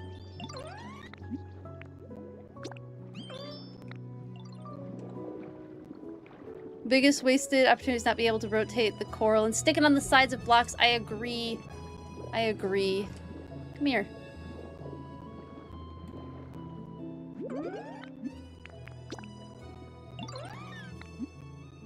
Yes. Okay, Luminion is happier down here. So don't put any lights near Luminion. I need to remember no lights near Luminion. I'm sure it's fine to add a coral all the way up here, though.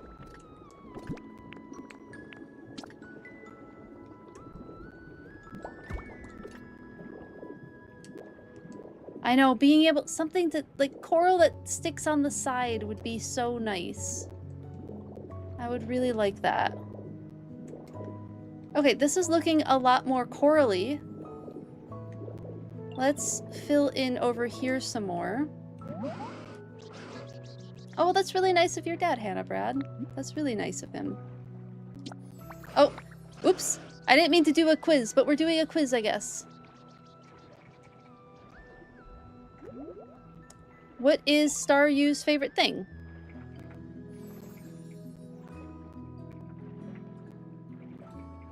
As always, if you're on YouTube, feel free to put your answer in and I will add it to the Twitch poll. Let's see what the options are. Colorful stuff?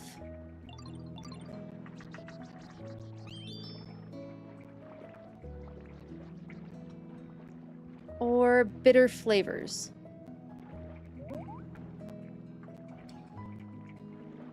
What is the answer? I genuinely don't know the answer to this. I have no idea what the answer to Staryu's favorite thing is going to be.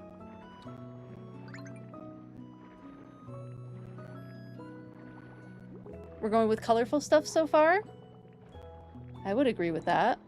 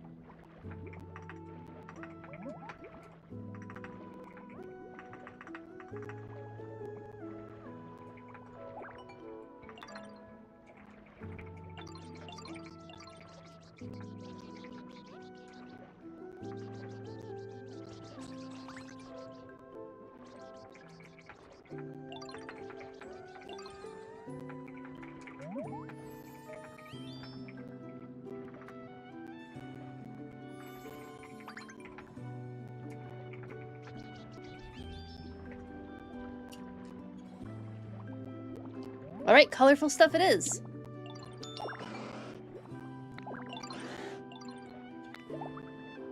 Adding some variety to the sides of the blocks. Yeah, that's true. Like some of the stripy walls and maybe a couple hunks of the pink moss blocks. That's a good idea, Kippy. Let me go get some pink moss, because you're right, that's something that we did in the other areas too. Oh my goodness, is this Pokemon finally here? Can I finally get rid of those nasty teeth? Who are we getting?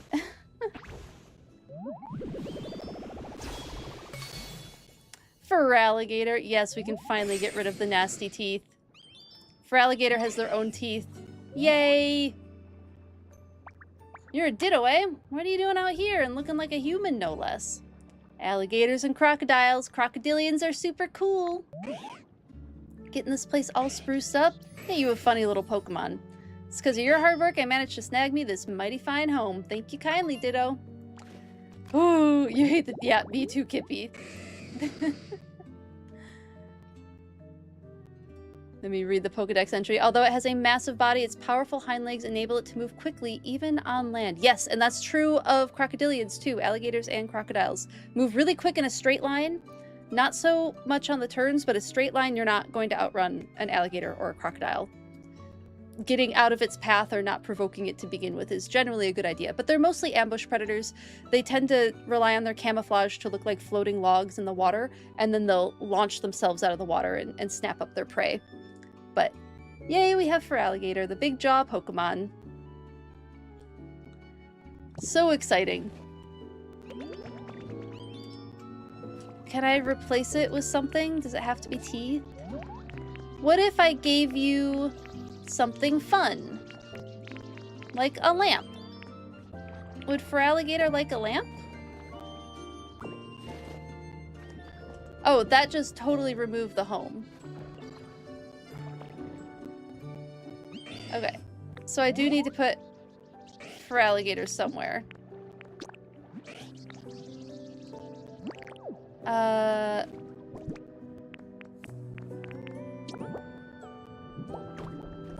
Yep, that's not a habitat.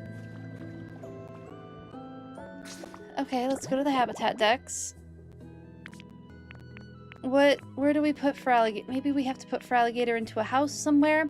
I have a house for Feraligatr. Follow me.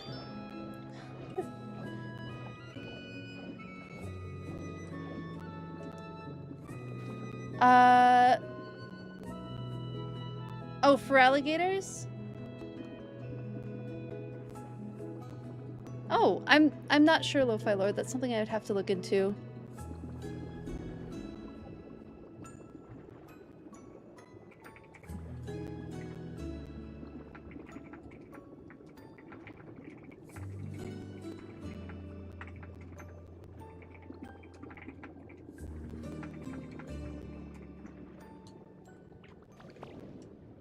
Let's get them into the hot spring.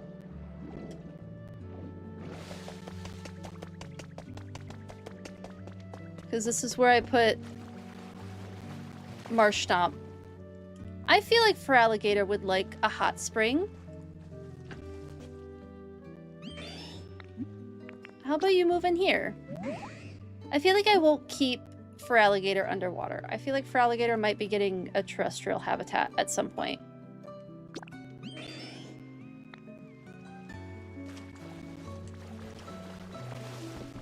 Neat. Very cool. Okay, we got Feraligatr. We have so many Pokemon spawning in. I think we're getting close to being... Hey, yay! We made it to max level, finally. How many weeks did it take me to get to max level? How behind am I?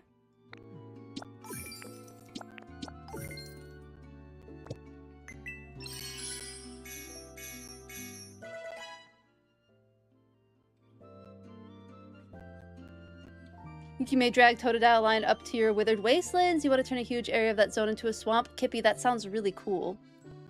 That sounds like a great idea. Thank you for the Pokeball celebration, Redeem.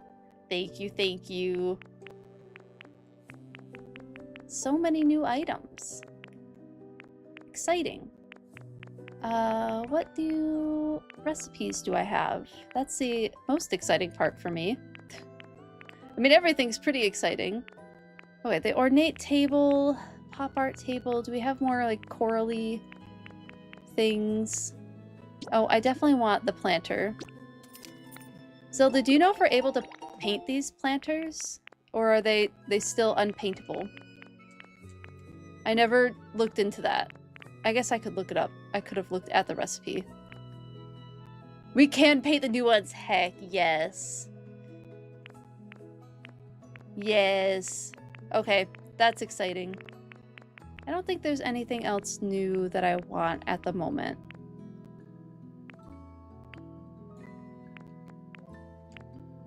The pathway light thing. Okay, I am gonna get that. I am gonna get the pathway light. I feel like that's a good idea.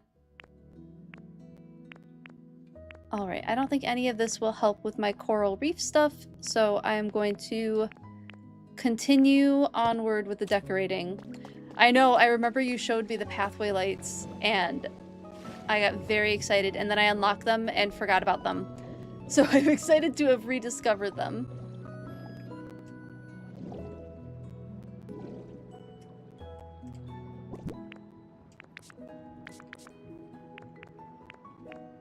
Let's throw some... Oh, I was gonna maybe put... Because this is Golisopod's house, I might put other stuff there for them. So I don't want to fully fill that in. Let's see.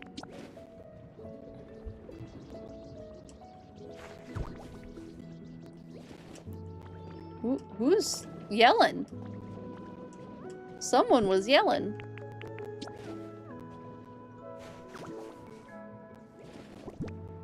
Throw that there.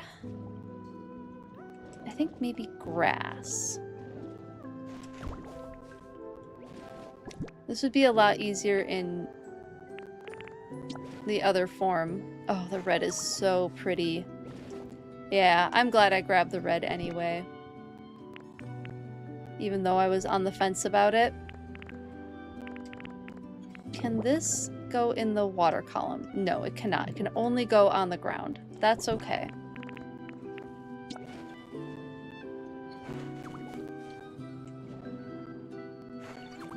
This is a place that I can try the other plant. And I will. I think I shall. But first... Maybe not the pink. What color? Ooh, blue. Yes, blue.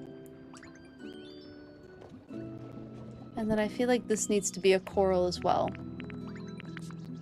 But what? Oh, the coral fencing. I keep forgetting about that.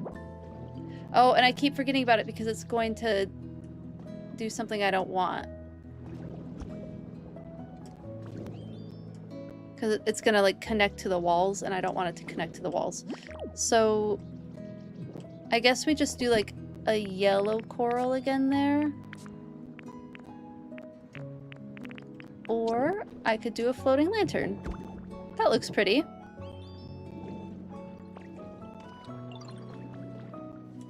So this is where I was gonna try... Oh, what's up, Boizel? Oh, cool. Boizel can also chop into watermelon slices. Good to know.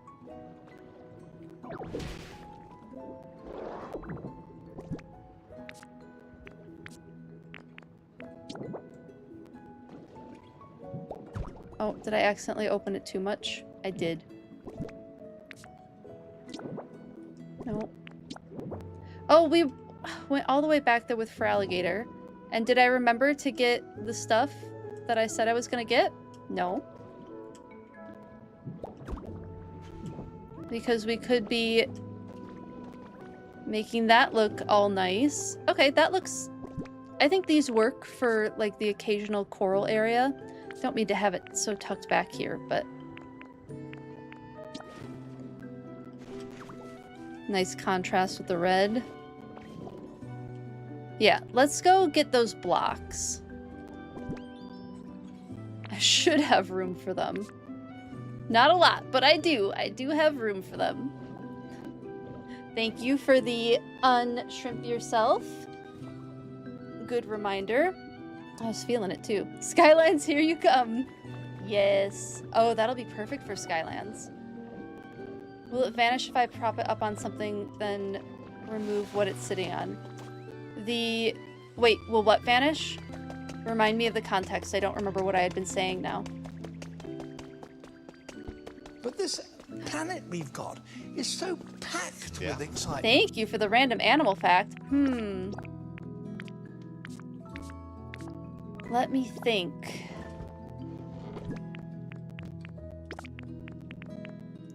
Noodle on that. Random animal fact.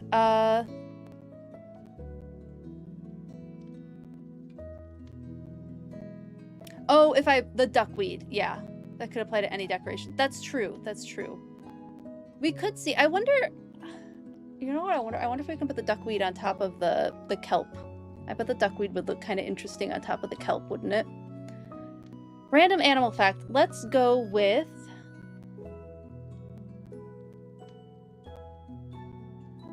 camel behavior. I feel like it's been over a year since I've talked about this. So camels have a lot of really interesting adaptations to keep themselves cool in a desert environment. And first things first, camels, the humps on camels do not store water. It is not water storage. That is a myth. It stores fat. It stores like body fat stores. Now, that fat store can help keep them. It is part of the process of them staying hydrated in desert environments, but that's a more complicated process that I'm not going to get into. Another behavioral things also help keep them cool in the desert environment. They have this really interesting behavior when they're laying down in the middle of the day. A lot of desert animals will rest in the middle of the day so that they're not using up energy when it's so hot. But what camels will do is they'll make sure they're always facing the sun. Now, if you think about the silhouette of a camel, from the side, camels are very broad, right? They're very wide, but from the front, they're quite slender. So they keep their face always facing towards the sun so that the sun's not hitting them on the broad sides of their body and heating up their body from that direction. It's only hitting a thin part of their body right in the front. And that's part of their temperature regulation, is this behavior. So when they're sitting there in the day, they'll rotate their body so that the head is always facing the sun, which I think is really neat. Toddler you is in shambles right now. What critters eat duckweed? I mean, I want to say ducks, but...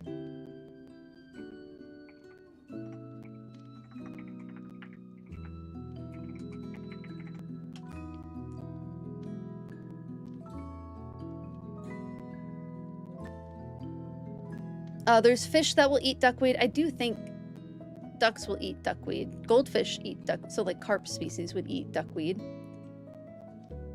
Let me see if I can find...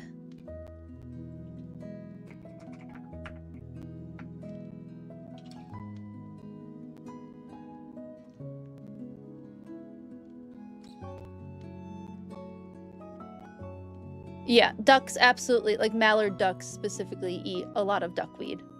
Which is probably where the name came from. But fish will eat it too. Fish will also eat it. DuckTales intro.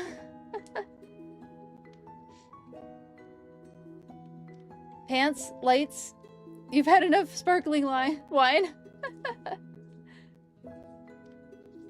Thank you for the random animal fact, Madash. Hopefully that was a fun one. Of the people here, you may be one of the few who could have heard that one before. So hopefully it's not a repeat for you. Madash has been in the community a really long time. Well, not a really long time. Almost as long as I've been streaming. So like sometime around this time last year, I think, is when you started hanging out, which I really appreciate you're still here. Life is like a hurricane. You don't think you heard it before? Okay, good. I was able to get a new fact for you. I'm glad. DuckTales. Oh, whoa. Scrooge. David Tennant is Scrooge McDuck. What? Here in Duckburg. What a gem of a show. Oh, this does look really nice, doesn't it? Yeah, I think you're right that it will look nice when I switch out. Whoops, I need to eat something. I'm hungry.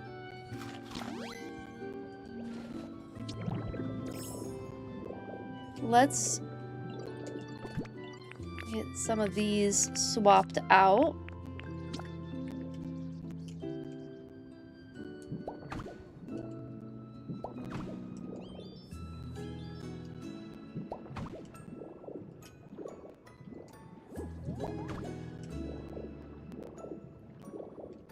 Oh yeah, that looks cute.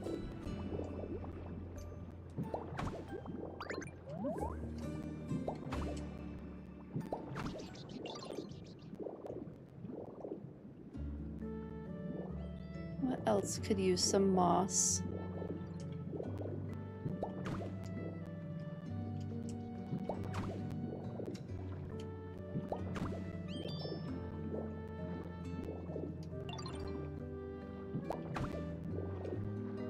Nice.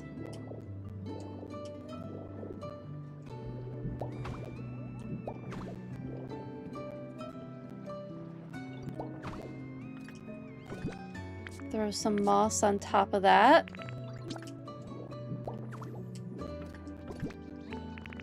I wish we had like something that was drippy, that like dripped over the side. That would be so cool.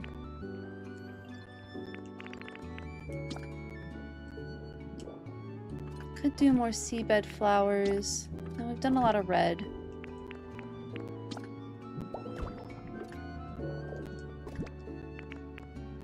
Where'd those drippy vines go? I'm kind of thinking of these as like a type of algae. That's kind of where my headcanon is about it for the moment. Where do those rocks get to? There's my rocky debris. I feel like the green plants growing out behind that is gonna look really fun. Yes! It did indeed look fun. We might have to go searching for some coral soon if I run out.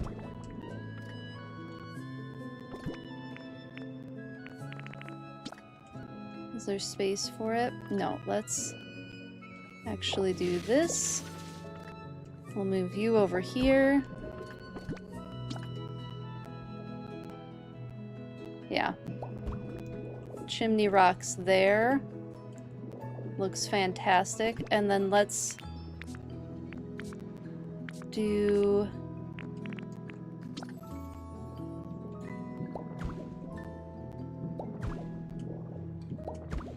something like that.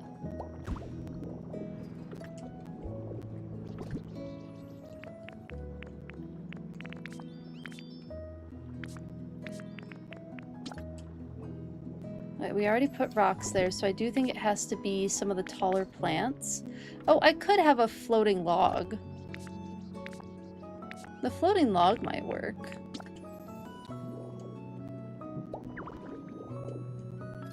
We haven't put a ton of those down. Maybe we flip it around, though.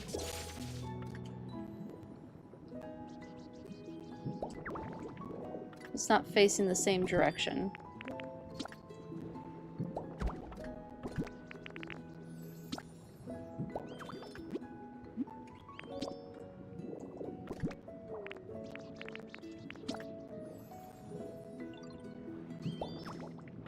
Flowers.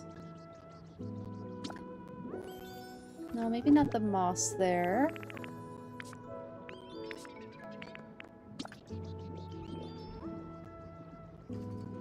Oh, that can't go there until it grows. I do want flowers there, though. We'll throw the red flowers down. Where did those get to? There they are. There we go. It's filling in. Love how gently they made the floating stuff bob up and down. I so agree, Minardi. Yes, I so agree. Welcome in. Thank you for chatting. How are you today? You gotta run. Thanks for hanging out, VB. I hope you had a good day. I'm so glad that it was relaxing for you. Thanks for hanging out today.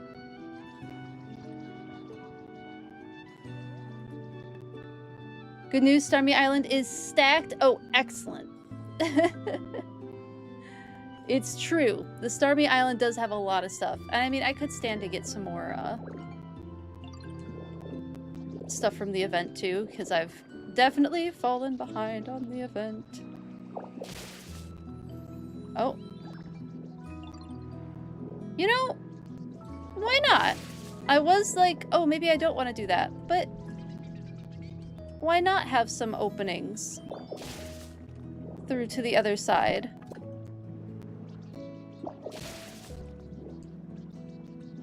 I think that looks cool. Let's put some coral there. I think that looks neat.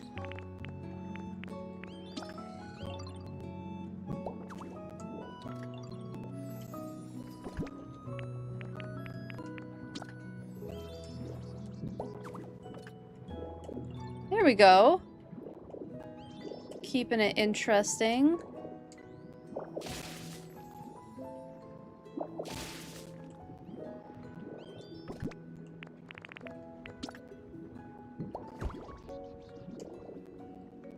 Oh, there's a lot of yellow coral around there. That's okay. Sometimes species of coral kind of take over an area. So we're gonna let it.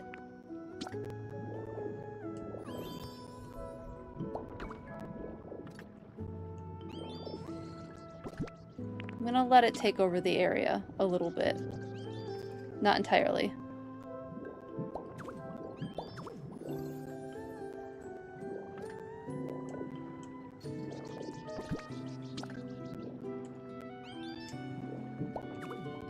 There we go.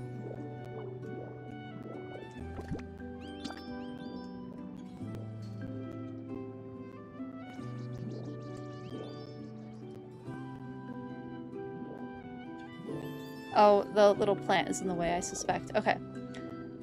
5 minutes to midnight. Thank you for hanging out so much, Torun. I hope you had a great day. Have an excellent evening. Sleep well. Thanks for hanging out. It was good to see you again.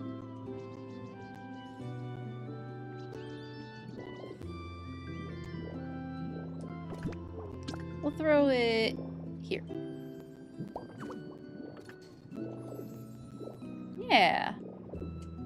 That's better. And then we'll throw some different colored things down. You know, I haven't really been using the table coral as much as I could have. And the sea flowers, to be honest. I haven't really been using the seabed flowers as much as I could.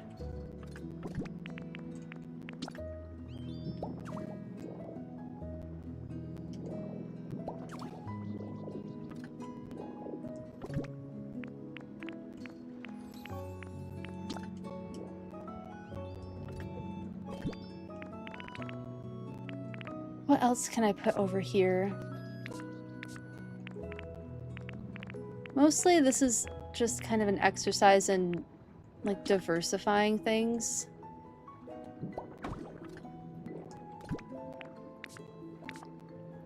So there's not too much of one stuff everywhere.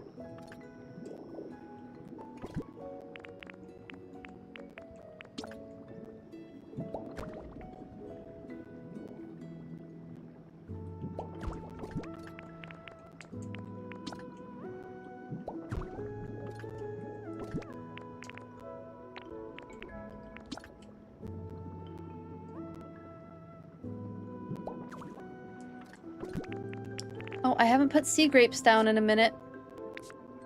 Those might be good. Oh, am I out of sea grapes? I must be out of sea grapes. Okay, that's why I haven't put sea grapes down in a minute. No, I'd have to go harvest some from the island. Which we could always get around to doing. Let's see, we have an hour left.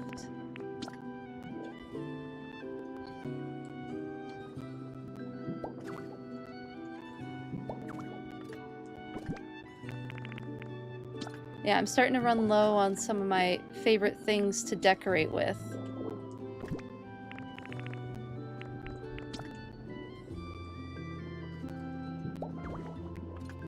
Oh, yeah, we need the brain coral over here, too. Where'd that brain coral go? No, I wanted to put that down. There we go. I think we will... Oh, I'm out of food again.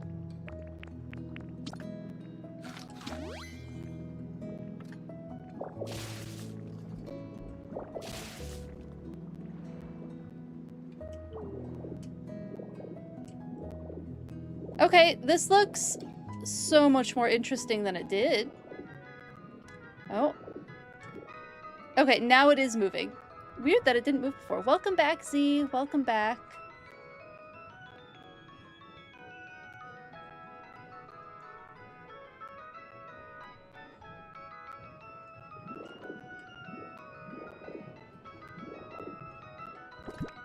I guess I should maybe do some more of the star-spotted rock.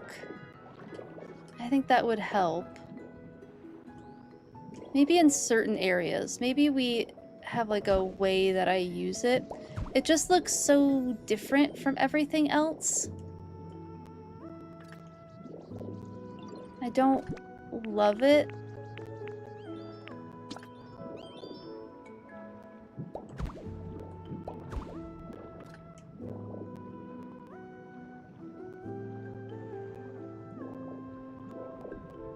Yeah, it's just not kind of what I wanted in this area. So maybe we stick to the different types of blue rock. Maybe I start doing a little bit of soil. Like near the top. The seashore. Or the seafloor algae. Oh my goodness, thank you for the crikey redeem.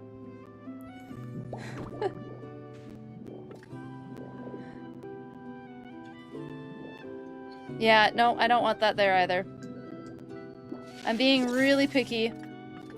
Voice of your childhood. I know. Thank you, Zelda, for getting us that voice redeem. Huge thanks to Zelda for that.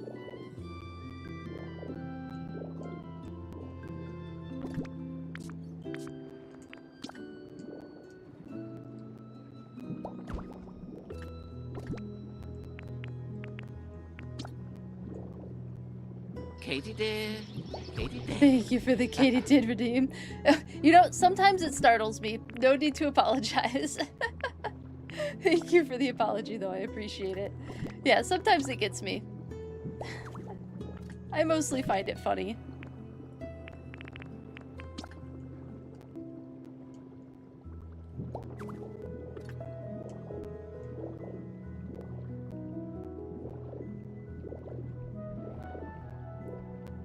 Oh, it looks so pretty.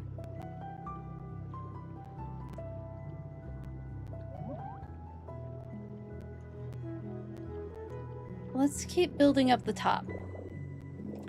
Sneak right up to this croc and grab him by the tail. Yeah. Well, there were reasons that Steve Irwin did the things he did with how he worked with crocodilians, and it was mostly a matter of safety. So the thing about crocodiles is they have incredible jaw pressure, but it's only for closing their mouth. You can hold, like, almost anybody could hold a crocodile's mouth closed and it wouldn't be able to get it open again. The muscles for opening the jaw are not nearly as strong. So the whole idea behind Steve Irwin, like, diving and tackling on top of these giant saltwater crocodiles was a safety thing. It is important to be able to capture them and tag them and not have to use tranquilizers to do so, because tranquilizers can really harm an animal, especially if you don't know their weight. Tranquilizers are based on weight, so you could either not have them fully under or put them under too far and end up killing the animal that way. So having a non-lethal, non-drug way to capture these crocodiles was really important, and he developed that method of, like, jumping on them, holding the mouth closed, and they would duct tape it or whatever, or maybe electrical tape, whatever it was that they used to keep it closed, and then they would tie the alligator so that it couldn't thrash and whatnot, so they could get these measurements. And they've done a lot of work to protect the species that way. So that was that. The tail, I mean, the snake tail stuff. Yeah, I don't know. I don't know enough about handling snakes to know, like, if that's a good idea or not. Generally, I would say I wouldn't do it. So much learned today. I am always happy to talk about Steve Irwin. Always.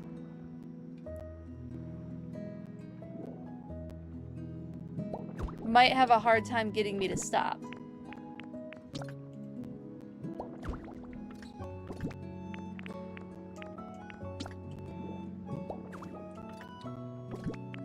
Yeah, I'm out of the tall ferns. Okay, might be about time to take a trip to a cloud island.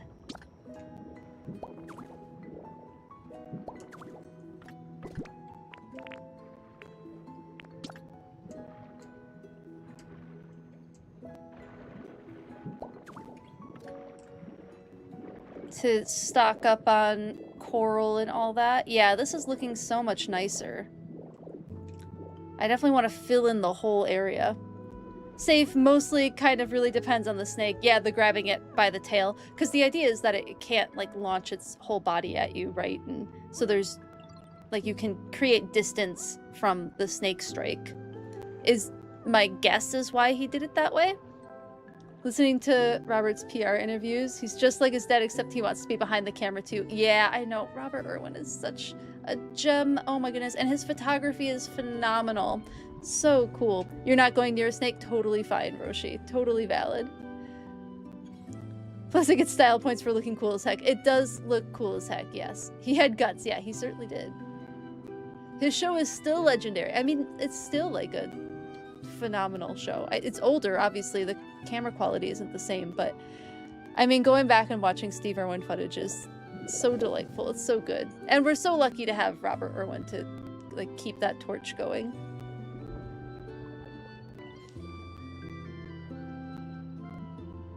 Main reason they use it is it's harder for the snake to double back on itself. Okay, that makes sense, just Paladin. I appreciate you clarifying that. Thank you. Yeah. Might have to watch some old footage of Steve later. I mean, I can't think of a better way to spend an evening. Okay, let me drop some of this stuff.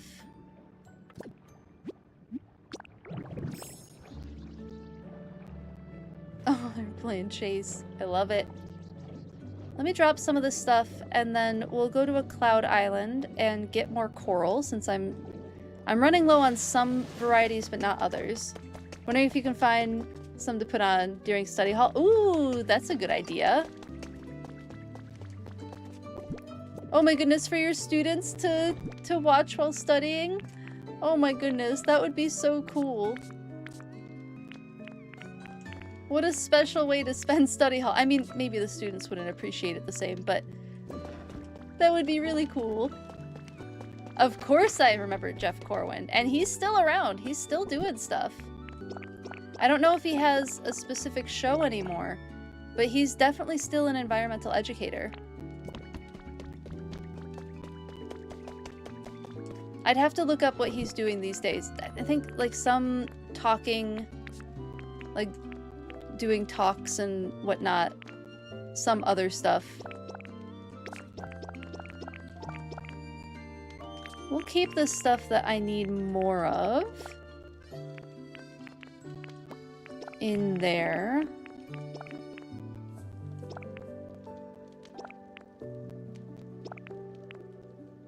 I don't need... I need less of that. Okay, let's at least put the furniture away. Oh, it's full. Maybe we'll shove stuff in here.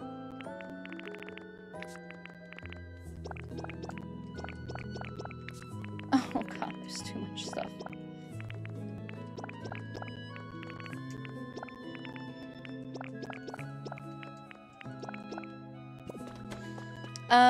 Yeah, I have too much stuff on me. I hate having dump boxes like this, but I think I don't have much of a choice at the moment. I gotta dump this stuff somewhere. How many boxes do I have to go through again? Let me just do this with the crafting materials.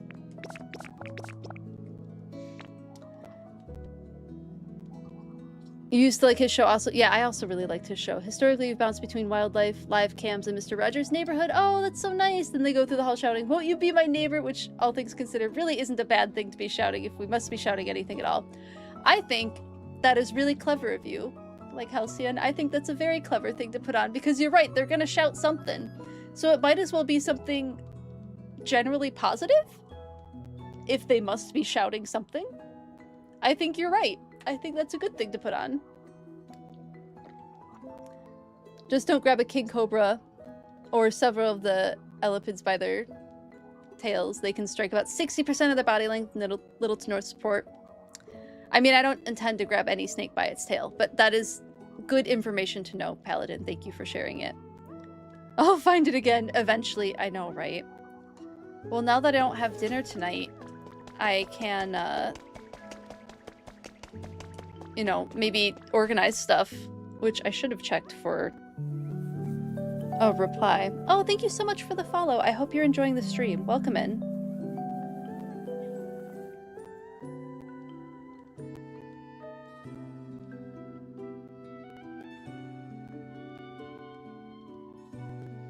Okay. Danger Noodle. Yes, noted indeed. No touchy the nope ropes. Exactly. No touchy the nope ropes indeed. Yes, I got a text message at some point and had to send a bunch of messages back and forth about my dinner plans being canceled, so maybe able to actually like open up after stream and play some more Pokopia. Or go a little longer. I mean, we'll see. We'll see how I'm feeling. Thankfully, there's 0 venomous snakes in your area. Oh, that is good. Yeah. That is very good. Yeah, we'll see how I'm feeling after the Cloud Island. If like I want to wrap up an area of the coral reef or if I want to keep going. It was a long weekend. Ooh, pierogies for dinner sounds fantastic, Z. Yes. Your state has rattlesnakes, but only in the southern part as far as you know. Gotcha. Are you in... You don't have to answer this, but you can if you want to. Are you in like a Midwestern state? Like a timber rattlesnake or a Massasauga? That sounds like that kind of region. I did research in an area where there were Massasauga rattlesnakes. Woo! Thank you for the... Thank you so much! For the gift subs and for the bits. Thank you, thank you. Oh my goodness. Paladin, I'm so excited. Alpaca story incoming. I'm so excited. When you do the live cans, though, and they're avoiding work, they tend to sneak looking up the different animals they see. Oh no, they're doing something educational. Whatever shall you do? You're super clever, Halcyon. I think that's super clever to, like, give them something kind of educational and positive to do, but, like, let them think they're sneaking about it. You pretend you don't notice them skimming the Wikipedia page for honeybees. Oh my god, that's so sweet. That's so good. Holding your alpaca for emotional support. Oh my goodness, I'm so excited. I don't have an alpaca.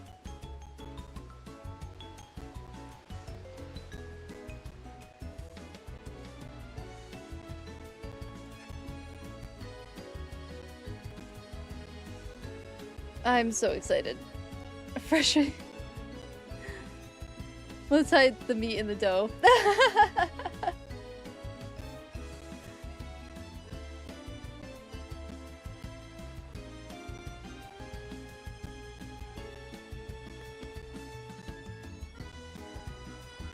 It's lovely and soft, and you pet it on long car rides. Oh, that's nice. Is it one of the alpacas that's made from real alpaca fur? Is it one of those? Because those are so soft and nice. My mom got a keychain one, like Labubu size keychain one. Yes, it is! Oh, nice!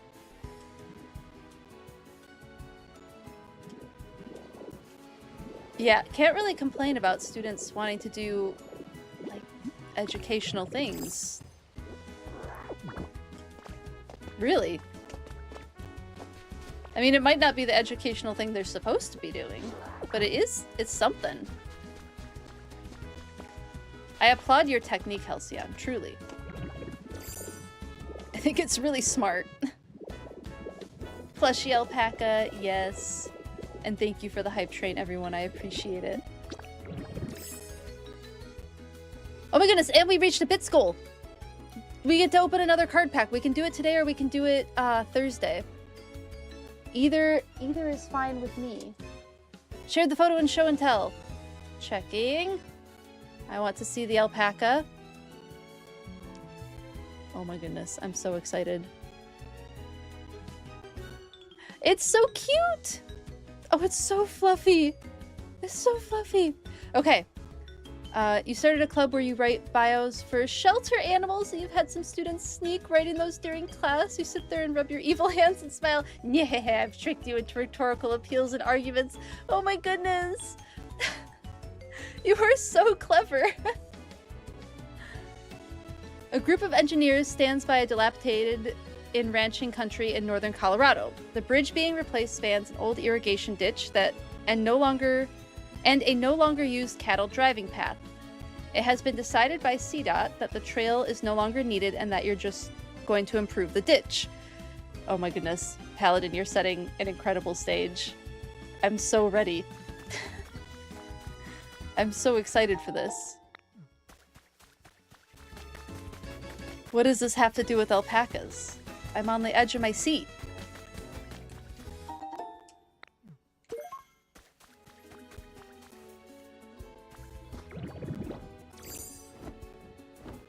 Oh, no worries about typos. No worries. I got the gist of what you were saying. I know, I've seen some of the writing too, Zelda. I agree.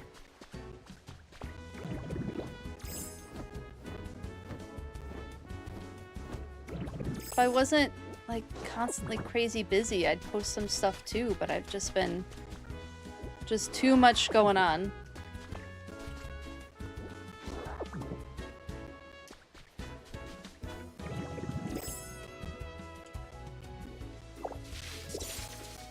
Yeah, right, Wigwig? Your whole existence is a typo.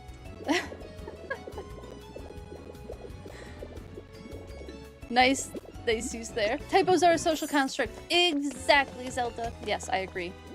They are a social construct. Oh yes, and the bits goal is met. Okay, so... oh wait, the next part of the story. As the engineers are standing there, an old farmer comes down the abandoned path, a piece of paper in his hands. Turns out he, not the state, owns the trail. He is asked if he still uses it for his cattle. The old farmer looks at your boss dead in the eye and says, "Nope, no cattle." He points to him. He points behind him to his son coming down the path. Behind his son is not one, but 500 alpaca? Did you get to see 500 alpaca in person? So yes, the path is still used. God, that's so many. You saw the video, okay. It's over 9,000! So many.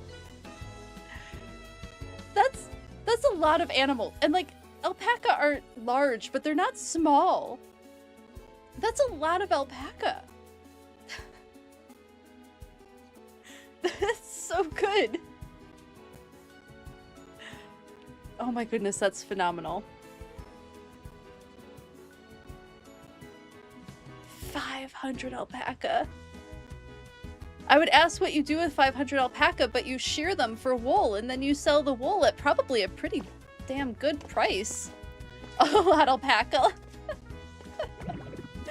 Good pun. Good pun, Hannah. The rancher owns the land on the other side of the bridge for grazing, so we may have to redesign a bridge because of alpacas. What a delightful project. Oh my goodness. Alpaca-influenced engineering.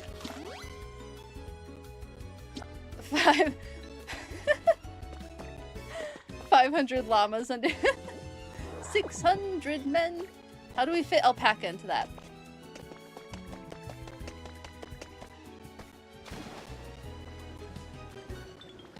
I don't even know. How would you fit alpaca into that?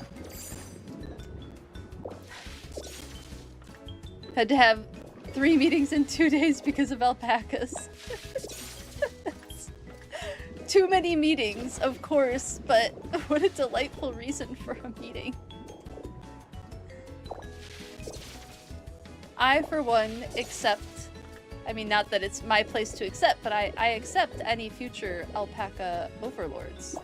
They're pretty skittish, so I think we'd do pretty okay.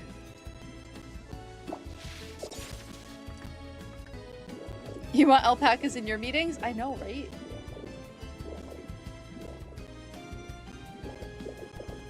That's delightful. Okay. Did you still want to do the random animal fact? Justice? Or, like, what's your thoughts? Where can you request this? I know, right? Alpacas to Paca to you! Get some alpacas packed.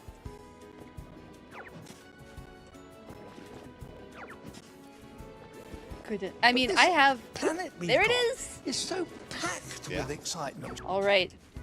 So the thing that I know most about alpacas have to do with wool. Of course, alpacas have very soft, very fine wool, really nice to work with, nice long strands, so it doesn't fray very much. But alpacas are found in Peru. I think like one area in Peru. Let me pull up a photo of an alpaca. This is worth some. This was such a delightful story that this is worth going to the research page.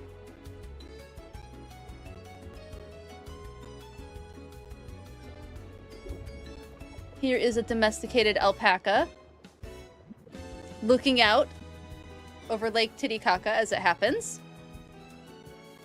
Look at all that wool. Look at that face. Let's just look at that face for a minute because it's quite cute. Let's see. So they are found in the level heights of the Andes. They're a type of camelid. So we were talking about camels earlier. They are related to camels. So, found in the Andes Mountains of southern Peru, western Bolivia, Ecuador, and northern Chile. Most recently, alpacas may be found on farms and ranches worldwide. I believe there is question about when they were domesticated. They're visually and genetically similar to and often confused with a relative species, which is the llama, although alpacas are visibly shorter and mostly bred for wool. While llamas, this is interesting, llamas are prized as livestock guardians. Don't mess with a llama. Alpacas are pretty skittish, though. So both the alpaca and the llama are believed to have been domesticated and selectively bred from their wild counterparts, the smaller, fine-haired vicuña and the larger, stronger guanaco, respectively about 5,000 to 6,000 years ago is when they think these species were domesticated, and then, like, diverged as species.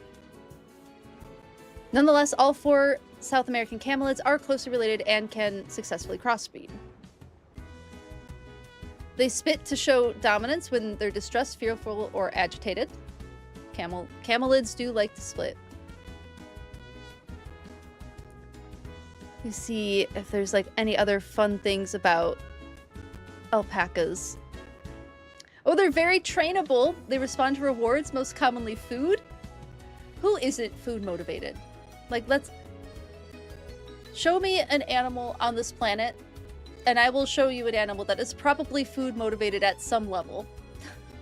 They can usually be pet without getting agitated, but they're pretty skittish. They're usually quite easy to herd, even in large groups. Like 500 alpaca in a group, would you say? However, during herding, it is recommended for the handler to approach the animal slowly and quietly, as failing to do so can result in danger for both the animals and the handler. Hopefully, your coworkers and boss stayed calm while looking at 500 alpaca. I assume they probably did. Oh my goodness, they're certified therapy animals. The Mayo Clinic, we were talking about the Mayo Clinic. Why is everything coming around today with alpaca? The Mayo Clinic has therapy alpacas. That's delightful.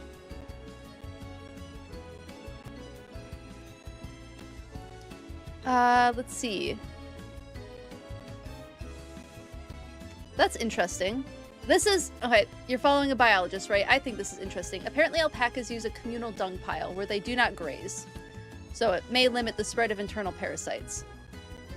Fascinating. And there's a whole, like, behavior around it. They kind of all, community defecate. They all want buddies when they do that. This was delightful. Thank you for... Oh my goodness. Hold on. There's a herd of alpaca. It's not 500, but there is a herd of alpaca photo. Here it is. Look at them. They're so cute. Thank you for your story, Paladin.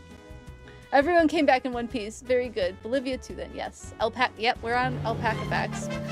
Thank you so much for the bits again. I appreciate it. You need a Peruvian library? Yes, you do.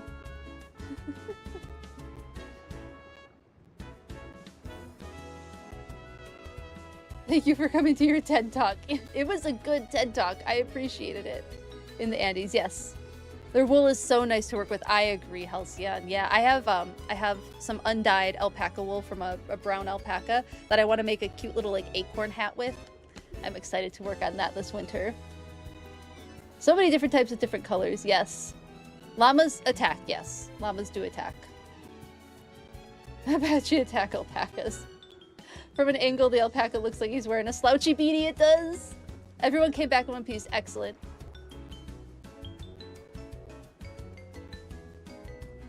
One refined gentleman or lady or non-binary. Yes, one refined alpaca indeed. You're dying. Wait, what did I say that made you laugh? I appreciate it. Oh, the communal dung piles. That's about what the herd looked like, just much bigger. For real. Yeah, they're so cute. I love it when they have their like their trims and they kind of look like they're wearing flares. I think alpacas are great when they look like that. They're so cute. This was delightful. Thank you so much, Paladin. This was super fun. I appreciate you so much telling the story because it was great. 500? See, that's what it says in the article. I don't know what to tell you. It's a communal dung pile and they all use it at the same time. That's what happens. There's not a video of it. There's a video of one chewing. Do we want to end this on an alpaca chewing? Do we care about this? I care about this, but does everybody else care about this? I mean, we're gonna start it anyway, but hold on, let me mute it. Look at that. Look at that little puff head.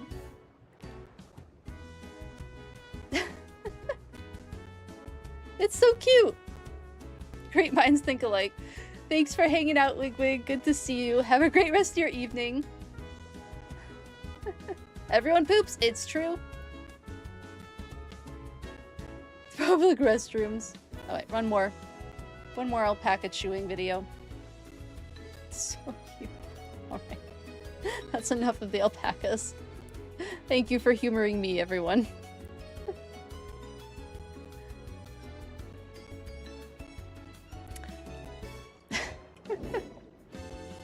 Look, I couldn't not share that fact. It was too good of a fact to not share with everyone. What was I doing? Okay, we're getting coral. I remember that.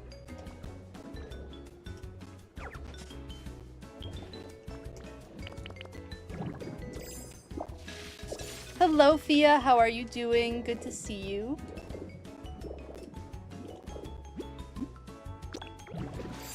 Whoop. I need these grubby pearls. I technically don't need that many of them. I'm actually doing pretty good on grubby pearls. Okay.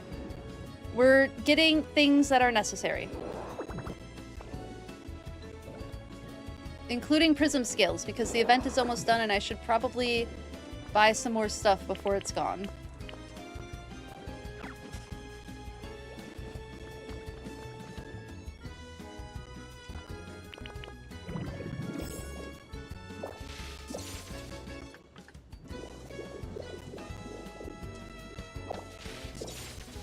Doing good?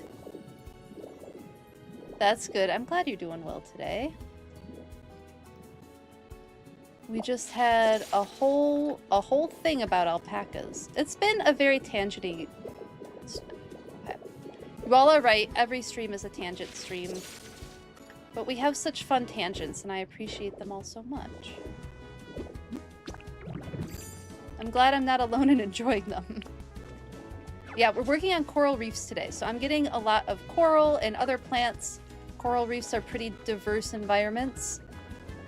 I have a lot of yellow coral, so if I'm avoiding yellow coral, that's why.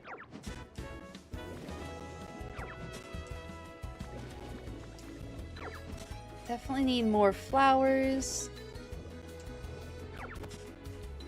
You like alpacas? They are very cute. Their wool is so good to work with. Oops, didn't mean to do that. I am really excited to work on that hat too. I need to figure out what I'm gonna do for the, like, brim of the hat. I guess it would be a brim.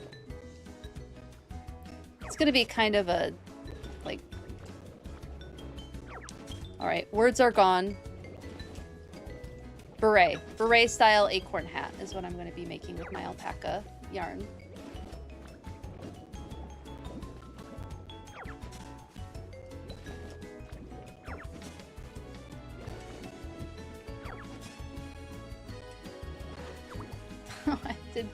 I actually did want to pick that up.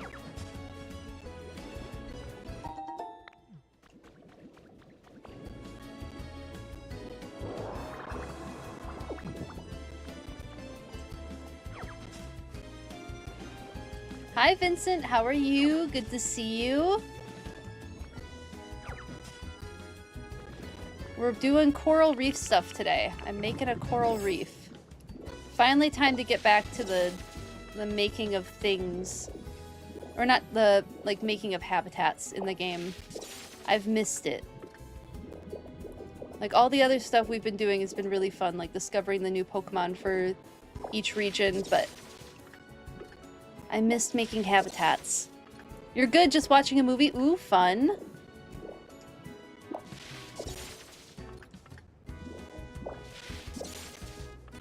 I hope it's a good movie.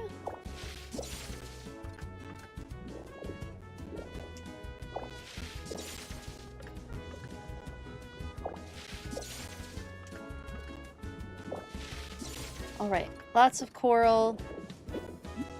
Let's go into swim mode so I can vacuum up more scales. I have lots of blue already. I need more purple.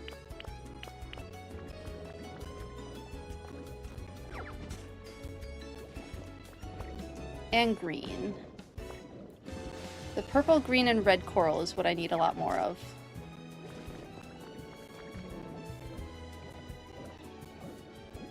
I don't think I need a ton of the big bunches anymore. Watching Scream 7 for the 100th time. Alright. So you're treating yourself tonight. As you should. You deserve it.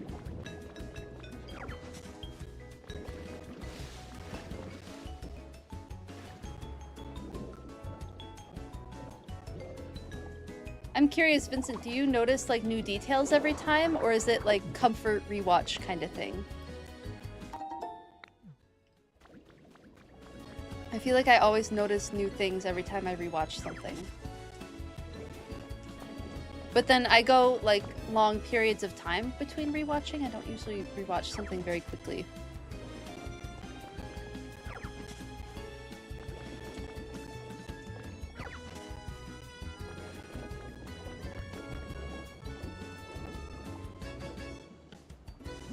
Time to get some flowers. Ooh, I'll have to make sure to get more of the kelp stuff. And there hasn't been any sea grapes. I'll have to keep looking for sea grapes. Mixture of both the comfort and noticing new things. Okay, cool.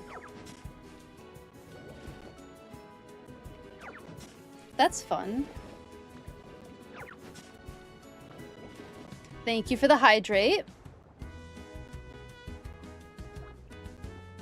Yes, the game has sea grapes, and they are a real thing. Sea grapes are an actual thing. It doesn't sound weird at all, Vincent. I have actually some friends who are psychologists who do a panel on horror and like why horror can be a comfort for people.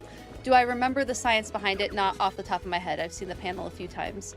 Oh my goodness, thank you so much for resubscribing, Jay. Hello, hello. How are you? So good to see you. Thank you so much for subbing. I really appreciate it. Grapes of the sea, indeed. Yeah, they're a type of... Well, let's define sea grapes. Sea grapes? Sea grapes. It looks like they are a type of algae. So they're a type of algae that forms like probably air-filled balls? Yeah, they're a type of green algae. Does the grape part have air in it? That's the question. They're almost always eaten raw, known to be rich in iodine. Okay, I'm gonna guess they're not air-filled, but they do have, like, I can show you what they look like. They're really interesting looking.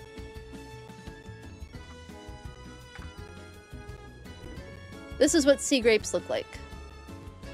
As like a dish. Type of uvolphyte, hold on. Uvolphyte green algae from coastal regions of the Asia Pacific area. So this is the sea grapes. Neat stuff, right? They can be eaten. Yes, they can be eaten.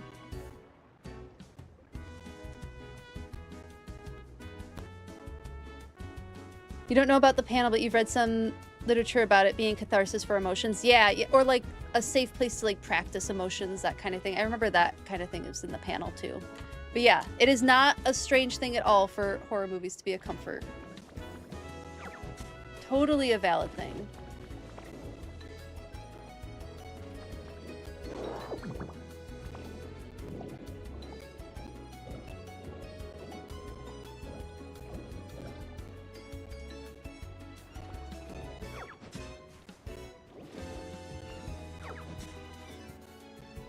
Oh, I can break a rock.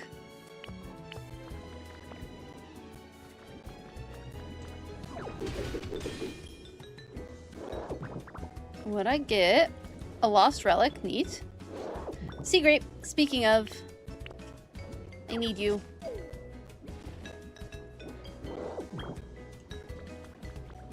I need you for decorating reasons.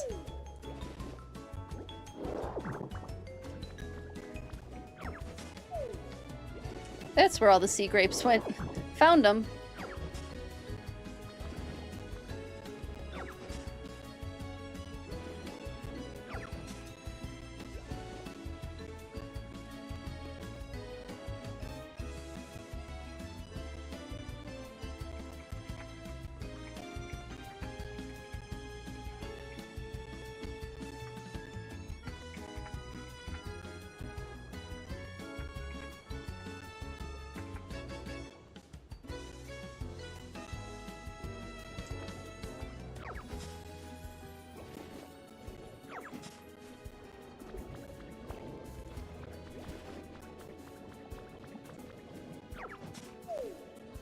Grab more I need more sea grapes, and I need a lot more of this seaweed.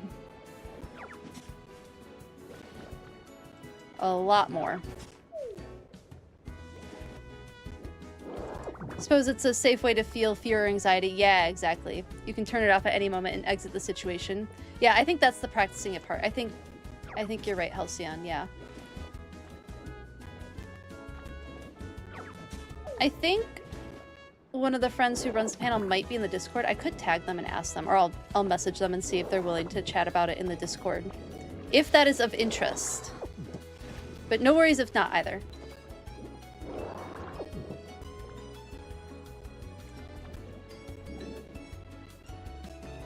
They're really knowledgeable on the subject.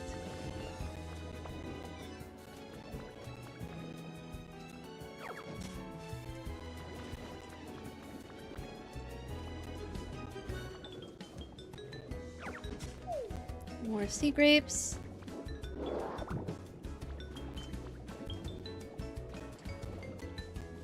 Yeah, okay. I'll message them and see if they're willing to send some stuff. Or post in the Discord, have a chat kind of thing. You're in the Discord, right?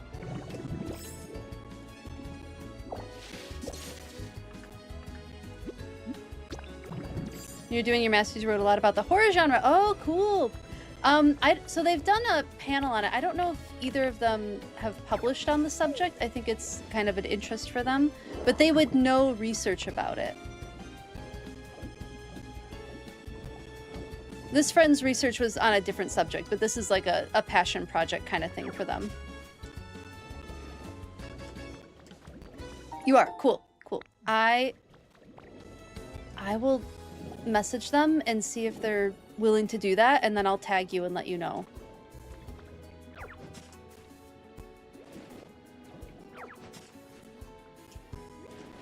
Because it's definitely cool stuff.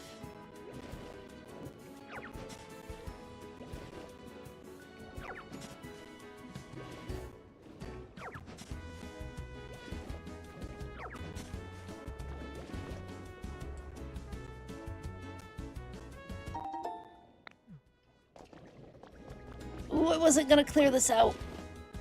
But maybe there'll be stuff that is handy. Not at the moment. I mean, I do like those shells. Maybe I will use the shell lamps. Because the shell lamps seem like they'd be kind of handy in certain situations. For looking like, you know, like scallops and whatnot. Ooh, a bell. I'll take that.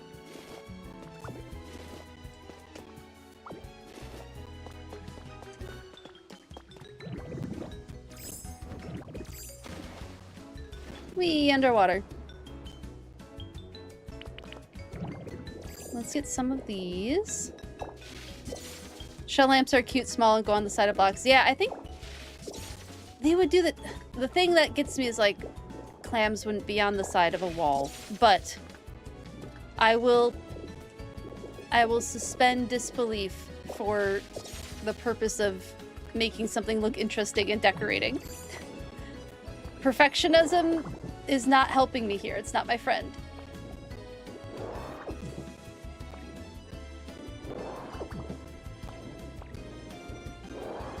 Pretend they're bioluminescent. Ooh, that's a good point. Well, you can color them to look like different species of clams too, which I kind of like. I'm doing not what I originally intended to do. I am now collecting prism scales, which is not what I needed to be collecting. It's fine. We're gonna get a decent amount decorated. Okay, I do need to wrap up being on the Cloud Island. I can come back later.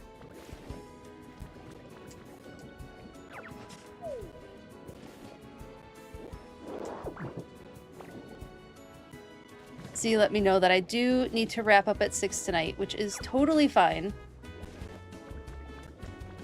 He's got some things he's got to do, so I got to take care of the puppies. And now I don't have the dog camp set up, so I can't bring them down. So we'll end at 6 tonight, so that's like, what, a little over 15 minutes. So I will finish up here and then get like a little bit more decorating done. And then I should be able to open up for anybody who wants to shop in my shop today. I'll show you all what I have again. But I have the Pokeball, like the regular Pokeball recipe, and then I have a bunch of flowers, like 3 different types of flowers. So there's a lot. Decent amount to look at and to buy if anybody wants it. You have the ball, you have the lure bowl, and also plants. Good to know, Deotter. Hello, by the way. How are you? So good to see you. I hope you've been doing well. All right, we'll end up doing a tour of different islands, I think. That should be fun. Now that I'm able to. A little bit of a headache. Oh no! Went outside, it was too hot. Oh, gross. I'm sorry. I hope you feel better soon. I hope it goes away. Okay. Just... No, I need to get back. I need to get back. I can come and harvest this later. We need to do the decorating thing, fill in a little bit more on the coral reef, and then start the wrap-up time.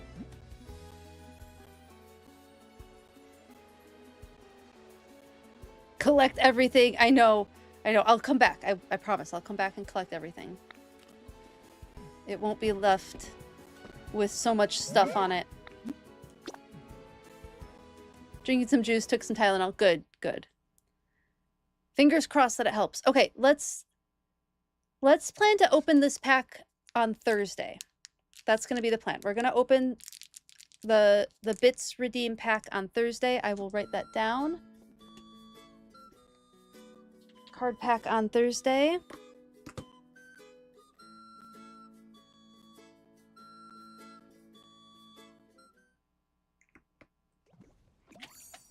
Got that written down.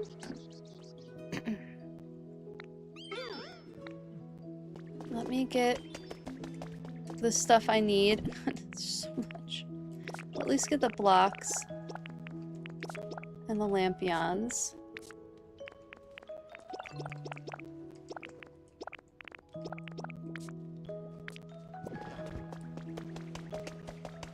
And then I think there was stuff in here that I needed. Yeah.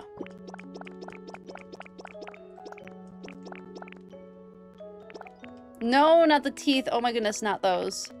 Anything but those. Please. Save me from my misclicks.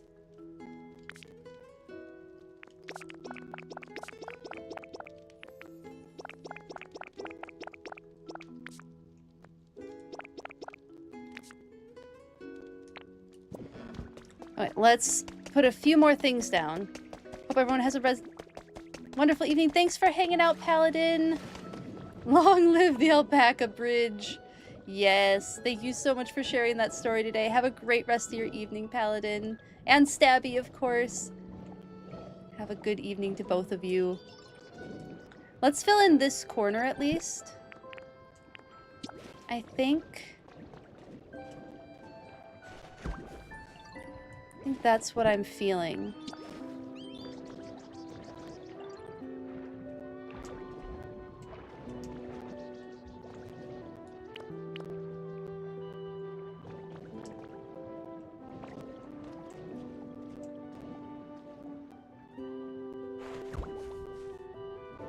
This here.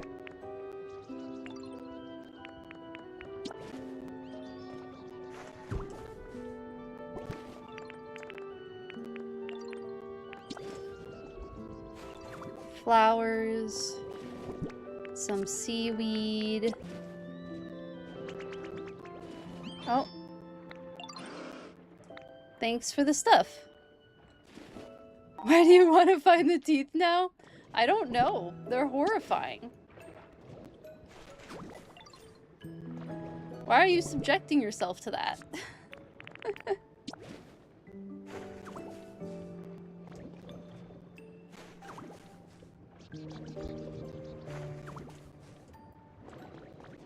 It'd be kind of cute to put like a little hut.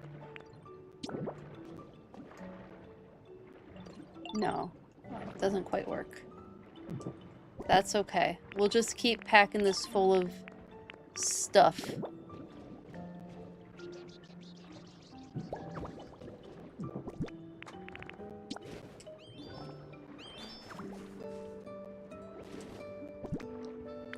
Where's my... Oh, it'd be kind of cute to put...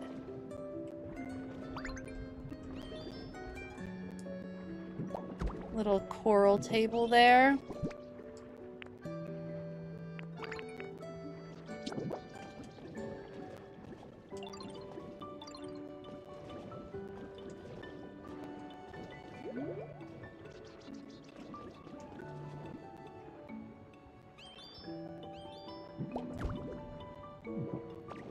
I love putting these taller seaweeds like behind rocks. I just think they layer so nicely.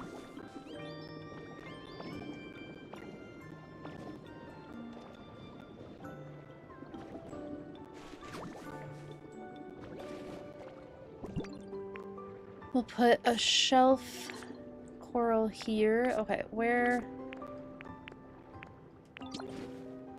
There we go. And then a blue one over here.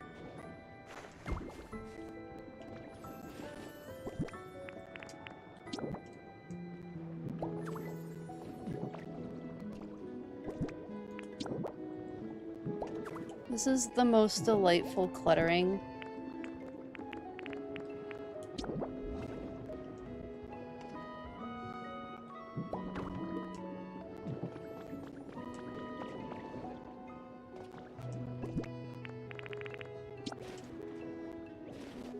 No, yeah, definitely this.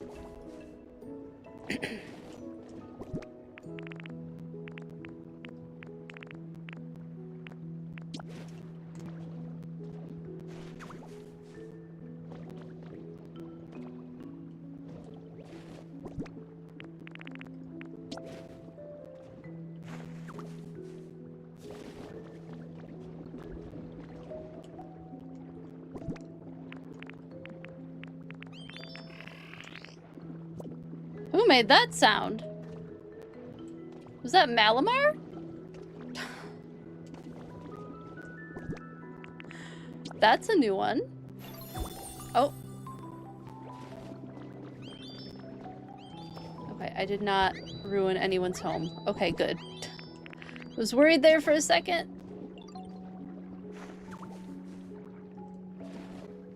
I love these as anemones. They're looking really nice.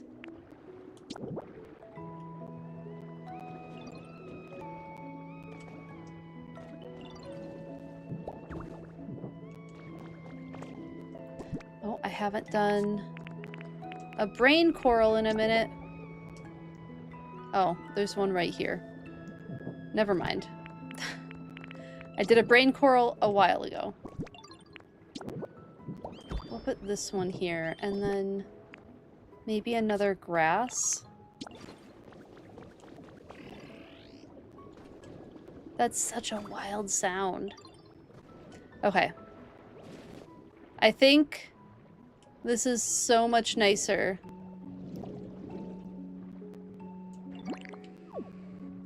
Than it had been. But we still clearly have a lot to do. This is a bigger project than... I don't know why I thought this would be like a one-stream project. Clearly it is a multi-stream project. Was it Choodle? Was it Choodle who made the sound?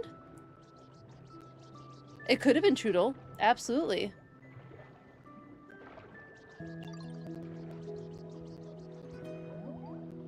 Well, thank you, everyone. This was absolutely delightful.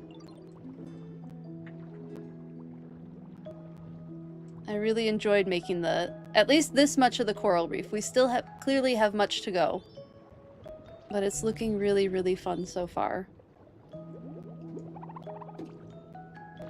Let's wrap up here.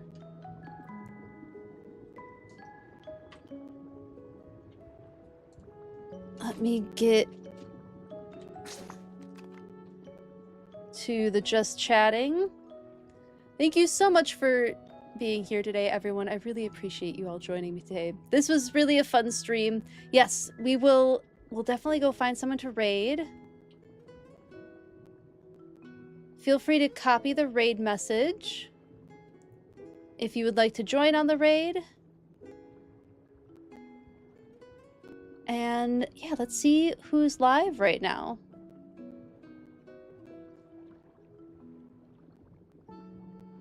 And we will open a card pack on Thursday for the bits redeem, the bits goal that we hit, which is super exciting. Which I should have reset that goal. I keep forgetting to. Who is online?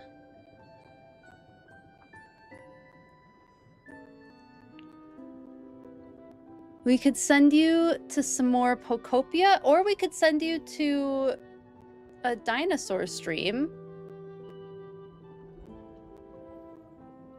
Let's send you to more Pokopia. Let's go say hi. I know we said hi to them recently. Let's go say hi to Sci-Fi Cozy again. Yeah, thank you all so much for being here. I really appreciate you all. I really appreciate all of you. It's such a nice community to be a part of. So thank you all for being here. You are what make the stream fun. Yeah, they're nice. They are nice. Yeah, we'll go say hi to them. Feel free to copy and paste the raid message if you want to join on the raid, and we will head over that way. And I will see you all on Thursday. Have a great Wednesday, a great middle part of your week, and I hope to see you again on Thursday. So we'll see you all next time. Let me get that raid started. Looks like they're going to a Cloud Island too.